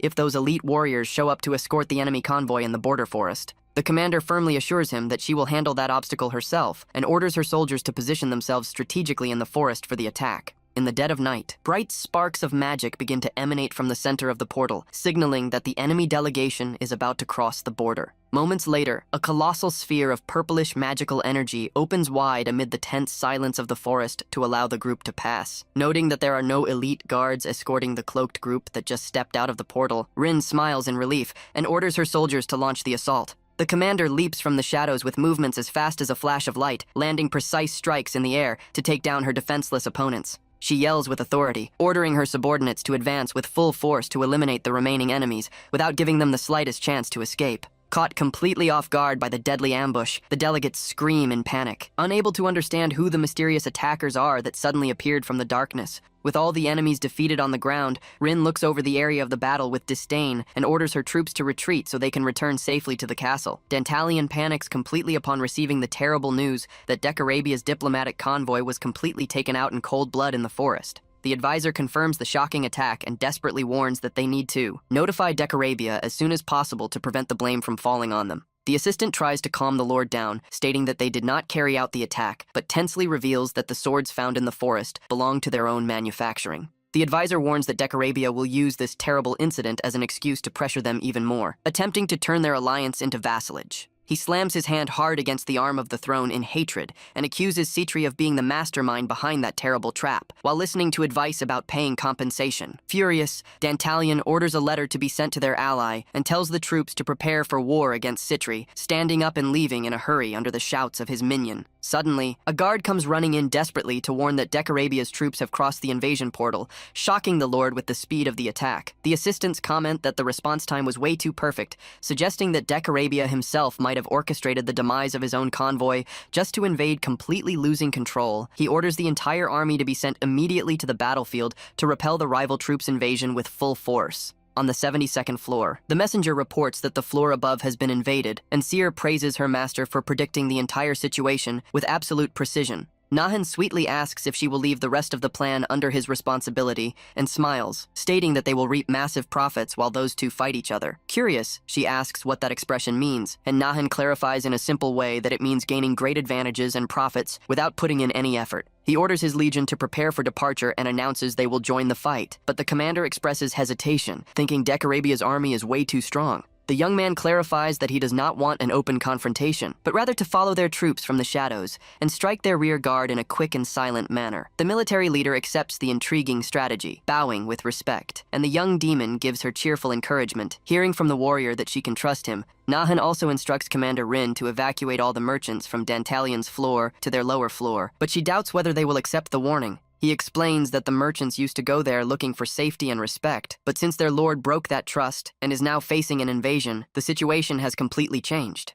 He adds with a clever smile that this is the perfect opportunity to draw those merchants in, since they will offer absurd tax advantages on Citri's floor. Seer asks if they will need Citri's permission to apply these policies, and he says the lord would never refuse a proposal that will bring rivers of gold to her. Excited by the genius of the plan to bring Dantalion down without any effort, Seer orders all the generals to strictly follow every single instruction from her teacher. With the royal orders duly received, the commanders leave the hall and walk determinedly to begin preparing their respective combat troops. Nahan notices that the young girl is rather thoughtful and asks if she has any doubts, but she joyfully reveals that she just had an excellent combat idea. She proposes taking advantage of the enemy's distraction to personally go and conquer the neighboring floor, but the teacher judges the action to be far too risky due to the danger of ambushes. Confident in her potential, she reassures him that she has trained diligently and studied hard over the past few years, mastering complex spells taught closely by him. He firmly denies it, saying it is not yet the right time for her to go to the battlefield, stating that she will need to grow up a bit more before that upset by the restriction. The girl complains in a whiny way, stomping her feet at the throne, and rants that she already considers herself a fully capable adult. The young man mentally acknowledges that she is completely right, and that, objectively speaking, no demon lord from the lower floors could beat her in a direct duel. However, he ponders that she is still very young, and if she were to suffer a serious injury or end up losing her life in battle, all his efforts would be thrown in the trash. He gently asks her to be patient for a little longer, and apologizes for his protective attitude, promising to personally lead all the upcoming frontline fights. The master proposes granting her a wish of her choice as soon as the battles are over, with the sole condition that it does not involve anything absurd like going to fight on the front lines. With her eyes sparkling with happiness, Seer exclaims without hesitation that her greatest wish is to go on a fun date alongside her beloved teacher. Surprised, he realizes that they have indeed never taken a day off together before, and gladly accepts the request, remembering how happy he used to be when he went out with his parents, lying in bed hugging her teddy bears. Seer radiantly celebrates the news of the date and confesses that she is so anxious that she cannot even sleep. She snuggles affectionately against the plush toy and confesses in her thoughts that her beloved teacher is the most precious person in her life for always being by her side. She then realizes that in order to enjoy her time off soon, she needs to end the current conflicts as quickly as possible and plans to put her ideas into action without delay. With a focused and dark look, she decides to act behind her master's back if necessary, even if it means becoming a disobedient and rebellious girl. She confronts the commander by surprise, demanding to participate in the military mission, proudly justifying that she is the queen of the entire army and must lead from the front. Rin mentally evaluates the unbelievable evolution of the demon lord's swordsmanship and magic, knowing she would be of massive help in combat, but she still fears Nahen's wrath. She bows respectfully, apologizing, and denies the young girl's request, reminding her that if the young man forbade her from going to combat, he surely has noble reasons for it. With an intimidating look, Seer points her finger sharply and directly questions who the true sovereign is that she serves, making the warrior stammer from tension. The sovereign stares at her coldly and demands to know if her queen's order holds a higher priority than the commands sent by the master of her castle. With no other logical option, Rin mentally admits that the queen's orders come first, leaving Seer victorious to celebrate that she is officially part of the secret mission the commander gives in to the request, but anxiously begs her not to overdo it and to be careful. Receiving a very relaxed and cheerful reply from the girl, Rin reminds her of the commitment she made to stay safe, and the young queen impatiently reaffirms that she perfectly understood every single warning received. Firmly gripping the hilt of her sword with a beautiful and sweet smile, Seer mentally swears that she will resolve everything quickly so she can enjoy her long-dreamed-of date. On the battlefield covered in smoke, Dantalion's commanders try to maintain order and demand that their soldiers defend the fortress at all costs. The archers positioned at the top of the wall receive the attack order and unleash a massive rain of arrows toward the enemy army advancing in the courtyard. Under the relentless assault of the defenders, several warriors from the invading convoy are struck dead-on by the arrows and fall seriously wounded onto the sandy ground. In the rear guard, the demons from the Devata clan army prepare a curious technological device with a pink gem that begins to glow intensely with accumulated mana. The officer orders them to unleash their attack power against the troops, and several cannons fire colossal blasts of pink energy beams toward the fortress. The colossal magical blasts hit the courtyard, causing devastating explosions of pink energy that wipe out the enemy defenses amid the desperate screams of the soldiers. The colossal impact of the magical barrage shakes the entire structure of the fortress, causing gigantic pieces of stone to begin crumbling from the walls. The invading soldier falls to the ground, completely terrified and shaking with fear as he sees the devastation and the castle walls crumbling all around him. In the middle of the chaos, a gigantic piece of stone plummets from above and brutally crushes one of the combatants under the shocked and horrified gazes of the others. Shielding themselves behind large metal shields, the warriors angrily lament that the rain of arrows and magic is non-stop and impossible to overcome. The commander of Decarabia's army notices the critical disadvantage and yells with all his might, ordering all survivors to retreat from there immediately. However, a powerful and imposing warrior in shining golden armor lands on the battlefield in a majestic manner, wielding a gigantic sword. With a sharp and focused gaze through his helmet, the golden warrior observes 2 spheres of pink mana heading his way, without showing the slightest hint of fear. With a single and powerful vertical slash of his enormous sword, he deflects the magical spheres, generating a colossal explosion of energy that lights up the entire area. The mysterious Golden Paladin calms his subordinates, ordering them not to be afraid. Imposingly introducing himself as the first star of the pentagram, he hoists his colossal sword onto his shoulders with total arrogance and proclaims loudly and clearly that the legendary warrior Balthazar has finally arrived for the great fight. One of the guards warns in terror that with the arrival of the pentagram, they won't stand a chance, but Dantalion furiously orders them to stop whining and keep shooting. The Lord angrily curses the cowardly and ineffective mercenaries he hired and decides to start gesturing with his own hands to prepare a spell. A massive and imposing greenish magic circle appears before the Demon Lord's hands as he begins to channel the destructive and lethal magic of Hellfire. He commands loudly for the Hellfire to mercilessly burn all his enemies and projects a colossal green flame toward Balthazar's troops. Seeing the massive dark green flame approaching at high speed, the Golden Warrior widens his eyes, slightly surprised by such a demonstration of power. Balthazar is completely swallowed by the destructive green flames, causing despair and screams of horror from his soldiers, who watch everything unable to help the assistants fascinatedly praise him for the grandiosity of that destructive magic. But Dantalion impatiently demands that they stop flattering him and prepare the next attack. Suddenly, the massive main gates of the great palace fortress begin to open with a thunderous sound that echoes across the entire captured battlefield. The captain of Dantalion's army celebrates, thinking the rival leader perished in the explosion, and firmly orders all forces to advance in an all-out attack. He smiles victoriously, thinking that the defense always holds the advantage in a siege, and that now, with the first star gone, they will surely win this war against their rival. While the Lord confidently plans his victory, a gigantic golden sword drops from the sky at incredibly high speed toward his own combat lines. The colossal sword strikes the chest of the commander of Dantalion's army dead on, who coughs up blood in horror as he realizes he was fatally hit by the strike. He collapses lifelessly onto the dusty ground, pinned to the soil by the massive golden weapon,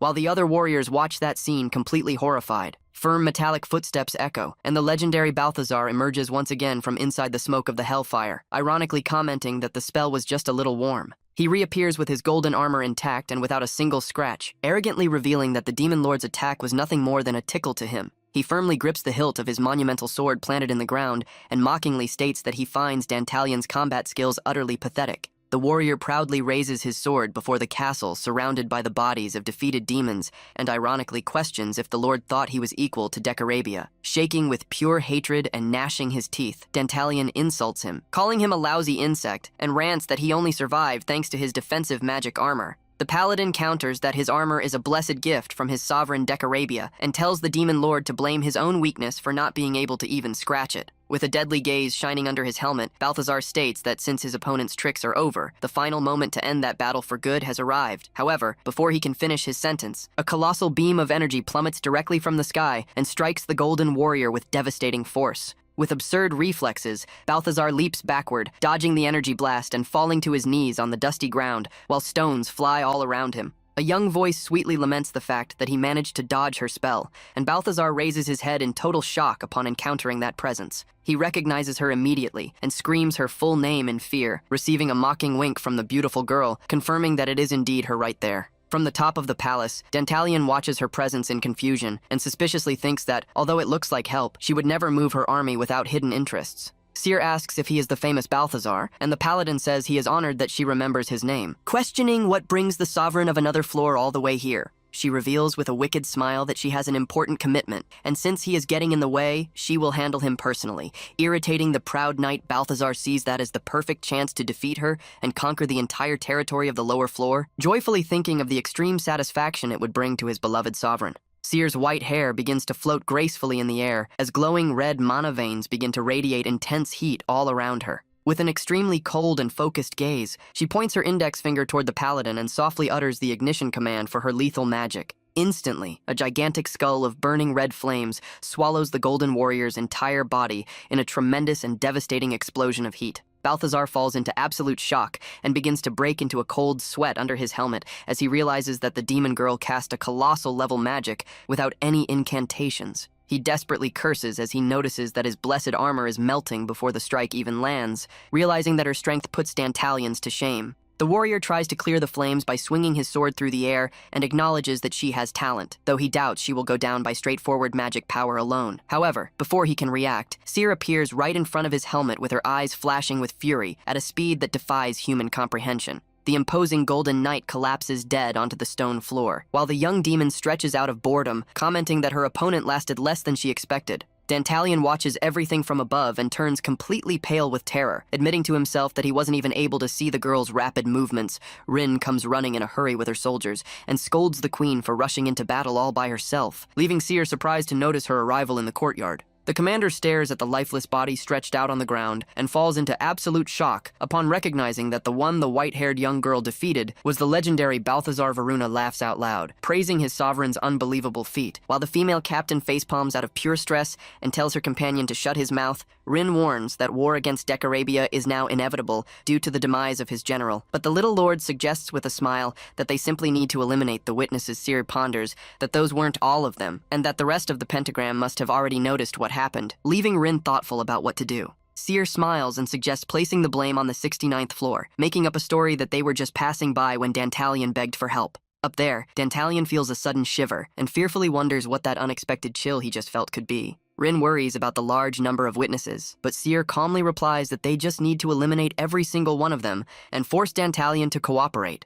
Seer explains that Nahen taught her not to hesitate to threaten or take action when necessary, causing Rin to ironically comment that he raised her well. Seer smilingly orders the commander to just take care of the enemy soldiers, and Rin promptly accepts her queen's command. Rin draws her weapon and orders all units to prepare for battle, commanding the complete annihilation of the enemy army. Dantalion's soldiers celebrate, thinking the 72nd floor came to help, but the Lord swears to take revenge on them as soon as the war is over. At that exact instant, a massive amount of magical energy begins to concentrate intensely around Seer. In a terrifying manner, Seer raises her arm to the sky and begins to conjure a powerful sphere of dark energy surrounded by reddish and purple lightning. She directs the fearsome magical sphere straight at the main gate of the castle, leaving Dantalion confused from high up on the wall. The impact of the magic creates massive devastation in the castle, making the entire structure shake violently and causing the soldiers to desperately scream for help. Dantalion goes into a complete panic and demands to know why Seer von Devada is attacking his forces in that sudden way. Seer fires back, saying the castle would have been conquered without her, and that, since she saved it with her own power, the place now belongs to her. Dantalion realizes the queen's true intentions and, furious, begins to prepare a green counterspell, claiming that magic of hers was nothing. Suddenly, a magic circle of dispel appears and cancels his spell, leaving the Lord confused as he notices his skill completely failed. While Dantalion is shocked that she can master dispel magic, Seer warns him that resisting is useless and tells him to choose between passing away right there or surrendering. Seer explains that surrendering means serving under her command in exchange for protection for his floor, making the Lord fear the sovereign's strength. Observing the situation, Rin reflects that she could have met the same tragic fate, and concludes that the best thing to do is to ally herself for good with the young queen desperate. Dantalion begs her to stop the attack, and agrees to swear formal loyalty to her majesty, promising to follow all her orders. Satisfied with the surrender, Seer smiles cheerfully and suggests that they immediately sign an official peace treaty to seal the agreement. Already in the palace meeting room, the leaders gather around a large hexagonal wooden table to review the final terms of the document. Rin worriedly whispers if the queen is sure about this, since it is the first time she has disobeyed Nahen's advice, but Seer says she is a sovereign. Despite trying to maintain her leader persona, Seer begins to shake with terror at the thought of Nahen's reaction, making Rin question where her courage went. Suddenly, the doors of the meeting room are abruptly and violently thrown open, revealing the imposing silhouette of Nahen shouting the queen's name. The sudden and dramatic entrance startles everyone at the conference table, who jump from their chairs in complete shock at his arrival there. Seer stammers nervously upon seeing her master approaching with firm steps, displaying an extremely serious expression and completely dark eyes. Desperate, the young white-haired girl tries to stammer out some convincing justification to explain why she acted behind his back. To the total surprise of everyone in the room, Nahen simply pulls her into a tight, protective hug, leaving the girl completely frozen with no reaction. Nahen sighs in relief that she is safe and sound, showing immense concern for the girl's safety during that dangerous armed conflict. Touched by her master's genuine concern, Seer's eyes fill with tears, and she humbly apologizes for causing him so much worry. Nahen politely asks everyone to leave, but Dantalion tries to complain about his intrusion until he is sharply and coldly cut off by the newcomer. Nahen's eyes flash a threatening crimson tone, and he releases an overwhelming aura of power, terrifyingly ordering them once again to get out. Faced with that massive magical pressure, Dantalion shakes with terror, wondering who that monster could be. While Nahen asks Seer to tell him everything, Seer timidly explains that she only wanted to be useful to him. But Nahen gently replies that she doesn't need to push herself so hard to help him like that. She insists that she did an excellent job with no mistakes, conquering the entire floor, eliminating the legendary Balthazar, and even capturing the enemy alive. Nahan praises her for the feat, but warns about the massive dangers of acting without the leader, reminding her of the weight of her responsibility and asking for more caution. Nahan adds that he did not want her to reveal her strength right now, since information is power, and it is always better to keep the opponent from knowing your level. Decided to move forward with the current situation, Nahan approaches the conference table and begins to examine the peace treaty that was drawn up. He analyzes the plan to leave the old floor to Dantalion and make the new territory their base, absorbing the merchants and reducing the lord to a manager. Nahan praises the clean resolution of the agreement, making the white-haired young girl smile and ask if, in return, he would finally grant her a wish. Upon hearing the confirmation that they will go on a trip together outside the castle, Seer beams with happiness and can barely contain her immense joy. Nahan warns that first they need to resolve the problem of the 68th floor, since Decorabia likely won't sit still, and suggests resuming the meeting. As they restart their work, Nahan asks about the actual size of Decorabia's army, and Dantalion reveals impressive numbers of combatants. Nahan finds the number of troops quite significant, while Dantalion notices that Seer is making annoyed gestures because he is speaking in an informal manner. Realizing the silent threat, Dantalion quickly corrects his way of speaking to treat him with respect. While they calculate that thousands still remain, Nahan asks about the remaining forces on the current floor and begins to reflect on a tactic to wage war while protecting the structures. When Seer mentions Sitri, Seer feels guilty about the situation, but Nahan gently pats his disciple's head to console her, saying that this serves as a lesson. Nahan thinks to himself that he can only handle all of this because he has already played through this scenario dozens of times, planning how to fix the course of history. He admits he prefers to avoid using a certain method, but reveals to Seer that he will personally take care of that entire situation in a very simple way. In the castle of the 68th floor, a voice shouts furiously about the loss of Balthazar, the capture of Crowley, and the failure to conquer the neighboring floor. Decorabia, the demon lord of the floor, rants with fury at his officers of the pentagram, complaining that he trusted everything to them, only to receive failure. On their knees, the generals take the blame and desperately beg for just one single more chance, promising that this time they will defeat Dantalion without fail.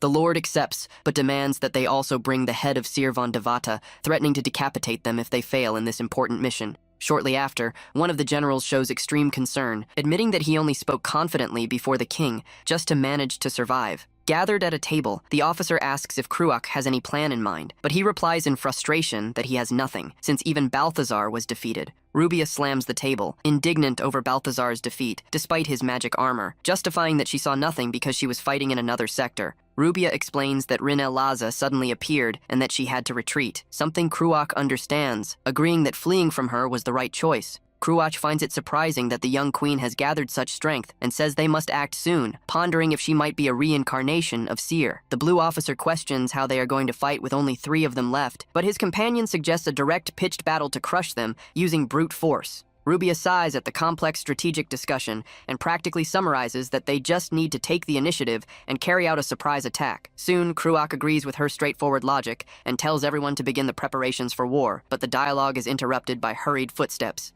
A scout bursts into the area in a panic, announcing that the enemy army has already started their offensive, leaving Kruach completely shocked by the sudden news. Nahen enjoys the pleasant breeze as he advances, and Rin reports that their rapid attack prevented any kind of enemy ambush along the valley path. Rin asks if they can really do this without Sitri's help, but is stunned when Nahen calmly replies that he isn't even sure about anything himself. The commander hesitates and confesses that the Nahen she knows is always calculating and would never take a single step without having an extremely solid plan behind it. Nahen smiles and explains that he used to be that way, taking the blame for not predicting Seer's initiative and clearing the commander of any error. Rin questions the reason for taking such a massive risk, and Nahen replies that direct action is the fastest way to avoid losses in his army. Suddenly, Nahen asks Commander Rin to remain in that spot along with the soldiers, catching the blue-haired warrior totally by surprise. Rin asks if he plans to face the enemy army all by himself, but the master quietly denies it while fixing his dark hair. Nahen reveals that he will take the 2 captured humans with him into battle, leaving Rin shocked and unable to understand her partner's true intentions.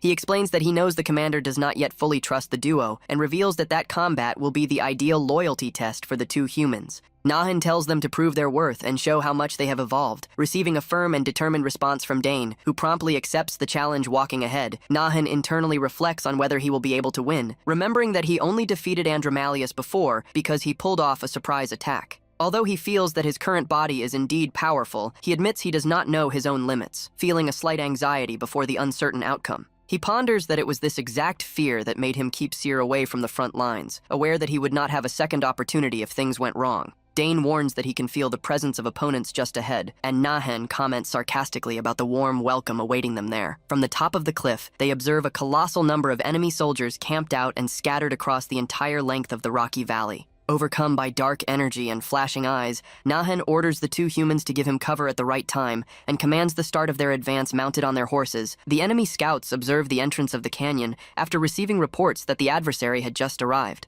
The officer is surprised to notice that there is only a single person walking calmly in their direction, questioning if his vision is correct. The Blue General warns that is surely a trap, and Cruach agrees to send scouts first to analyze the movements. Rubia suggests that maybe they fled, but Cruach counters, saying that it is unlikely and that they must be hiding. Though she disagrees because she feels no Mana Cruach finds it impossible that she doesn't feel any remnant of magical energy. But Rubia uses that exact fact to reinforce that the rivals fled. Cruach ponders if the enemy avoided using magic because they knew of Rubia's presence, while she mocks them, calling her companions cowards and paranoid, tired of waiting. The harpy flies at high speed toward the solitary invader to investigate, ignoring Cruach's shout telling her to stop. Cruach gets angry at her reckless attitude, but his companion tries to calm him down, reminding him that she shielded herself with multiple layers of barriers. Rubia flies by, mocking the ground enemies, and arrogantly questions how long they're going to keep sending mere scouts to fight. The winged warrior charges rapidly through the air toward Nahen, claiming that he should have had the courage to face them in direct combat. She begins an extremely fast spiral dive,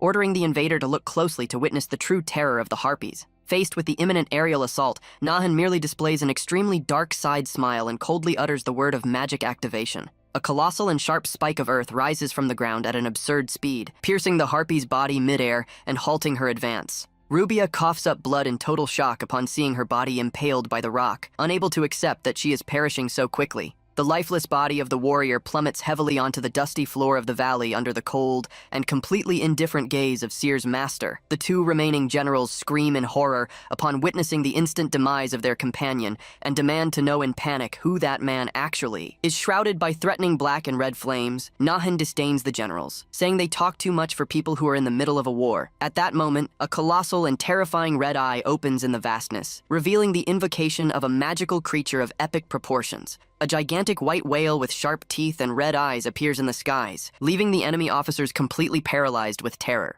The colossal monster opens its massive mouth filled with sharp teeth and begins a devastating dive toward Decarabia's army just below. The creature strikes the combat lines dead on, crushing the soldiers and horses who scream in absolute despair before the inevitable massacre. Cruach collapses from his horse in absolute despair, loudly begging for help as he realizes his army was wiped out so quickly. The colossal marine animal plummets with devastating force onto the field, crushing everything in the blink of an eye and kicking up a massive cloud of dust. Totally terrified, the Blue General shakes with fear before the massacre, admitting that he had never even heard of such an overwhelming power. Overcome by hatred and despair, the officer furiously charges on horseback against Nahen, screaming insults toward his mysterious opponent. The general demands to know who he really is, but Nahen merely displays an enigmatic side smile and replies in a mocking tone that he would also like to know. From afar, Eri observes the massacre and questions if they really need to get involved, and Dane replies that probably not, but ponders the situation. Dane states that they need to act to prove their own worth, and Eri agrees with their choice, encouraging her companion to advance while she provides cover. Dane leaps agilely and swiftly from a cliff, wielding his dagger and fully trusting in his partner's magical support during the attack. Eri raises her golden staff with determination and conjures a wind spell, granting her companion an absurdly high speed in the attack. Thanks to the powerful speed boost, Dane hits the ground in an extremely fast and precise manner, generating a strong impact in the combat area. The enemy rants with fury upon seeing a mere human dare to attack them directly.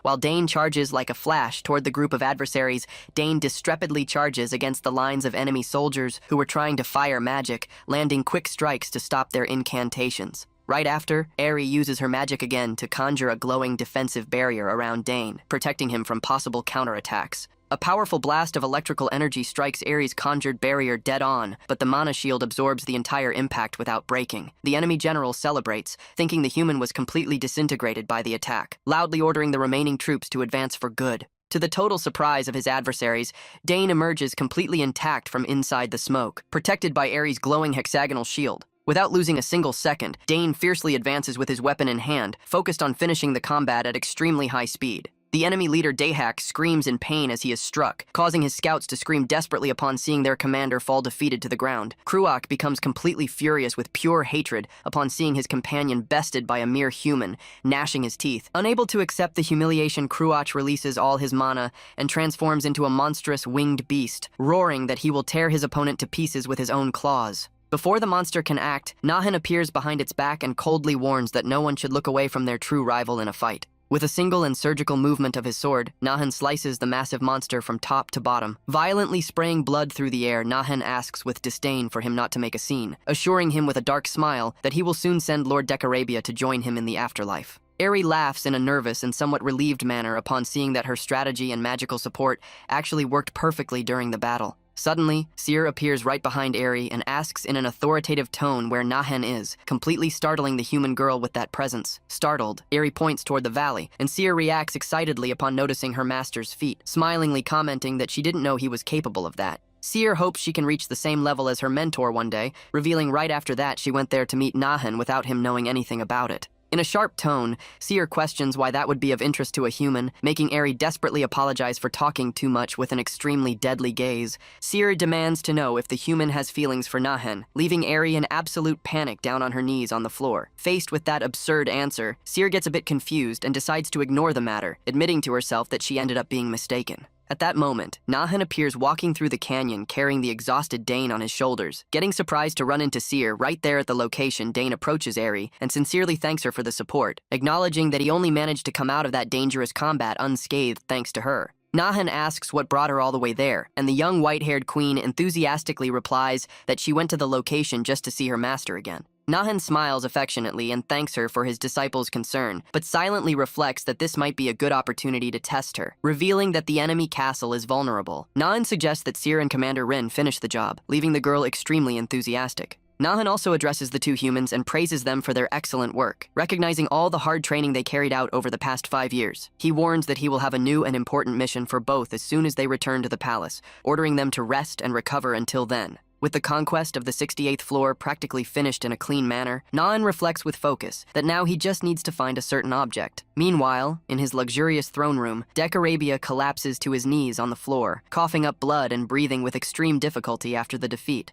Seer observes her defeated opponent and comments disappointedly that he wasn't even that strong, but Rin clarifies that it was the young queen who became far too powerful. Analyzing the incredible combination of swordsmanship and ancient magic the queen displayed, Rin intriguingly wonders how Nahan knows such rare spells. While Decarabia is shocked to realize the girl's strength, Rin quickly reminds her queen that Nahan's express instruction was to spare the lord's life, ignoring the recommendations to spare her adversary. Seer charges forward with fury and grabs the demon lord's collar in an extremely aggressive manner. Seer hoists the lord into the air using only one of her hands, leaving Decarabia in total panic, not knowing what she actually intends to do with him from then on. Keeping her opponent suspended, Seer dryly replies to the commander that she is aware of her master's order and does not intend to disobey. She breaks into a terrifying smile and adds that Nahan's instruction only said to keep him alive, indicating that the lord will not escape unscathed. Badly beaten and with his face totally disfigured by blood, Decarabia begs for mercy while Rin desperately tries to stop her.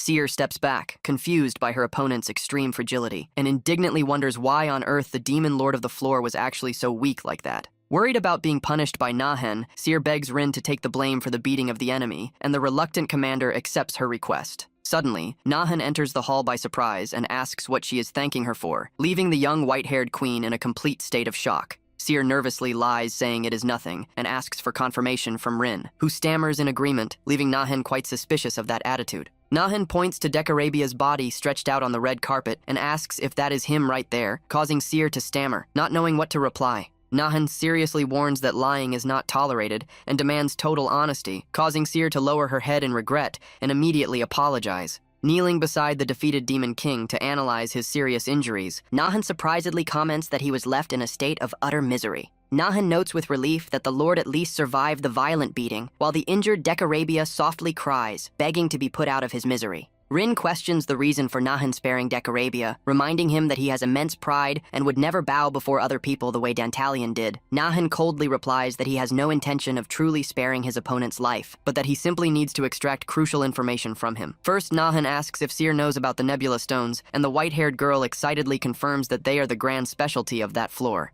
Nahan explains that he will cross-reference the testimonies of Crowley and Decorabia to find the rock mines, mentally remembering that the location changed with every game. While wiping the blood from his hands, Nahan says he had to eliminate the rest because they resisted too much, making Seer notice his lie and ask how he will make him confess. Firm and elegant footsteps echo through the luxurious marble hall of the palace, accompanied by a female voice calmly commenting that it has been quite a while. Citri appears imposingly in the hall, stating that she came to help. Observing with curiosity the deplorable state in which Lord Decorabia finds himself, Citri complains that Nahan has been missing and doesn't even show up to their joint practices, emphasizing that she had to postpone all her commitments to come all the way here. Citri feels a shiver upon receiving Seer's terrible, deadly gaze and silently realizes that the girl's possessive jealousy is the reason for her difficult visits. Citri apprehensively reflects on whether she should really use her magical mind control skill before that dangerous young girl, fearing she might do something worse than just stare. Citri asks Nahan to take Seer out of there immediately, and the young man questions if the process really requires that much concentration. Receiving a firm response, Nahan agrees to wait outside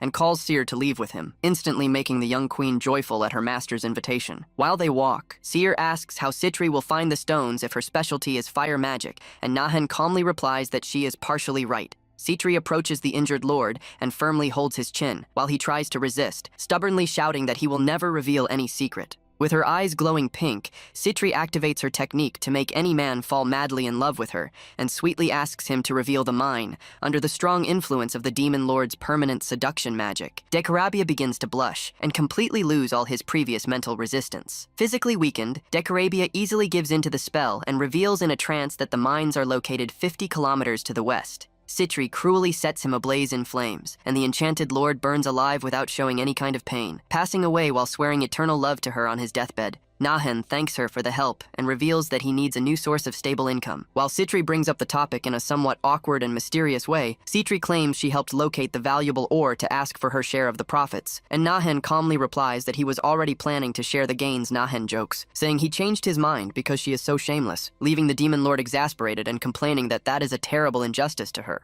He proposes splitting the ores as long as she publicly takes credit for conquering Decorabia's floor to protect Seer's identity, and Citri accepts on the spot. Nahan reminds her that ownership of the palace will only be on paper and questions if it isn't too shameless to win a castle without sending even a single soldier to war. Citri nervously denies it and argues that if everyone finds out she is conquering floors, the other lords will become suspicious and complicate her plans for power. Nahan mockingly applauds upon noticing that she realized the strategy, irritating her, and proposes in exchange to give her half of the entire stock of nebula stones obtained. Upon hearing the generous proposal to receive half of the entire nebula stone production, Citri gets extremely excited and blushes before that advantageous offer. Citri extends her hand to seal the deal, concluding to herself that for half of that valuable production, it was very much worth taking that kind of risk. With the negotiation duly closed and hands shaken, they officially seal the pact of mutual benefit for the exploration of the 68th floor. Nahan comments that Seer should begin to personally handle this type of administrative matter in the future, making the young girl sweetly smile from the side. However, upon receiving another freezing and deadly gaze from Seer, Citri stammers in terror, agreeing that she will do all future negotiations only with the girl. Citri says a hurried goodbye and runs out of the hall, leaving Nahan confused by her sudden flight, while Seer smilingly says she must have something urgent. Nahan asks if she prefers to go on the date the next day, or resolve the pending matters, and Seer prefers to prioritize her work as a demon lord. Satisfied, Nahan tells her to look after the castle while he takes over the rock mines, and the girl cheerfully agrees before returning to her quarters. Already in her room, Seer stares at her own hands with melancholy and thinks to herself that it had been a very long time since she last walked hand in hand with her master. She acknowledges that she has grown and is no longer a little girl for him to have so much indulgence with her, but she still misses that affection from her childhood. With a determined smile, she secretly plans that as soon as they are alone on their date, she will hold his hand as much as she wants without any hesitations. Meanwhile, Nahan walks through the empty galleries of the mine accompanied by the gargoyle demon, explaining that he told the workers to start later so they wouldn't get in the way. Nahan says he brought him along precisely because of his ability to track special ores, making the beast aware of the reason for his presence in that search. Nahan orders the beast to perform a thorough search in the rock, looking for a gold bracelet, making the gargoyle demon find it strange for such an object to be buried there. Nahan shrugs, admitting he doesn't know the deep reason either, and the beast agrees to begin the search, silently thinking there must be a hidden motive. Nahan finds that whole situation a bit strange and illogical, wondering if the bizarre location of the bracelet wasn't just a joke by the creators. Observing the massive amount of shimmering ore deposits in the cave, Nahan concludes that with that wealth, Decorabia truly lived like an oil tycoon. As he excitedly laughs at the prospect of earning half of that entire fortune from the ores, Nahan leaves the gargoyle creature beside him confused and unable to understand his reaction. Nahan focuses on the need to expand his finances to recruit a strong army, knowing that the following conflicts will bring inevitable losses to his forces. Suddenly, the demon announces that he located something strange that stands out from the nebula stones in the rock, and Nahan excitedly asks the creature to step back so he can see. Nahan extends his hand, glowing green, and begins to conjure an ancient materialization magic to extract the object hidden in the rock. He utters the magic word of extraction, while a glowing runic circle appears focused on the pile of oris right in front of him. A strong flash of colorful lights and mana fills the entire environment of the dark cave as Nahan's spell is successfully completed. A beautiful golden bracelet appears floating in the air, shrouded in green mana, and Nahan celebrates the find, praising the good work of his gargoyle demon. Argal Nahan observes the ancient gold bracelet and remembers that in the game it served to increase leveling efficiency, wondering how the effect will act right here. The attributes of the golden bracelet are incredible, granting massive defense and mana, leaving the demon Argal completely perplexed upon seeing such power. Trembling on his knees, Argal begs Nahan to pull back his mana, making the young man realize with surprise how much his magical energy was affecting his companion. Argal reports that it felt like his body was going to shatter, and Nahan apologizes, concluding that he will need to be much more cautious with his magic in the future. Already back at the castle, Rin hesitates to sign with a blood seal, but Seer insists that it is the safest way, and that she needs to finalize the job that Nahan entrusted. Seer sharply pressures Rin, asking if she wants to end up like Decarabia, causing the startled commander to give in on the spot and agree to sign. The commander firmly presses her bloody thumb onto the official surrender document, nervously confirming that she has already completed the signing of the treaty. Seer smiles with satisfaction and tells her partner to answer her calls punctually in the future, emphasizing that she trusts her capability since she used to be a lord. With a resigned look and a magical mark glowing red on her own hand, Rin accepts the new terms and bows respectfully before the Queen Seer dismisses her ally and asks Nahan if she made any mistakes, receiving praise from her mentor for acting in an exemplary manner like a demon lord. Upon hearing from Nahan that now that they have finished everything they can finally go on their date, Seer becomes radiant and asks for a quiet place with no crowds. Nahan smiles with tenderness and promises to find the perfect spot for the next day, instructing his disciple to rest well during the rest of the day before she leaves. Nan calls her attention again and extends his hand to hand her the golden bracelet, revealing that he prepared that for her. Seer holds the beautiful golden item before her eyes with immense admiration and affectionately thanks her master for that such special and valuable gift. Nahan asks her to always wear the accessory from now on, while Seer obsessively thinks to herself that she can never let him go away. Meanwhile, in the beautiful and sunny human city of Chelino, Dane nostalgically comments that it had been a long time since he last visited the realm of humans. They remember Nahan's instructions to disguise themselves as adventurers in the human world in order to investigate the sudden drop in invasions to their floor. Dane suggests separating into different cities and meeting monthly, reminding Eri to use the fake names of Daniel and Ellie during the guild registration. Eri agrees but expresses concern about the risk of being discovered even while carrying fake documents, and Dane asks her to listen carefully. Dane rests his hand on the hilt of his rocky weapon and admits that that new reality of infiltrated spies can be a bit difficult to accept at first. He melancholically ponders that time has passed and that in the human world, there is no one left who truly remembers who they used to be. He advises her to be very prudent and avoid getting involved with troublesome people for no reason, making the girl angrily shout that she is no fool. Dane extends his hand and hands her a beautiful blue necklace with protective magic crystals, recommending that she break it immediately if she is in danger. He explains that the item serves as an alarm connected to his and says goodbye, leaving ahead. Wishing her care and scheduling their reunion for 1 month from then walking alone through the mountain forest. Eri grumbles about Dane thinking she is a troublemaker, until she is caught by surprise by unknown men calling out to her peasants armed with farming tools surround her,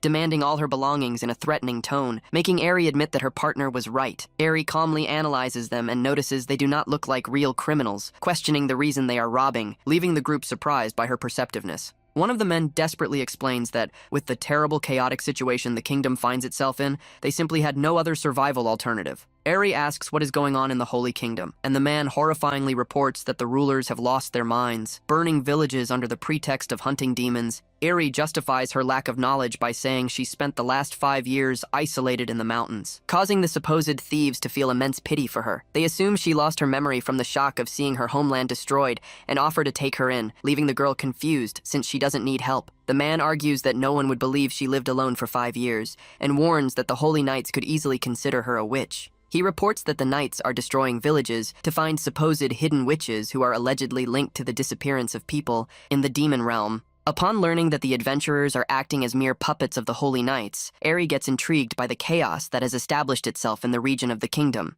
Eri finds it strange for the knights to act without concrete proof and worriedly ponders how they manage to involve even the leaders of the local guild. The man explains that the witch hunt announcement came directly from the Holy Temple, emphasizing that no authority would dare to disobey that order. He reveals that the brutal hunt is the result of the direct and express will of the Supreme Pope of the kingdom, leaving the young human totally in shock and alert. Far from there, in a luxurious and exquisite quarter of the human Holy Temple, the soft sound of falling water droplets calmly echoes through the private environment. An elderly bald man wearing a white bathrobe quietly steps out of his bath quarters, cheerfully and relaxedly humming a tune. The elderly man comments on feeling reinvigorated after his bath, and the white-haired woman who was waiting for him lying in bed directly asks about the progress of the searches. Pope Cernius smiles and satisfiedly reports that, according to her instructions, he carried out searches across the entire country and found various traces and demonic servants. The elderly pope approaches the bed in a submissive manner, thanking the woman, who seductively counters saying the credit goes to all his hard dedication.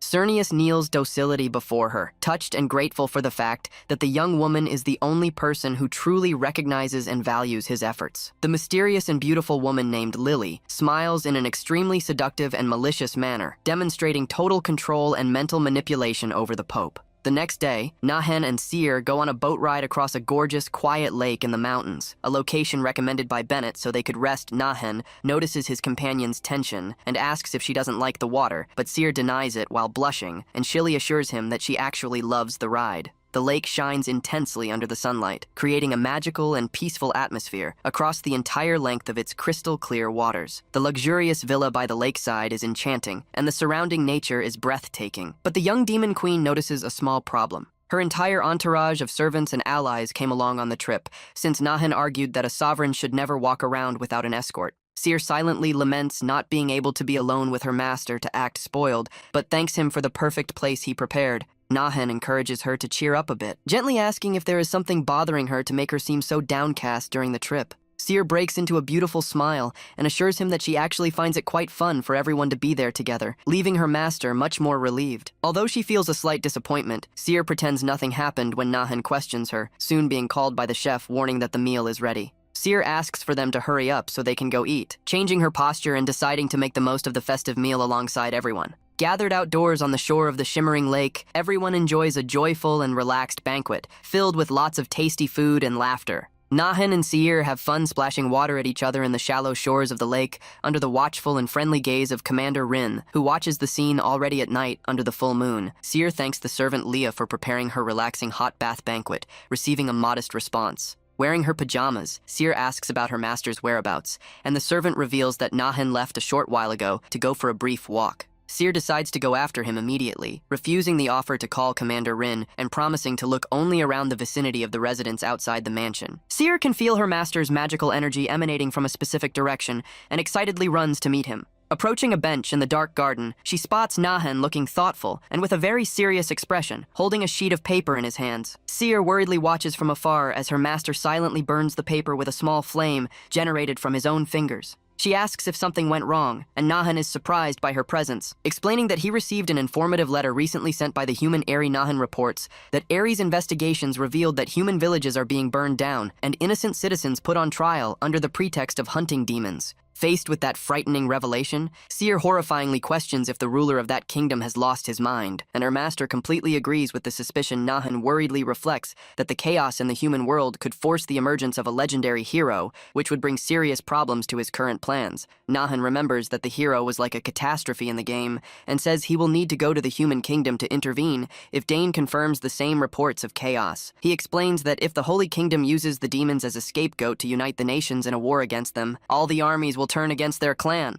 Seer confidently argues that he would defeat any invasion, just like he crushed Decarabia's army. Revealing she deduced that feat from the tracks, Seer asks what that massive marine creature summoned by him actually is, leaving Nahen embarrassed as he honestly confesses that he doesn't even know himself. Nahen lies, saying it is just an unusually large pet, and Seer reacts in admiration at her master's absurd capability to tame such a beast. Seer enthusiastically praises him, while Nahan mentally thanks his disciple's innocence for believing such a clumsy justification. Nahan stands up and explains that the chaos in the human empire will not benefit them at all at this moment, since they have only just begun to rebuild their own forces. Seer deduces that they need to find out exactly what is happening in the human lands, and Nahan affectionately praises her for understanding perfectly. She sweetly asks him to leave work aside during their restful vacation and invites him to go for a romantic walk alone through the forest. Although he intended to return to his room, Nahan gives in to his disciple's request and invites her to walk a bit under the moonlight, leaving Seer radiant with happiness. Seer clings to her master's arm with immense affection and comfort during the walk, making Nahan mentally smile as he notices she still acts like a child.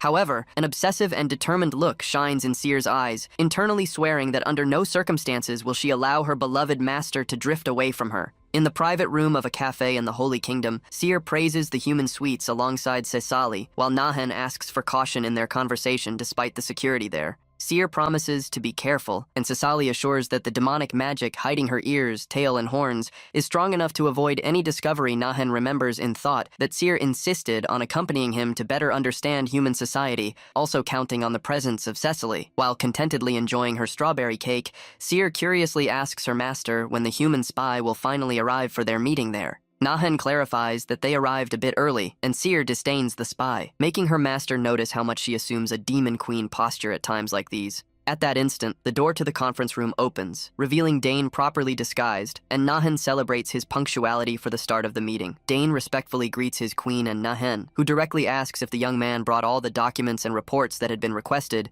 Dane delivers the fake credentials and badges of high-ranking adventurers, but Seer angrily demands to have the same elite rank that was granted to Nahan. Nahan calms his disciple's indignation, explaining that he needs a high rank to act fast, promising to get her an equal one very soon. Seer pouts, upset, but resignedly accepts her master's explanation and tucks away her new fake human adventurer identification card. Nahan asks about the current rumors, and Dane reports that the Holy Kingdom is alerting other nations regarding the merciless hunt for the servants of demons. Dane explains that the church is trying to obtain external political support, and cautiously adds that he heard extremely strange rumors circulating around there. Dane tells of the bizarre rumor that the kind Pope changed his personality drastically after sheltering a mysterious and seductive woman in his quarters. Nahan reacts in absolute shock and disbelief at that disturbing news, questioning how the Pope of the kingdom could have corrupted himself in that manner. Dane adds that immoral acts in the temple would bring immediate judgment from the inquisitors, making the accusation against the church leader something almost unbelievable. Nahan intriguingly reflects and commands a thorough investigation,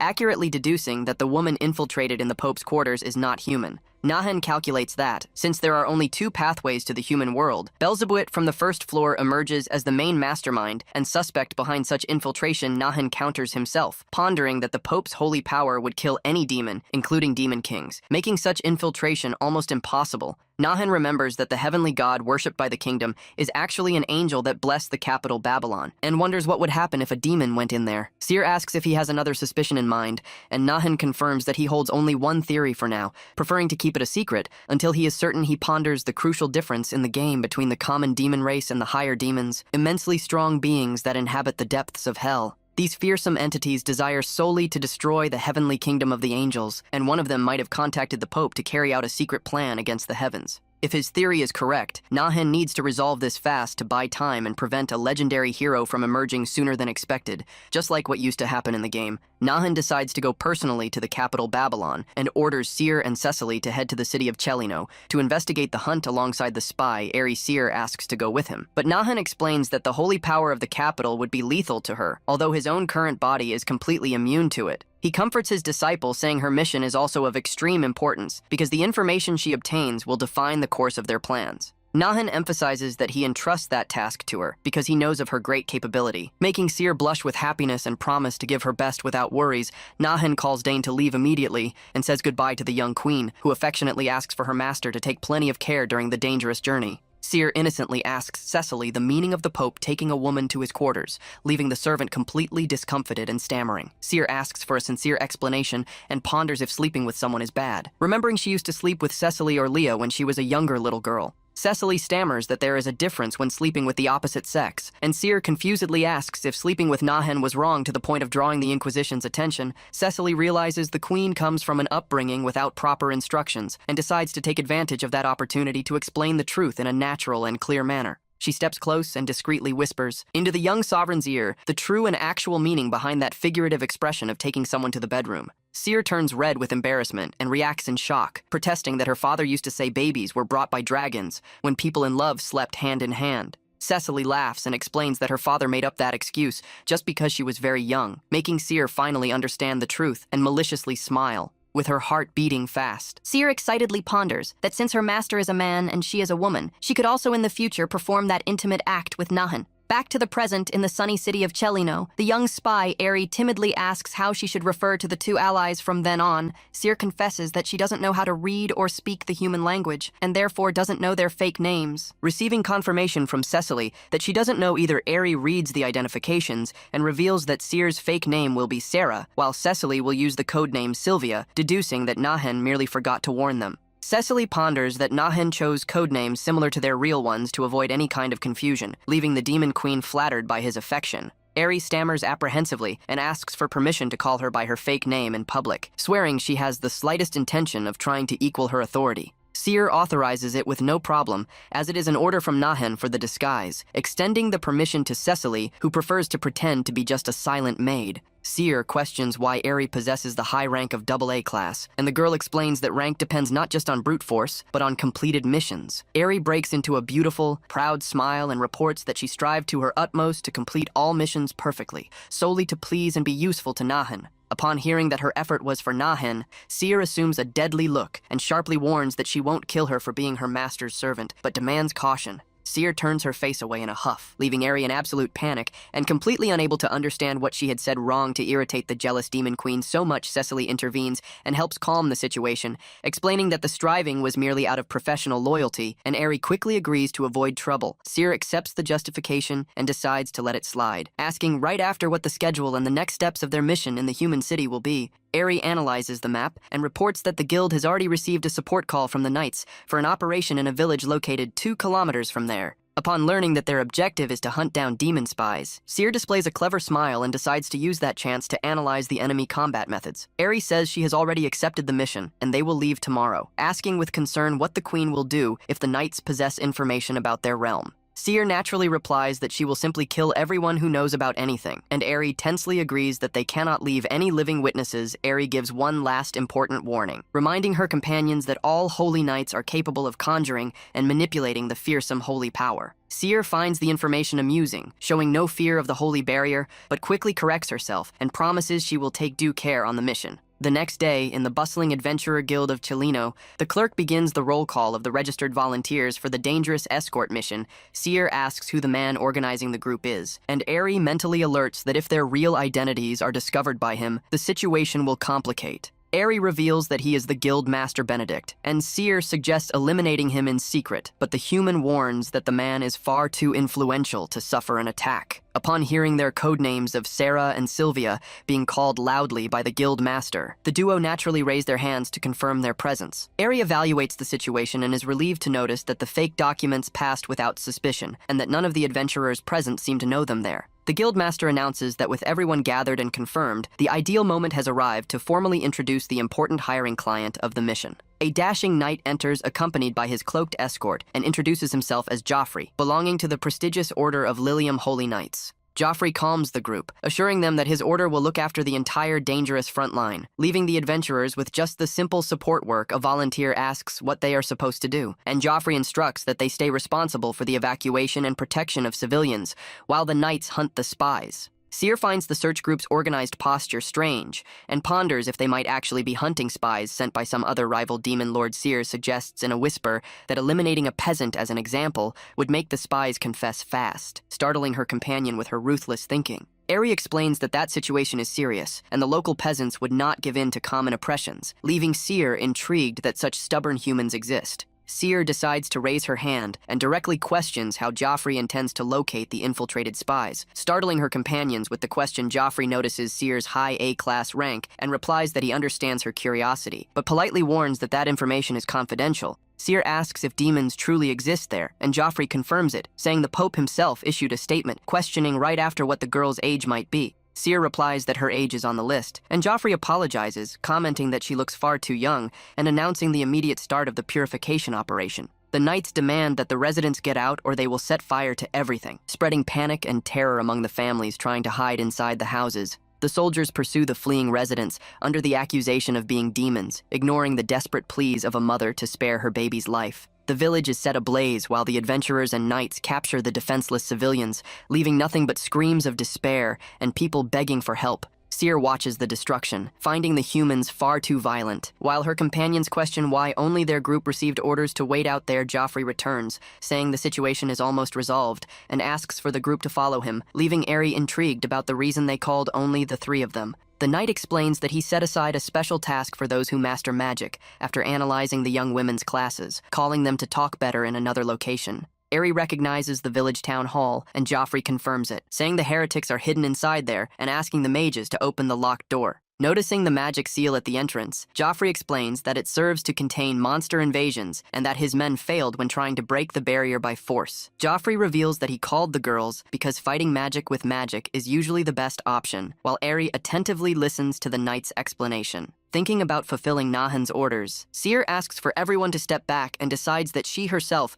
will try to break that protective barrier of the town hall. Joffrey warns that barriers cannot be destroyed with just a sword, but Seer insists on trying, and the knight ends up giving in, telling her to act as she pleases. The knight doubts her success, knowing that not even he managed to pass from there. Thinking that that reckless courage is just a common foolishness of young adventurers, Seer delivers an impressive strike and breaks the barrier in an instant, leaving Joffrey completely perplexed and in panic upon seeing the magic seal shatter. Incredulous at seeing the barrier fall so easily, Joffrey stammers without understanding anything, while Seer sheathes her sword and warns that he doesn't need to thank her for the feat, recovering his posture. Joffrey praises her effort and touches her shoulder to assume command from then on, but Seer coldly reacts, ordering him to stop. With a terrifying and dark look, Seer asks how he dares to touch her and demands that the knight immediately take his hand off her shoulder. Joffrey steps back trembling and immediately apologizes, terrified upon feeling a terrifying and sinister mana pressure emanating from the mysterious girl, feeling that her work there has ended. Seer thinks about killing everyone, but decides to merely warn her group that they have already fulfilled their part in the mission.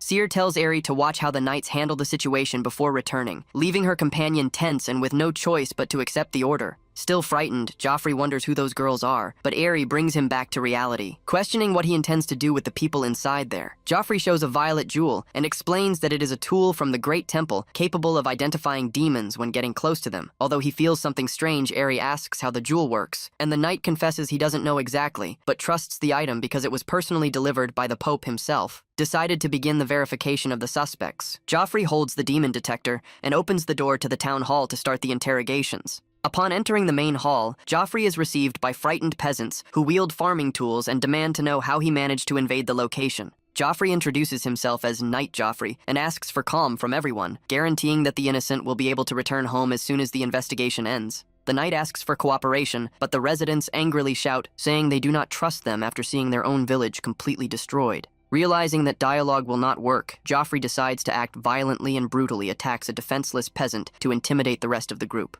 The man falls bloody to the floor after the cruel strike, spreading even more panic and despair among the people watching that horrible scene. Joffrey cleans his sword, coldly stating that that filthy race only calms down with violence, leaving Aerie horrified by the cruelty of the Holy Knights. Aerie is left in shock upon witnessing the coldness of the attack and wonders if those soldiers have gone mad, doubting that they are truly holy warriors. Joffrey orders that the peasants step out one by one, and upon seeing the jewel glow before one of them, immediately accuses him of being an infiltrated spy from the demon realm. The knight attacks another victim, coldly telling him not to be afraid, because everything will end fast. While the other civilians watch the barbarity defenselessly, Aerie finds it strange not to feel mana in the victims, and realizes the jewel accuses innocent people, questioning if that violence is truly a purification operation. Noticing that the detector stopped glowing, Joffrey complains about the defect, and Aerie suggests that her highly capable companion can take a look to fix the item. Joffrey agrees to let the group examine the magic detector, after remembering Seer's incredible strength, handing over the holy jewel without suspecting a thing. Shortly after, Seer analyzes the detector alongside her allies and asks Cecily to examine the object, while Aerie comments that the item seems totally useless.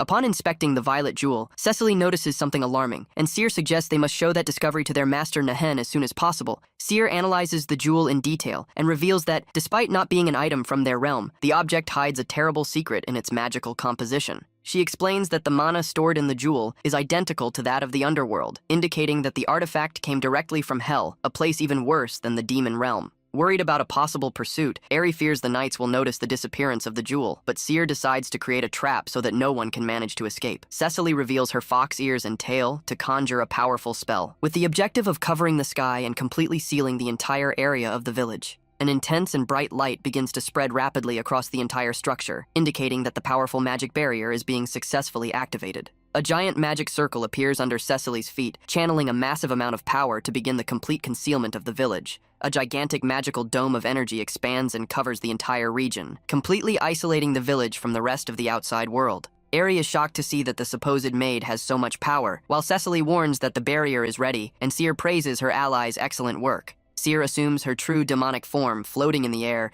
and initiates a terrifying summoning ritual. Concentrating a massive amount of dark energy, Eri watches that entire demonstration of overwhelming power in a complete state of shock, terrified by her leader's true and terrible identity. Wielding a gigantic demonic sword, Seer sadistically smiles and tells the human not to fear, because she will spare her life as long as she obeys. Seer displays a friendly smile to Eri, but directly warns that she will spare her life only as long as her master Nahan thinks she is still useful in the Great Temple. Nahan walks disguised as a priest alongside Dane, and confesses to having a strange hunch that Seer might have caused some trouble. Dane, under the codename of Brother Antonio, apologizes to Nahan for causing him worry, and the disguised demon friendly replies for them to keep walking. Dane walks confident that their disguise is flawless, thinking that no one would dare kill priests of the Great Temple to try to pass themselves off as them. Inside there, Nahan follows ahead, but thinks to himself how much the holy power filling that entire temple is extremely irritating and bothersome for a demon. Upon arriving at the main building, Nahan orders Dane to quickly locate the Pope's quarters,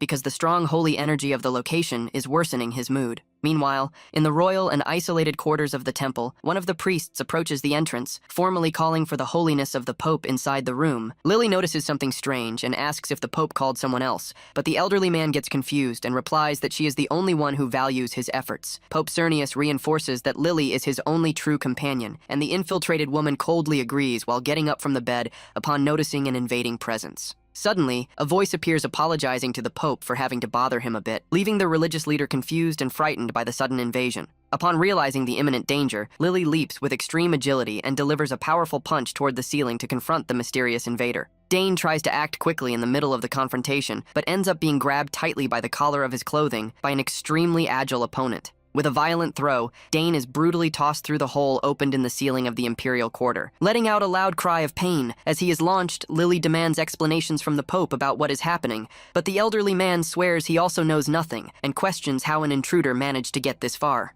Lily retorts, saying she herself should ask that question, while the Pope insists that something is wrong, since no one should be able to enter his room. The infiltrated woman looks around intrigued, and wonders where the invader could have gone after being thrown with so much violence through the ceiling. Hearing quick footsteps coming from above the destroyed ceiling, Lily silently raises her head to try to locate the enemy's exact position. Irritated by the human's resistance, Lily orders the immediate capture of the invader, but is interrupted by Nahan's voice praising Dane's good work. Nahan appears before them, descending from the ceiling, and imposingly comments that that entire situation truly is a trap coming directly from hell. Lily goes into absolute panic upon feeling Nahan's crushing presence, shaking with fear without understanding how such a terrifying power can exist. A small white creature appears on Nahan's shoulder, and Lily terrifiedly recognizes it as Leviathan, the legendary and feared beast of the end of times. Taking advantage of the infiltrated woman's panic, Nahan demands to know who ordered that operation and realizes she belongs to the enemy faction of the Inverted Realm. Nahan grabs Lily by the neck, hoisting her into the air while demanding she confess under whose orders she is acting,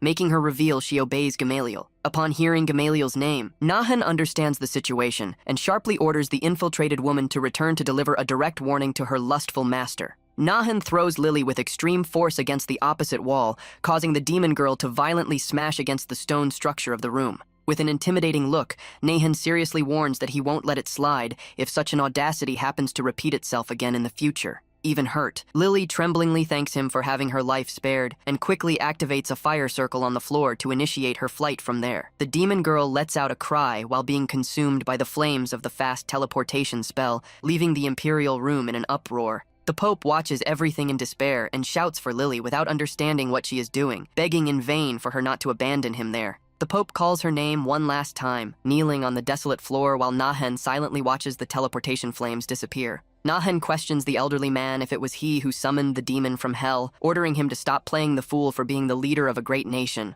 The Pope reacts confused and frightened, asking himself if he truly summoned a demon and unable to understand the reason that woman was by his side, analyzing the elderly man's confused reaction. Nahan quickly notices that the Pope's mind is not functioning normally and suspects something worse. Nahan approaches and immobilizes the elderly man to examine his head, discovering that he suffered a brainwashing identical to that of a succubus, but much stronger. He deduces that the spell was cast by that demon's master and wonders what their true interest would be in making the Pope the target of the trap. Nahan understands that, because he is the most faithful servant of God, the discovery that the Pope was controlled by demons would initiate a terrible divine wrath. The Pope finally recovers his sanity and is horrified to realize that the demons plan to initiate a direct war against the heavenly kingdom. Relieved, the elderly man thanks Nahan for removing the brainwashing and asks for the divine blessing, but the demon sharply warns that he is not someone he must serve. Nahan reflects that a conflict between heaven and hell would drag the demon realm along, which would get in the way of Seer's plans to reach the top of power.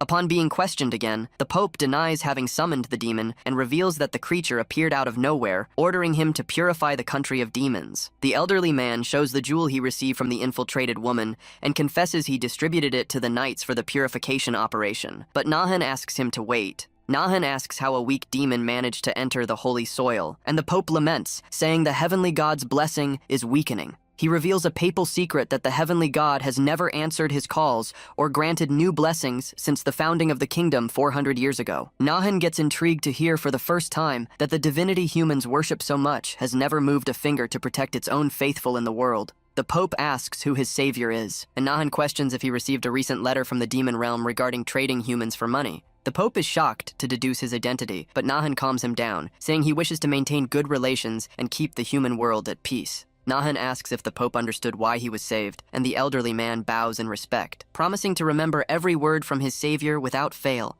Nahan walks away smiling in a dark manner and expresses the desire for his plans to keep running exactly as planned with Pope Cernius III. Upon crossing the portal back, Nahan is received with a tight hug from Seer, who says she missed him very much and guarantees she didn't get hurt on the mission. Seer excitedly shows the violet jewel and explains that she confiscated it from the knights, revealing that the item came from hell and contains mana identical to that of the demon realm. Nahan praises Seer's success and warns that he has already taken care of the true culprit, but questions how she managed to get the detector, since it shouldn't be easy at all. Seer tries to look cute and proud, saying she resolved everything in the blink of an eye for being his disciple, and Nahan jokes that she surpassed the master and can feel proud, suspicious of Seer's cheerful attitude. Nahan turns to Cecily and directly asks what truly happened during the mission in the human village. Cecily apologizes and reveals that Seer wiped out all the knights and adventurers to get the jewel, leaving the queen in panic, and Nahan disappointed. Nahan gets extremely irritated to learn about the massacre, reminding her that he had ordered them not to cause trouble, making Seer begin to cry. Startled, Seer cries, saying Nahan looks terrifying, and Cecily retorts that she warned them to tell the truth, explaining later that she couldn't stop the queen because she is her servant. Nahan orders Eri to change her identity and remain at the location to continue observing the human's situation closely. Receiving the girl's immediate confirmation,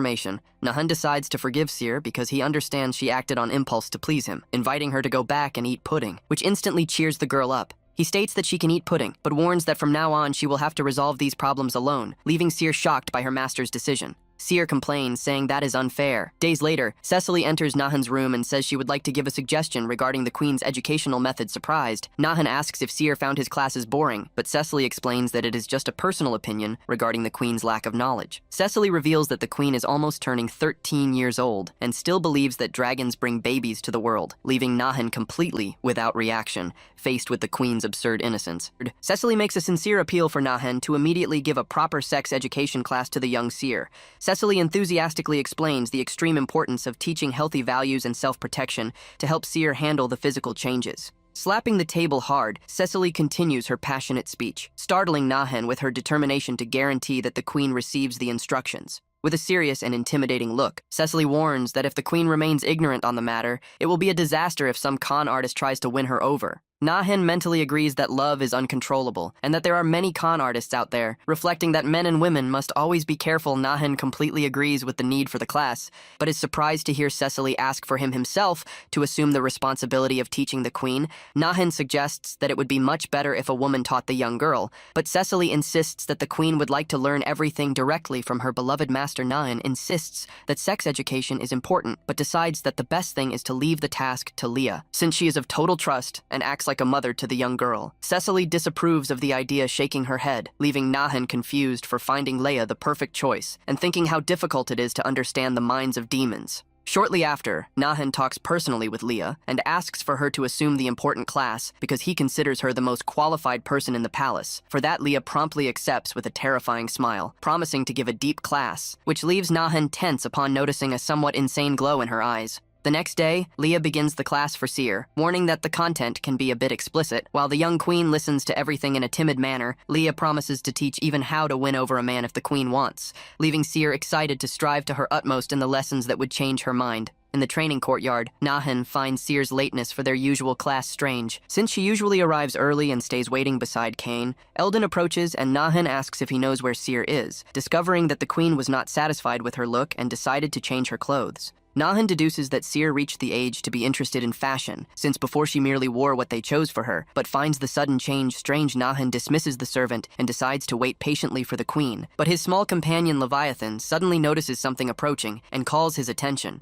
Nahan turns his face surprised and is left completely breathless as he fixes his eyes toward the entrance, extremely shocked by what he has just seen. Seer appears sweetly calling for her master, wearing a beautiful necklace and revealing a completely different and breathtaking look to be envied. Wearing a magnificent and elegant black and white gala dress. Seer apologizes to Nahan for making him wait so long to see her dressed like that. Nahan gets enchanted and praises her beauty, saying she became the most beautiful girl in the demon realm, leaving the queen extremely happy and embarrassed. Seer smiles, relieved, while Nahan silently thinks that, regardless of the end of the journey, he wishes for her to keep growing in such a wonderful and healthy way. Seer shilly moves her hands and asks what Nahan's ideal type of woman is, making the master realize that that question is a result of the classes she had with Leah. Nahan replies that he prefers someone gentle and beautiful, but that the most important thing is for them to get along. Although he hides the fact of already having an ideal warrior in mind, Seer notes everything down in a small notebook and curiously asks if he has ever loved someone in his life, leaving Nahan surprised to notice she already had the notebook ready. Seer notes down the details with her eyes glowing with excitement, while Nahan notices her sudden interest in love, but feels he doesn't have much to tell. Nahan recalls his past on Earth when he briefly dated in college just out of wanting a girlfriend, but ended up drifting away to focus solely on games. Nahan confesses that he never felt true love and suggests that it would be much better if she asked that question to someone with more experience on the matter. Seer gets extremely surprised to discover that her wise master has never loved anyone, realizing that love would be an unprecedented and unique experience for him. The revelation that she would be Nahan's first love makes Seer have a surge of shyness and excitement. Leaving the master confused by her intense reaction, Seer happily accepts that Nahan also has things he doesn't know, thinking right after if someday someone special will emerge to stay beside her beloved master. Nahan smiles and replies that he doesn't know about the future, mentally remembering his real objective of having to return to his own world someday. Noticing that it is already late, Nahan warns that he has commitments in the afternoon and runs off to say goodbye, leaving Seer thoughtful and staring at the floor in silence. Seer realizes that Nahan still has total intention of leaving the realm and that his decision won't change easily, but she assumes a determined and cold look. Shrouded in deep and determined thoughts, the queen promises herself that becoming strong enough with the passing of time will be the key to everything. A magical and powerful aura begins to emanate intensely around Seer's body, demonstrating the strength of her determination and her future plans. With a possessive expression and a dark look, Seer whispers to herself that she will find a way to keep her master right there by her side at all costs. Meanwhile, in Gamaliel's imposing palace, the demon lord evaluates Lily's return and questioningly asks what truly happened with the mission, on her knees in the palace. Lily tremblingly reports to her lady that her mission in the human temple failed because someone ended up interfering with her control plans. Gamaliel, the Lord of Lust, angrily questions if she heard right. Unable to accept the fact that Lily returned empty-handed just because of a small interference, Lily tries to explain herself, saying that an extremely powerful and terrifying presence suddenly appeared. Drawing the attention of her lady, who approaches suspiciously, Gamaliel pats Lily's face pretending pity, but sadistically warns that because she lied to justify her failure, she will have to receive a severe punishment for it. Using her dark magic, Gamaliel lifts Lily into the air to punish her, while the demon girl desperately begs, swearing that she is not lying about what she saw. Upon hearing Lily scream that she saw the legendary beast of the end of times, Gamaliel immediately ceases the attack and asks, shocked, if it truly is. Leviathan Lily falls to the floor, frightened, and reveals she saw the Lord of the Inverted Realm, making Gamaliel demand that she clearly repeat the identity of whom she found there. Gamaliel decides to reconsider the punishment and orders that the servant retire for now, leaving Lily relieved and grateful for having her life spared after the revelation. The Lord of Lust maliciously smiles upon deducing Nahen's whereabouts, realizing she finally discovered where he hid after leaving his own realm. Meanwhile, Nahen inspects the soldiers he gathered in the Grand Arena and asks Commander Rin if all the warriors selected for the army have already arrived.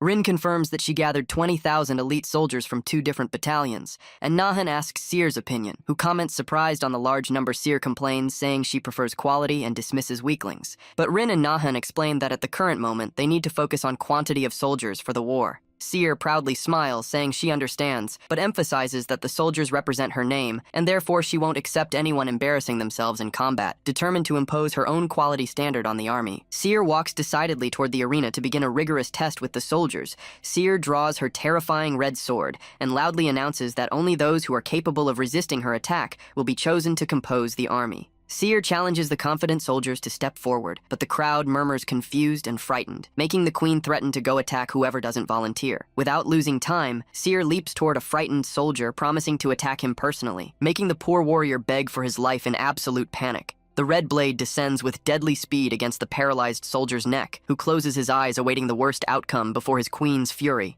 Nahen appears in an instant and blocks the lethal strike, holding the sword with his bare hand, leaving Seer surprised to see her beloved master intervene in such a calm way. Seer is left extremely impressed to notice that her master stopped the red blade with just one hand and didn't suffer even a scratch from the impact of the blow. Nahen gently smiles and asks what he should do if she goes out attacking without listening first, suggesting that the two have a private conversation about the army. Nahen explains that her idea is good, but warns that it is impossible to demand officer-level skills from all common soldiers at the current moment of expansion. Upon hearing about the limit of talents they can recruit, Seer understands the situation, and Nahen suggests using her idea to select officers for a new battalion days later. Sitri questions why she was called just to select officers, and Nahen explains that he counts on her good eye to help evaluate the candidates Sitri asks for a reward, leaving Seer irritated by her ally's audacity, but Nahen calms the situation, promising to do a special favor for her later. Seer holds a wooden sword and questions if they truly need to train with non-lethal weapons, and Nahen confirms, saying it is just a test for a warm-up. Seer accepts the condition, but promises to select the officers strictly, and Nahen agrees, saying he prefers to leave the spots vacant if he doesn't find anyone fit. Sitri finds it strange to see Seer holding the wooden sword and asks where she is going, but the queen replies with a confident smile that she will assume the role of examiner before beginning the selection test.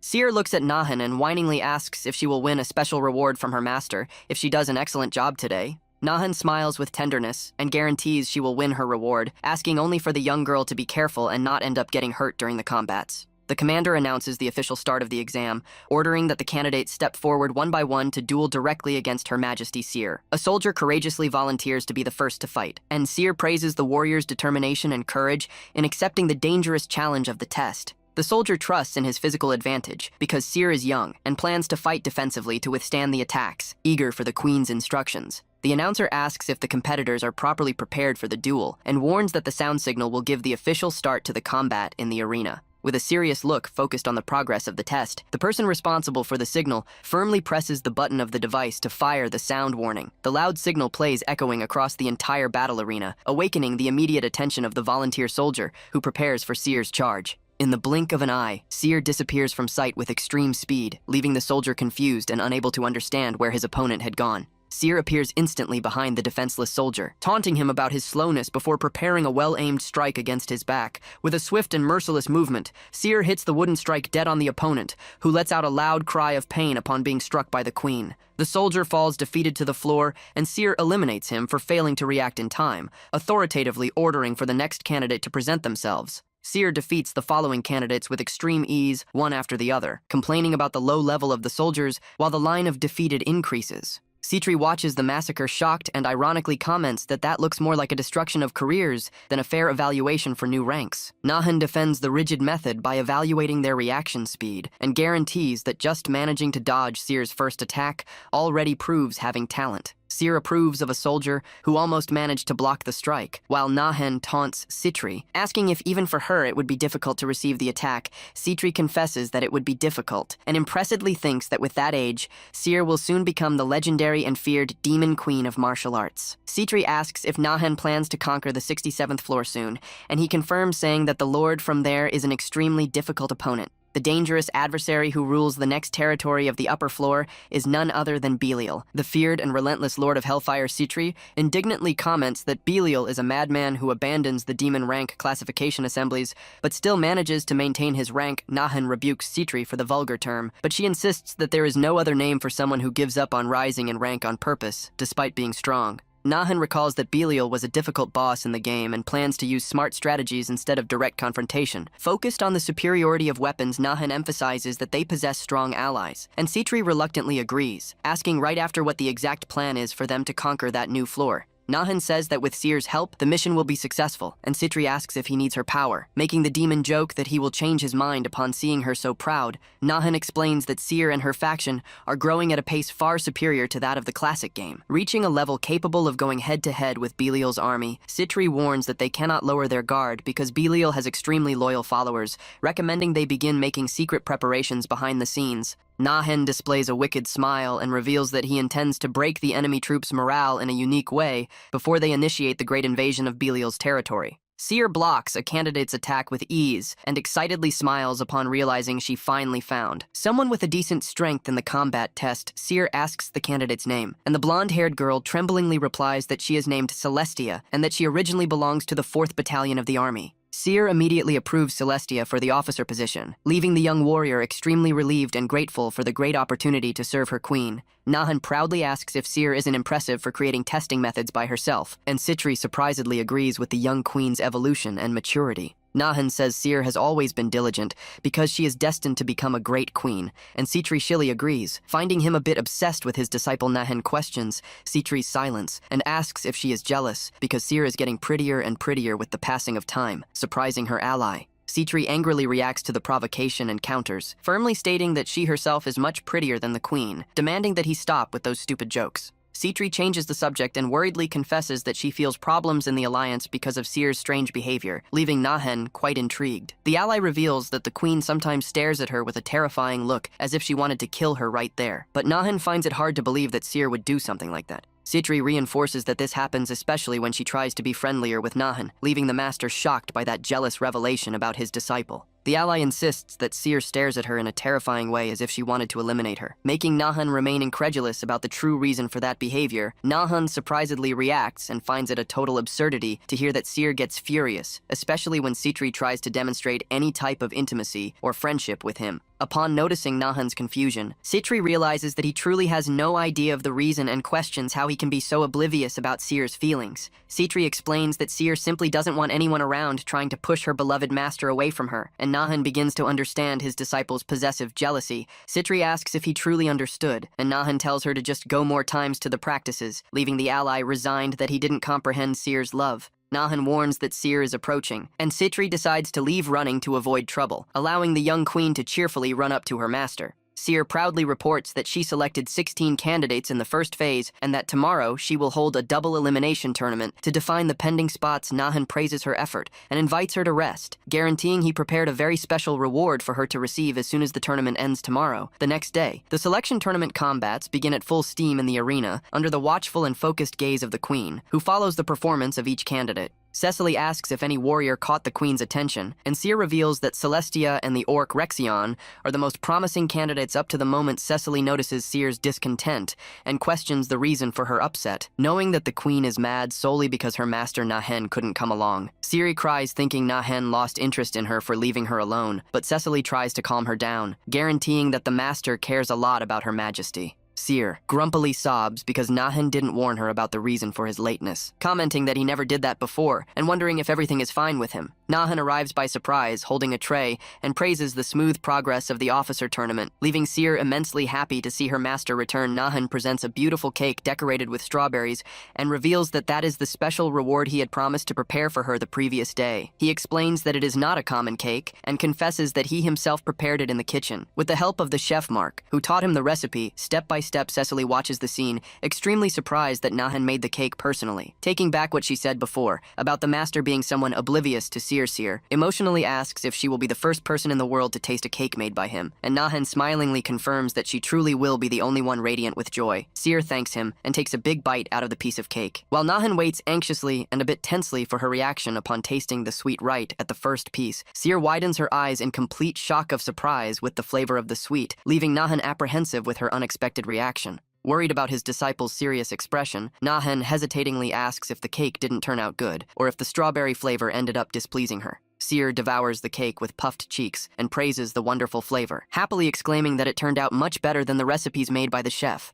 Nahan affectionately states that Seer will always be his absolute priority, and that he made the cake with love, making the queen ask for him to cook just for her. In the future, Nahan displays a beautiful smile and promises that he will make delicious cakes for her whenever she wants, guaranteeing that the sweet will be prepared exclusively for his queen. With blushed cheeks and a radiant smile of pure happiness stamped on her face, Seer immensely thanks him for all her master's affection and dedication. Later, Nahan analyzes the result with Rin and divides the approved officers between 2 different battalions. Drawing Rin's attention to the disparity of numbers, Nahan explains that he wishes to train the new officers of the 7th Battalion under Rin's command to transform them into elite troops, and the commander understands the plan. Relieved, Rin accepts the plan, and Nahan orders that she urgently find out the patrol schedule on the border of the next floor. Acting as a temporary military authority, Nahan feels a strong headache upon realizing he needs to plan everything alone in the real world. Unlike a common game where it was enough to click on the decisions, Nahan looks at his small flying companion Leviathan and friendly asks for the creature to help him a bit to resolve the bureaucratic problems.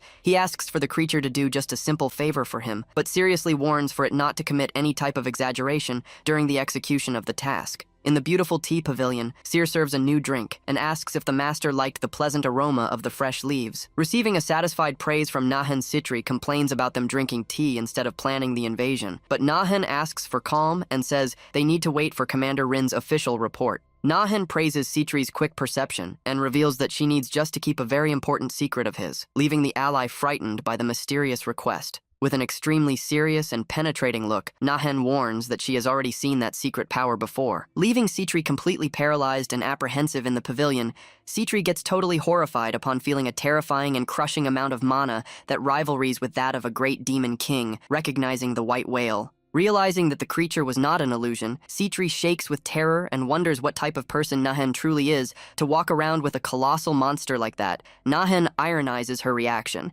asking if she thinks the creature will devour her, and Sitri terrifiedly confesses that the monster does look extremely capable of doing that. Nahan calms his ally, guaranteeing that nothing will happen if she doesn't betray them. Warning next about the danger of revealing the white whale's existence to other people, Nahan explains that the monster is the key to the operation against Belial, but Sitri fears that the enemy will notice the presence of the colossal creature that draws too much attention in the area. Nahan calms his ally, saying that not even she had noticed the creature before, and Sitri suggests using the whale's overwhelming power to conquer the 67th floor right away. While petting the whale, Nahan explains that the use of the monster would destroy the entire enemy army and territory, asking for Sitri to prepare her troops for the war. Sitri accepts the terms and asks how they will divide the territory, and Nahan replies that he will keep the enemy castle and hand over half of the floor and resources to her. Sitri is surprised by the generous division and questions if the queen agrees, but Nahan replies that he sees the agreement as a great investment to strengthen their alliance. The ally warns that the conflict against Belial will demand a lot of military preparation, since a peaceful surrender like the previous one won't be possible, and Nahan firmly agrees. Seer cutely encourages the ally, and Sitri Shili agrees, thinking to herself that the queen is acting in a sweet way that reminds her of her beloved childhood. Sitri thanks him for the delicious tea and decides to retire to prepare her troops, but Nahan interrupts his ally, asking if she truly already needs to go away. Now Nahan says he prefers to take advantage of her presence to resolve another pending matter, and seriously raises his hand in the ally's direction, leaving her quite confused. With an intimidating look, Nahan warns that she needs to resume the physical practices she has been postponing to manage to return to walking normally as fast as possible. Sitri steps back frightened, begging to postpone the training for not feeling psychologically prepared yet, but her master demonstrates no intention of giving in, ignoring his ally's pleas. Nahan snaps his fingers and activates his magic, forcing Sitri to train immediately, making the girl scream desperately with the shock of the strike. Meanwhile, in the dark hills of the 67th floor, a group of heavily armed soldiers carries out the usual night patrol through the mountainous region. One of the guards asks if there is something wrong with his patrol companion, and the warrior tensely replies that he just felt a strange presence in the surroundings. The soldier notes with strangeness that the night seems far too dark and silent on the hill, commenting with his patrol partner about that abnormal atmosphere. Feeling a terrible and frightening hunch, the soldier asks for his companion to wait and slowly raises his head to look toward the night sky. The guards go into absolute panic upon spotting the colossal silhouette of Nahan's white whale floating in the sky and completely blocking the moon's light.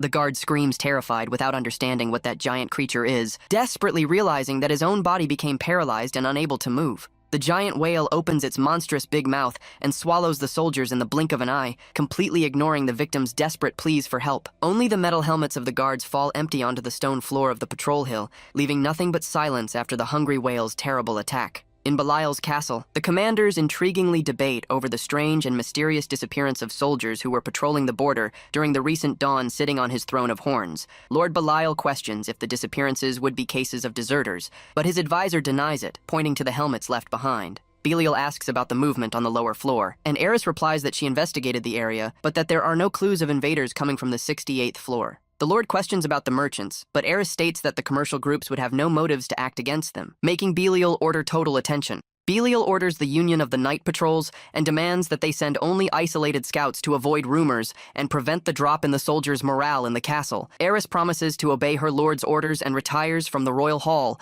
leaving the lord thoughtful and silent on the throne before asking his ally's opinion. The ally hidden in the shadows suggests that the night attacks might be the work of a beast from hell that hunts in the darkness. Surprising Belial with the possibility revealing his smiling face under the dark hood, the mysterious ally volunteers to personally investigate the case of the guard's disappearance on the border. Despite not liking to involve that ally in his personal matters, Belial accepts the help because it is about forces from hell and orders him to investigate back at the palace. Seer asks if Leviathan is acting according to plan, and Nahan happily confirms that the creature is bringing the expected results. Seer asks when the invasion will actually begin, and Nahan explains that the army will depart in 1 month. As soon as Sitri's troops are properly ready, Seer reveals with determination that she also desires to prepare herself for the combat, drawing her master's attention, who curiously asks what her plan would be. The young queen asks to receive an intensive special training during the remaining month to guarantee she will be capable of defeating Belial with her own hands. Seer reinforces that she needs to lead her troops by setting the example on the battlefield, and that she doesn't want to depend on Nahan's overwhelming power forever in wars. Seer decidedly states that she needs to defeat a mid-level lord like Belial, reminding her master that the future objectives of their alliance are much greater. Nahan understands that if he wants to see her growth, he must allow her to fight directly against strong opponents, deciding not to get in her way as a queen. Nahan pets her, confessing to have been overprotective, and reminds her that she is a demon queen, leaving Seer a bit irritated for being treated in a childish way. Nahan friendly smiles and guarantees he will help her with the intensive training from now on, giving his official permission for her to participate in the actual battle. Seer cheerfully celebrates, thanking her beloved master, but Nahan gives a serious warning, reminding her that Belial is still much stronger than she is at the current moment. Aware of the great challenge ahead, Seer agrees that she will need to learn powerful magias and refined swordsmanship techniques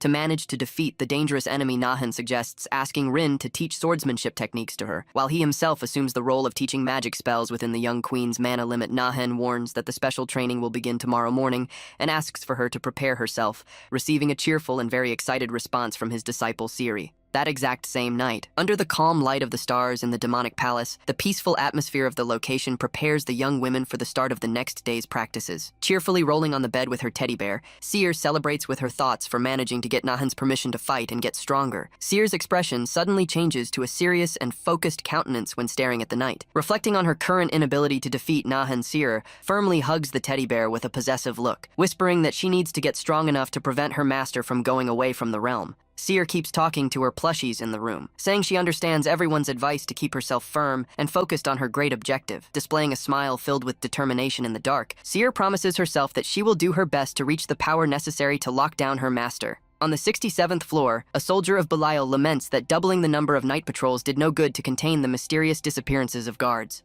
The guard adds that the rigorous investigation against the merchant guilds also brought no clues. Confirming that the local merchants are innocent, Belial gets irritated without understanding what is happening and decides to act to maintain the troops' morale, complaining that his cloaked allies' actions only confuse things. The Lord recalls when Abby, the dark-cloaked ally, volunteered to investigate the mysterious night attacks that were terrorizing the floor's border. Belial complains that the ally promises to investigate but never returns, seriously doubting that anyone in the world is capable of commanding the terrible beasts coming from hell. When looking at the coat of arms with the symbol of a unicorn, Belial suddenly remembers the rival Devata clan, suspecting they might have some relation to the case. Belial ponders that the former leader of the clan was strong and capable of making contact with the underworld, questioning if Seer would have inherited and unleashed his beasts now. Considering the colossal strength that the rival clan possessed in the past, Belial concludes that that hypothesis is the only logical explanation to understand the disappearances. Tired of racking his brain with theories, Belial decides to act according to his impulsive style and prepares to put things in order through the strength of his flames.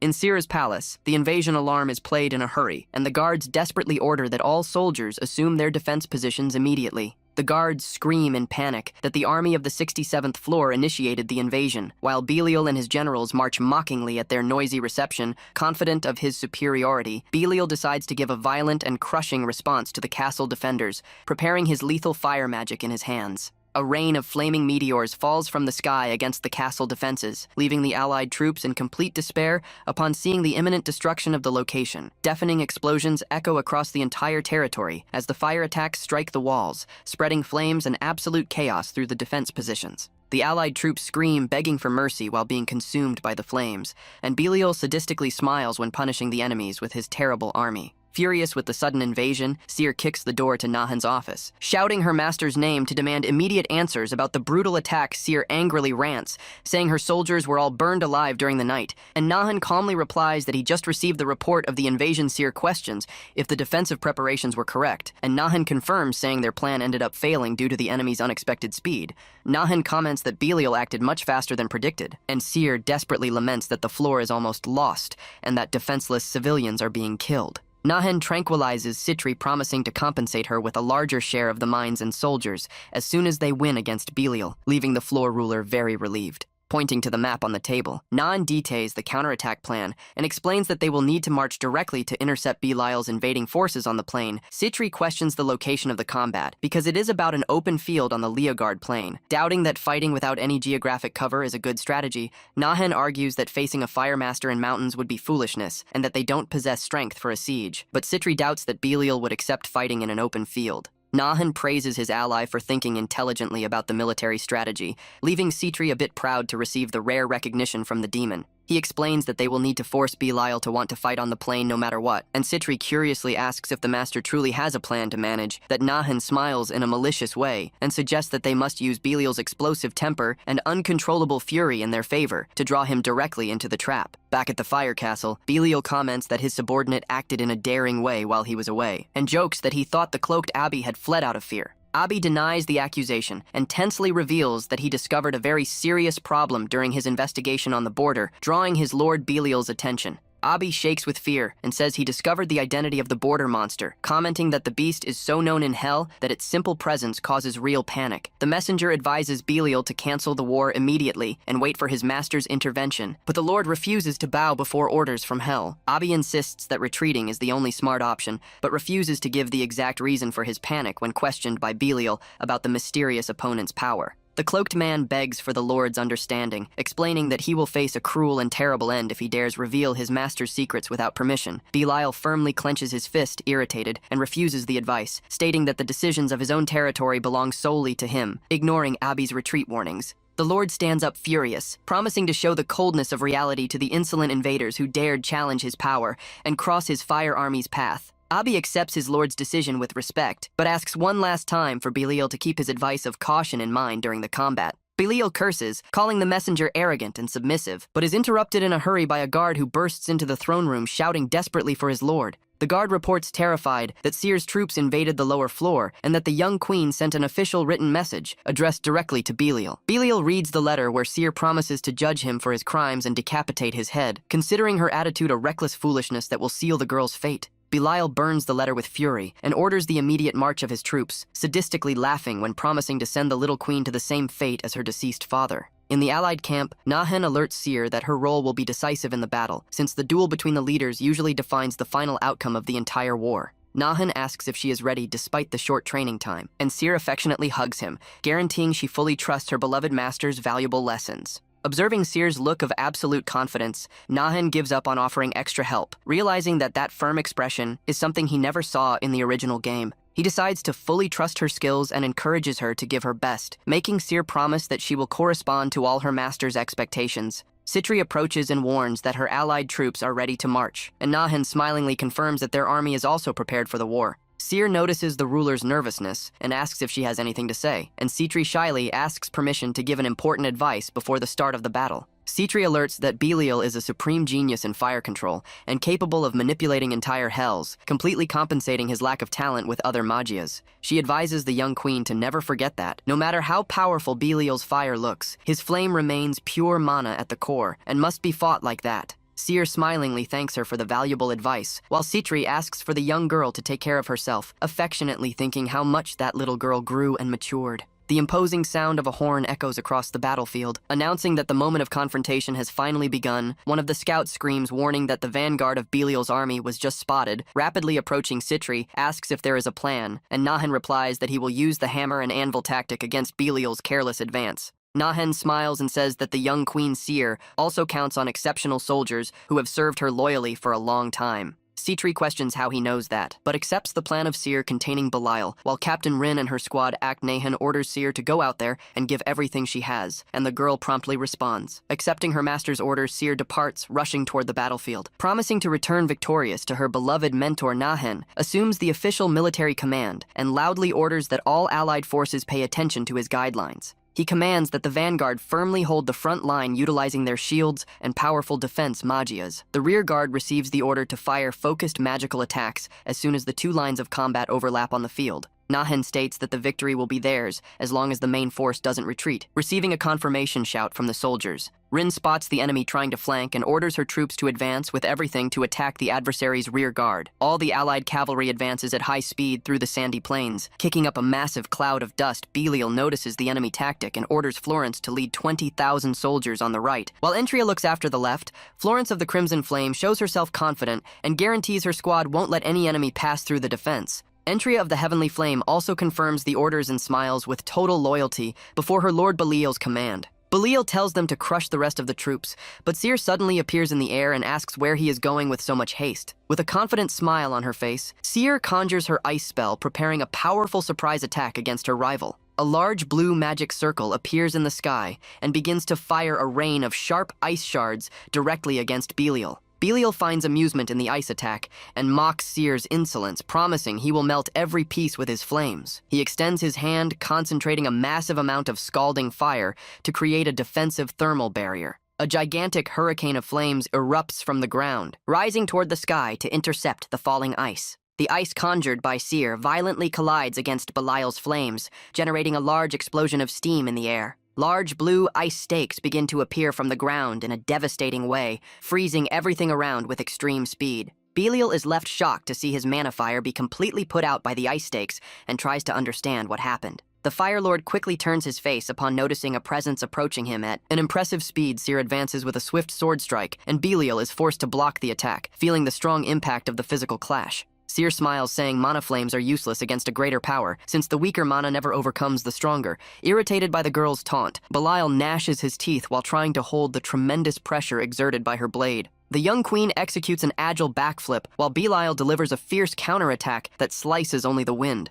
Belial rants that she is mad for invading alone, and promises to make her personally understand the terrible mistake she made. Seer retorts, saying her only mistake was not crushing him sooner, stating that the final outcome will tell who is right. Belial gets furious with her insolence, but Seer warns that hasn't ended and conjures another large magic circle in the sky. A desperate Belial orders his troops to stay in defense position, while an ice blizzard crushes his soldiers. Seer mocks upon seeing the damage of her spell and questions if the rumors about his fearsome demon lord power were fake. Totally humiliated by the girl's mocking words, Belial gnashes his teeth, feeling an uncontrollable fury grow. He passes the command of the main force to Eris. Decided to personally rip Seer in half because of the humiliation, Belial accepts the individual duel and warns it would be foolishness of him not to notice such an obvious taunt coming from a child. She finds amusement in the response and asks for a moment to store the armor Nahan gave her into her own storage space. Seer calmly smiles, explaining she would hate to dirty such a valuable gift from her master without real necessity. Belial completely loses his head with the contempt, and Seer softly celebrates the absolute success of her provocation. Belial admits he underestimated her for being young and praises her lineage, leaving the girl ironically flustered with the praise. However, he states that her talent ends right there due to her lack of actual combat experience facing a strong opponent. Belial manifests his fury with flaming eyes, calling Seer's attitude an unbelievable arrogance with no limits. The Demon Lord summons the colossal giant Surtur, an entity of pure destruction capable of burning everything until it turns to ashes. Faced with the terrible and gigantic fire summoning of her opponent, Seer merely observes with a calm and unshakable countenance. He warns in a sadistic way that now it is too late for regrets, and that only death awaits the young queen. Belial raises his flaming weapon and challenges Seer to try to resist his devastating power if she truly is capable. The colossal strike descends with everything and cracks the ground in half, releasing a devastating torrent of fire through the entire area. Citri observes the destructive attack from afar and gets extremely worried about her young ally Seer's safety. Citri worriedly asks if everything is truly going to be fine, but Nahen calmly replies yes. In a confident way, Citri reminds him that it is about the fearsome giant Surtur, and Nahen says that because it is Seer, she will do very well in the combat. Nahen says for them to end the conversation, because turning the tide of the battle in their favor is just as important as Seer winning against Belial. On the battlefield, two swords violently collide, generating a large explosion of sparks. Captain Rin pressures Florence of the Crimson Flame in an intense duel of blades in the middle of the dust. Florence temporarily retreats mounted on her horse to escape from the opponent's constant pressure. Florence internally recognizes Rin's strength. Thinking she truly deserves to be part of Citri's military elite, Rin advises General Florence to stop with the useless resistance, and the enemy responds saying herself honored for having her name remembered. Florence states that stopping to resist would mean surrendering to a girl far too young, something she would never accept doing. Rin says she admires the opposing general's determination and coldly calls her to give start to the final duel. Florence advances with everything to deliver a purely physical attack, alerting the opponent not to underestimate her combat strength. Rin retorts saying the opposing general judges her very poorly if she thinks she would commit the amateur mistake of underestimating her. The two warriors cross at high speed, mounted on their horses. In a quick, deadly clash of swords, Rin warns that she fought totally seriously from the start, while Florence's sword falls disarmed onto the sandy floor. Seriously wounded by the opponent's well-aimed strike, Florence coughs up blood while trying to keep herself firm on her horse. Rin laments Florence's fate, commenting that she would be an incredible ally if she were fighting on the same side as them. With a serious look, Captain Rin promises to give a peaceful rest to the defeated opponent while the focus of the battle shifts. In another part of the plain, on the field commanded by Entria of the Heavenly Flame, Belial's captain goes into complete shock, trembling with terror on top of her horse. Entria stammers, asking how that mysterious warrior can still be alive. She identifies him as Elias of the Dragon Race, but he says to call him Belcarus, a name personally given by Seer. Entria argues that, no matter how she looks at him, the opponent clearly does not belong to their demon race. Upon seeing his eyes glow in an intense way, the warrior frightenedly wonders if they would be the legendary demon eyes. A massive strike of brutal force hits the ground, spreading dust and stones all around the troops. Entria feels that simple axe strike's monstrous impact and plans to use her quick speed to dodge and counterattack. She accuses him of deceiving everyone with a fake name. Since Citri's followers allegedly had been executed at the assembly hearing, that accusation that he would have deceived people makes the warrior release a massive wave of green electricity. With his eye glowing intensely in green, the dragon tells the opponent to measure her words. Denying having deceived anyone, he furiously roars against the assembly for insulting his master, leaving Entria completely terrified with his monstrous presence. He coldly warns that he will send her very far away and tells her to send regards to her former companions who have already died. Entria looks up in complete panic, realizing she is about to face an overwhelming legendary power. She goes into absolute despair upon recognizing that the opponent possesses the terrible demon eyes of petrification. The warrior heavily advances, taking a firm step that cracks the rocky soil below him. Into various pieces, Entria tries to quickly leap backward, desperate to dodge the attack, but notices something strange and dangerous. She realizes she committed a fatal miscalculation and begs for a second, while the terror takes over her mind. Without demonstrating any type of mercy, the dragon coldly warns that now it is already too late for any defense attempt. A massive beam of green energy descends toward the ground with absolute power, obliterating everything it touches on the way. The attack's violent force destroys the enemy defenses all at once, shaking the battlefield with the immense strength. Entria tries to hold the rival's axe with her sword, realizing it is about the exact same physical strike from before. She plans just to block the charge to recover distance, but her sword's blade begins to break quickly. Entria's weapon shatters completely under the monstrous pressure, leaving her vulnerable against the strike's final impact. The imposing axe stays embedded in the blood-stained ground beside the broken pieces of the sword and the destroyed armor. The formidable dragon swears to himself that he will find out the entire truth to restore his master's former glory. Back to the main duel, Belial looks at the smoky crater and mocks, imagining if Seer was defeated with just one strike. In the middle of the dust and flames generated by the devastating attack, a figure begins to move with total ease. Belial stops immediately upon hearing a subtle noise coming from behind and confusedly turns his face to check the smoke. Seer appears totally unscathed in the air and comments that it was good to have dodged. Admitting that the opponent is quite strong for real, Belial agrees that she wouldn't die so easily and summons Surtur's power once more, decided to fight with everything now. At that moment, a dark purple energy filled with stars begins to spread rapidly across the entire location. Seer raises her blade toward the sky and releases a massive amount of high-intensity mystical purple flames. With a frigid look, Seer firmly warns that his plans end right there. Calling her rival by his official title of Fire Lord Seer, focuses her energy channeling a supreme annihilation spell named Existence Extinction. The attack dissipates, and Belial comments that, although he doesn't know what that was, her plan seems to have failed. Belial returns the mocking words and orders his giant Surtur to crush once and for all that insolent girl. In a completely unexpected way, the massive flame entity begins to disappear in the air, leaving Belial perplexed. He is left without understanding what is happening and wonders why his fire giant suddenly vanished. Right after, Belial is struck by a massive pain and coughs up blood, feeling the severe impact of the invisible attack. Without strength to keep himself standing, the Demon Lord falls to his knees on the sandy floor, letting out a loud cry of agony. Seeing that he suffered a terrible mana backlash, he asks with a lot of anger what the young queen did against him. Seer smiles victoriously and explains that it wasn't a trick, but rather an extraordinary spell of absurd mana cost. She demonstrates that this special spell is capable of completely erasing the existence of any active enemy magic. Belial refuses to believe that and horrifiedly states that such an absurd magic shouldn't be capable of existing in the world. Seer replies that believing or not is up to him and rapidly advances, delivering a new strike against the weakened opponent. The young queen coldly states that the time has come to put a definitive end to that combat that has already extended too much. Belial uses the rest of his strength to block the blade with his sword, while cursing Seer with all his fury. The Demon Lord lets out an enraged cry while trying to resist the devastating attack in the center of a large energy explosion. The two warriors exchange quick physical attacks, locking their blades in a fierce dispute of strength and skill. Realizing that he no longer feels mana coming from Seer, Belial smiles, thinking the girl also spent all her magical energy. He mocks, asking if she thought she would have an advantage in a pure sword duel, and promises to show what true swordsmanship is. She notes his great strength even after the mana backlash, and calmly realizes she won't have another choice but to fight seriously. With precise movements, Seer dodges Belial's heavy sword and rapidly approaches him to apply her decisive strike. Belial attacks, shouting for her to die, but Seer dodges with extreme agility, passing under his blade.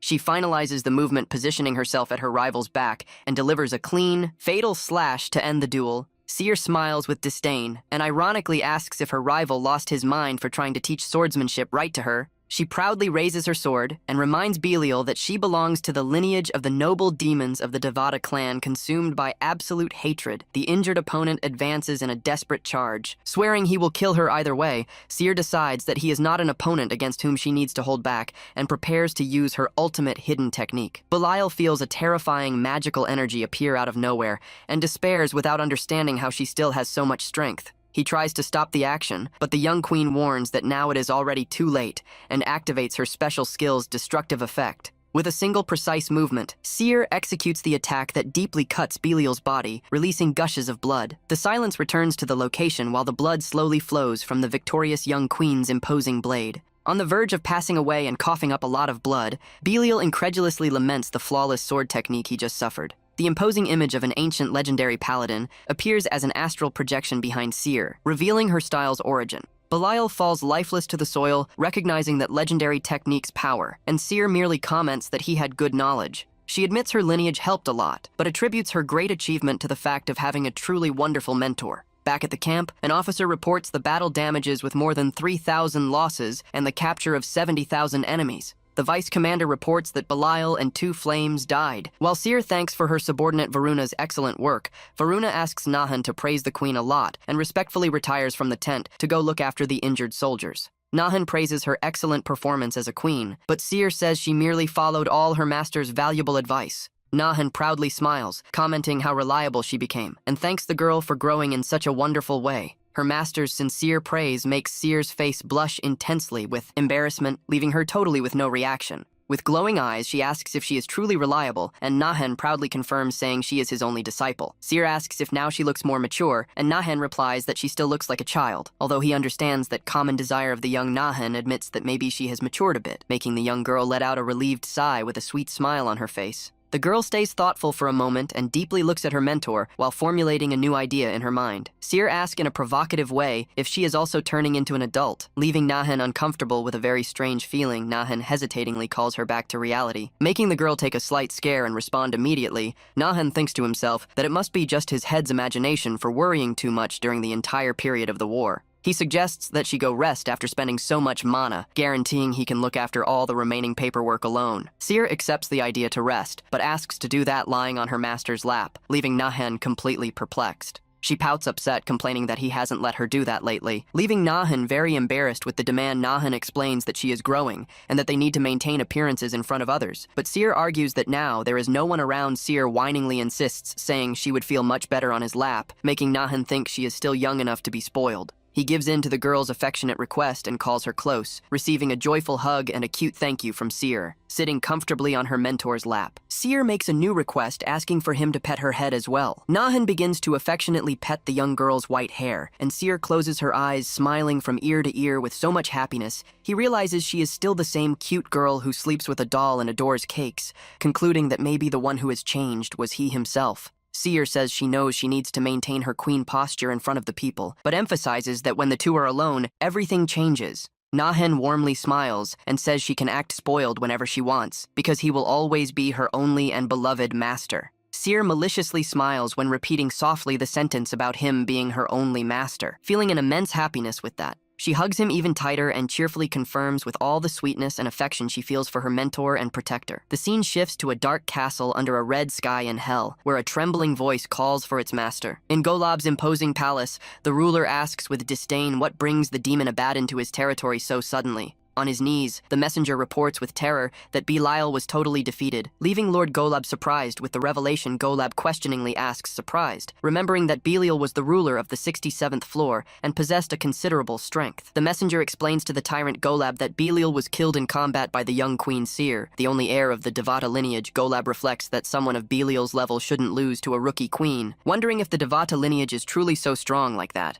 The subordinate shakes with fear when revealing that, besides the defeat, they found traces of Leviathan, the legendary beast of the end. In that territory, Golab goes into complete shock with the shocking news and shouts, asking if the traces found are truly from the fearsome beast Leviathan. The messenger confirms with terror and adds that the mysterious master of the inverted realm seems to be directly involved at the location Enfurist. Golab stands up from the throne, demanding the absolute truth under death threat, and the messenger swears the information is 100% real. He decides to go meet Gamaliel to get answers, intrigued with the motive that man had to leave his realm in such a critical period. Shortly after, outside the walls of Gamaliel's palace, Golab angrily questions himself about what that man is doing in the demonic realm inside Gamaliel's luxurious palace. Various demons enjoy banquets and pleasures in the middle of an atmosphere of pure lust. The tyrant Golab invades the location, breaking the doors with his intimidating presence, and loudly demands to know where the ruler Gamaliel is. Faced with Lord Golab's terrifying imposingness, the lesser demons shake with terror and stammer when trying to respond to the invader. Golab demonstrates deep disgust for those creatures focused on pleasure and curses, saying he hates having to visit that filthy palace.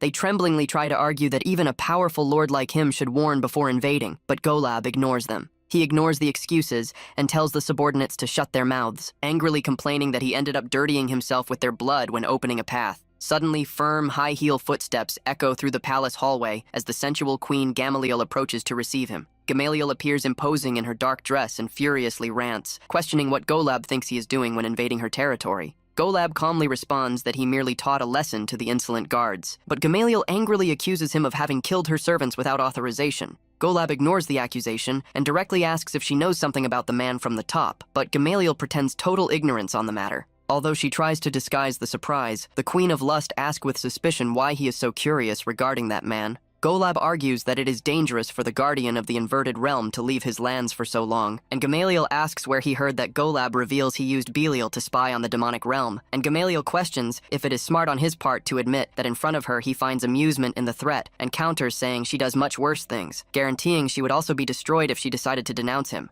Golab advises the queen to abandon her secret obsession with the master of the inverted realm before she ends up being killed by Thamiel. Tired of the discussion, Gamaliel accepts giving the information, but asks what he intends to do, and Golab responds that he will force him to return. Gamaliel mocks his attempt to convince that man, but reveals she discovered clues of him when he interfered with her plans in the human world. She explains that because it is about a location connected to the human world, his whereabouts can only be on the 1st or on the 72nd floor. Golab gives a wicked smile and decides he will begin his searches in the Devata territory to find the legendary master of the inverted realm. In another realm of hell, the elite messenger Achillid reports kneeling before his queen that the powerful Belial was killed in the war. Shocked with the news of Belial's demise, the queen incredulously asks who would have been capable of killing him, and the messenger reveals Seer's name. The fearsome queen. Gremory of the 55th floor stands up terrified. Without understanding how the young heir became so powerful in so little time, the messenger cautiously suggests that the young queen's incredible evolution must be a direct result of the excellent training given by her royal tutor Gremory,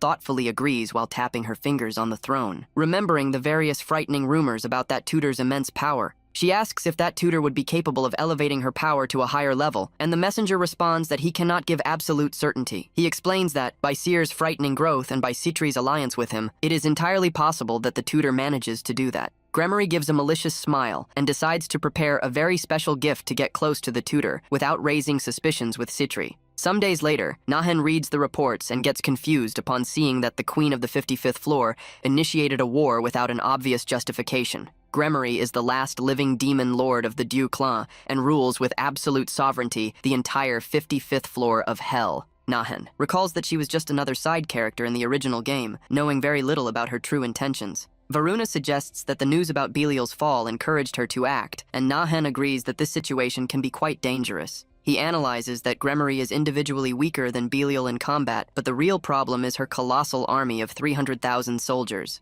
Decided to find out Gremory's objective, Nahen plans to send the spy Dane to collect information, while Eri looks after the human world seer cheerfully invades the room calling for her master, and Nahen surprisedly asks if she already managed to finish all the day's tasks. Seer denies with a cute smile and holds Nahen's hands, explaining she was advised to take a small break from work. She affectionately smiles to her mentor and reveals with all the sweetness that she came merely to recharge her energies by his side. Nahen gives friendly taps on her head and says in a playful way for her to cheer up and return quickly to the pending work. Some years ago, the young queen was just a small, defenseless girl who had lost all hope after her father's terrible fall. However, under Nahen's care, she grew enough to influence with absolute power 5 entire floors of hell. Varuna recognizes that all this is thanks to Nahen, admitting that at first he doubted his capacity for not being famous or having an official position. He recalls the moment Nahen assumed the girl's guardianship after accepting the last help request sent by the former Lord Servon Devata. Very grateful that Nahen brought back the queen's smile, Varuna desires for the two to stay together and warns he will fetch her snack. The advisor Varuna thinks that maybe this peace desire of his is far too greedy, while Seer smiles observing the snack arrive. Nahen merely agrees with his head maintaining a slight smile on his face, feeling relieved with the office's relaxed mood. Seer thanks with a lot of joy, and Nahen asks in a playful way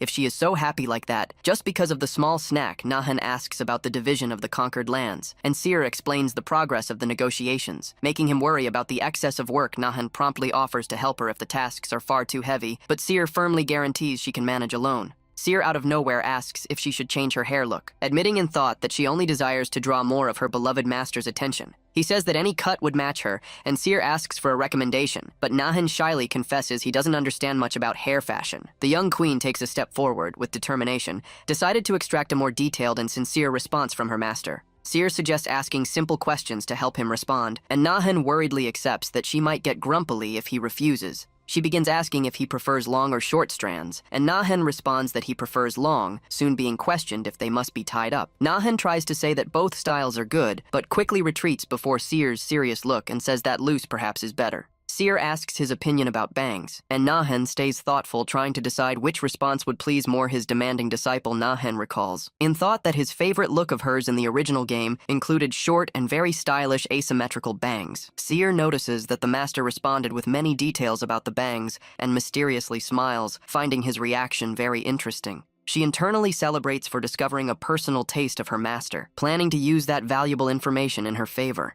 With a beautiful smile on her face, Seer decides that from today on, she will change all her style to fit before the tastes of her beloved Nahen. Whoever wants the next part, comment and like, and the name is in the description.